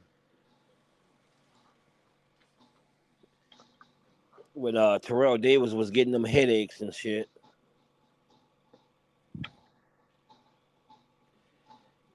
Hey, the Packers 5-1 in the Super Bowl. I was loud. I was loud at that damn stadium. Were you? I was cheering my ass off. They thought I was crazy. Did you buy a lot of your Packers stuff from that game too? I mean, that when you went to that game. I didn't get a whole lot of stuff, but when I was there, I got look, my whole family's Packer fans. My grandparents, when they went to the Packer Super Bowl, my grandma had the Reggie White jersey on. My grandpa had the Charles Woodson. Then I got other siblings. Some had James Jones, some had Jordy Nelson, some had BJ Raji, some had Jamal Williams. I mean, the whole family had Packers jersey on. Even my girl right now she got a Packers jersey. Heck yeah, she support the Pack. She don't know shit about football, but she support the Pack. What's your girl name? I'm not gonna say that. I want to see if I can look her up. She's a big supporter of Goat Mike. Alfonso Julio. And she got a Packers jersey too. He said Julio. One of these, and look, if I have a kid one day, the kid gonna have a Packers jersey too, girl or boy. Hey, man, if it's a girl, Alfonso, she gonna have it's gonna be a Packers dress. I was just gonna say that, a Packers dress, yo. And it's gonna have like a Packer nail paint on her fingers. If it's a boy, he'll probably get like Packer shoes and a Packer coat with a Packers paint in his hair, green and yellow. Y'all gonna. Oh, matter of fact, if you ever get married, man, you gonna have the Packers stuff at your wedding. You gonna have Packers like. I'm inviting Jordan Love to the wedding. Jordan Love's coming to my wedding. I don't think he would though. Hell yeah, he would. That's weird, man. Is that hold on. I'm inviting Jordan Love. I'm inviting Matt LaFleur, Christian Watson. The whole team can come. Shit. I'm inviting the whole damn team. I wouldn't want no Russell Wilson, John Elway, or any of them at my wedding. I invite all my guys at my wedding. And look, I even invite Aaron Rodgers. Oh, so you ain't that mad at him then, huh? I invite him. Well, we did get a Super Bowl, so I kind of gotta invite him. I invite Brett Favre. Bart Starr. Would you invite Patrick Mahomes? Man, you know good or well that ain't happening.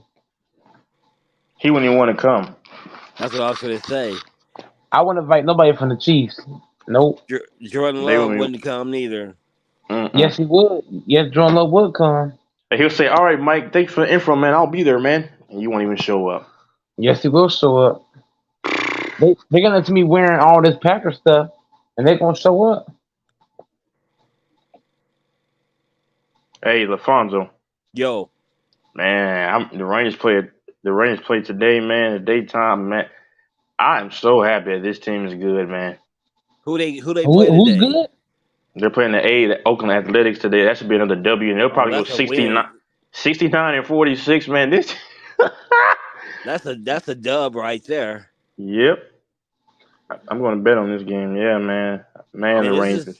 That's why I keep saying, man, this has got to be the Rangers' year. I hope so, man. It's got to be the Rangers' year, man. If they don't win it this year, man, it ain't meant to be for a while. I don't want to jinx them.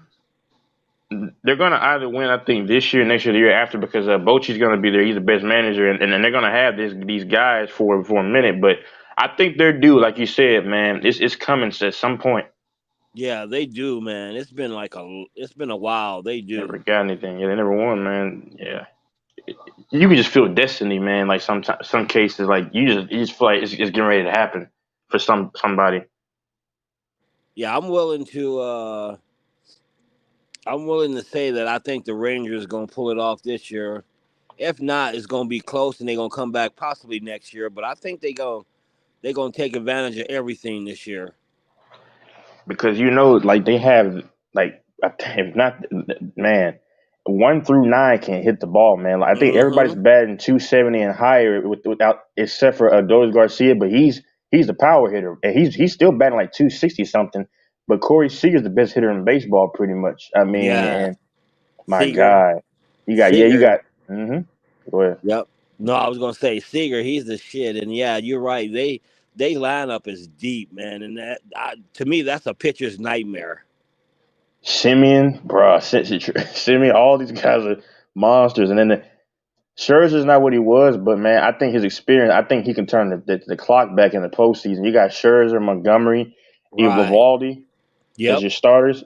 And my last thing, they're 4 and 5 pitchers or whatever, but they can easily come in the game in the playoffs and if they got to get 3 outs and go sit down, they can do it easily. You got Perez, Heaney, Gray in the bullpen, but then you got Chapman, which he's shaky over the last few years, but but you got him throwing heat still. Will Smith, you got who's the other guy? Scranton, man. And they got the best manager in baseball. This is crazy, man. I mean, I'm telling you, man, I'm excited, man, because I'm right down the road from what they're doing. And it would be cool, man, to see them play the Astros. That's what I said. I said it'll be them a while back, them versus the Astros. That was my prediction, ALCS, man. A Texas showdown. I think the league would like that, too. Mm-hmm. I really think baseball would love that matchup. Yep, I do, too. Because you got the defending champions and you got this hot team in Texas that people were kind of scared of, but they're both in Texas. That's the ratings right there. Yeah, because it's like, to be the best, you got to beat the best. If they beat the Astros, then they show them they the top dogs now. Yep. Man, you don't get it, man. And I root for the Astros. To win it last year. I like the Astros. I like both teams, but I want Texas to finally get it, man. Yeah, I wouldn't mind seeing Texas get it either. And if y'all hear me fall out, it'll be because my phone almost dead. Oh, okay. Yeah, seem to be getting low here. I got it on the charger, but yeah, man, I'm hyped about them Texas Rangers, man. I've been hyped all season about them, and I just would love to see that, though, and I would love to see them beat the Astros. I really would. And then I would love to see them go ahead and face a good whoever wins the national lead and beat them, and because those teams, man, like that hasn't won in a while. I seem to favor those teams, That's like you're starting to see some of these teams though who like the Nuggets, for instance, man. That was 47 some years. I mean, I ain't been a Nuggets fan all that time, and then you see somebody like Texas in football. I mean, in baseball, and it's nice, man. That's like I'm gonna be happy when I see somebody beat Georgia and Alabama in college football. I get tired of all them same teams winning. It takes away from the sport to me. But yeah, it'll be good. It'll be good to see Texas. Yeah. If they win it, you're gonna have to change your name to Texas Rangers. Oh, I will. That happens. Yeah. Them boogers gonna win it. Them boogers. They gonna be telling Houston, hold on, bro. Yeah. Man, what time is it anyway? Oh yeah. I might head off here. Yeah, I'm getting tired myself too, and I know my phone's finna die. Yeah. All right, man. Oh, wasn't that was that T Streaks? Who had popped in? That was Truly Bliss. Oh, okay. Yeah. Go Mike must have went to sleep himself. Kumbaya. Oh, you still up, huh?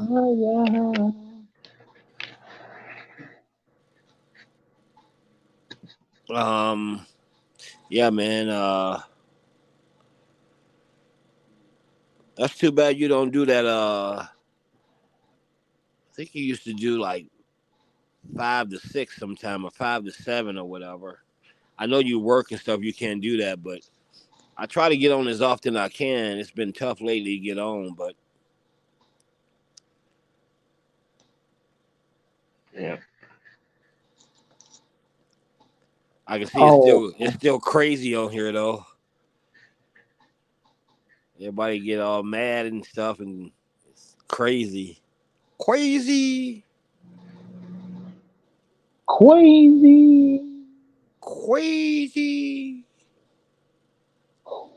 crazy.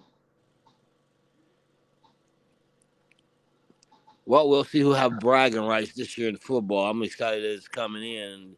I really can't wait for college neither, boy. That's going to be exciting.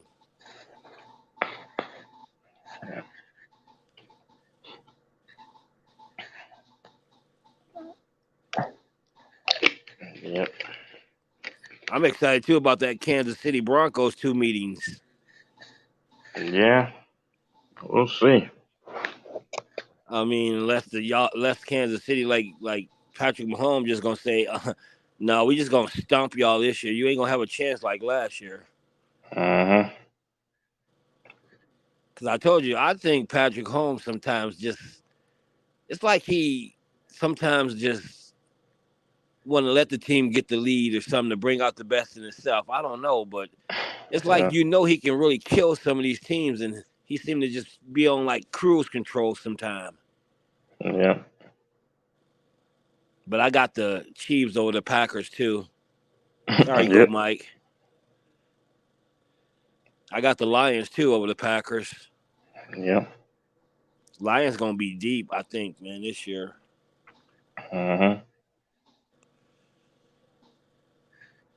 Too bad the Lions didn't play like that when I was growing up there. I've been a fan. What about the Tigers? Shit, we looking like crap, man.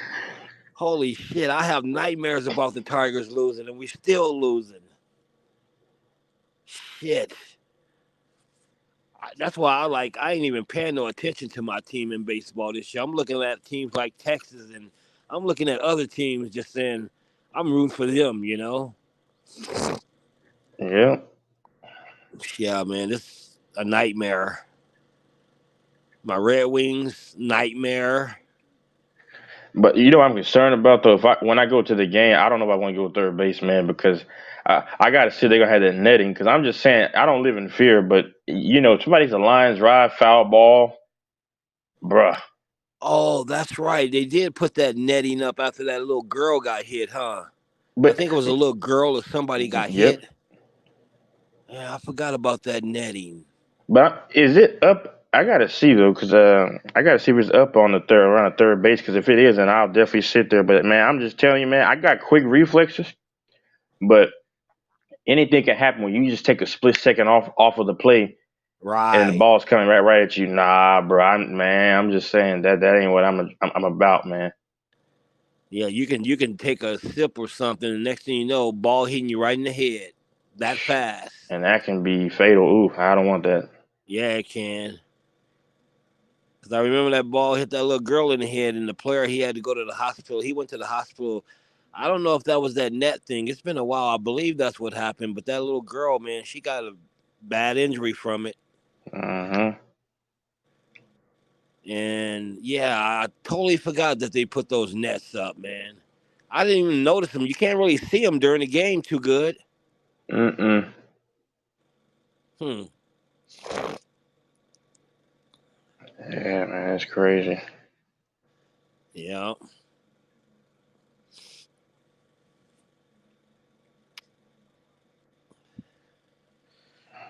Well, I guess I hit the sack. All right. I'm gonna have a dream tonight that the Broncos gonna beat the shit out of the Packers. Hear that go, Mike? I have a dream. I have a dream. Martin Luther King, I have a dream. I hear you.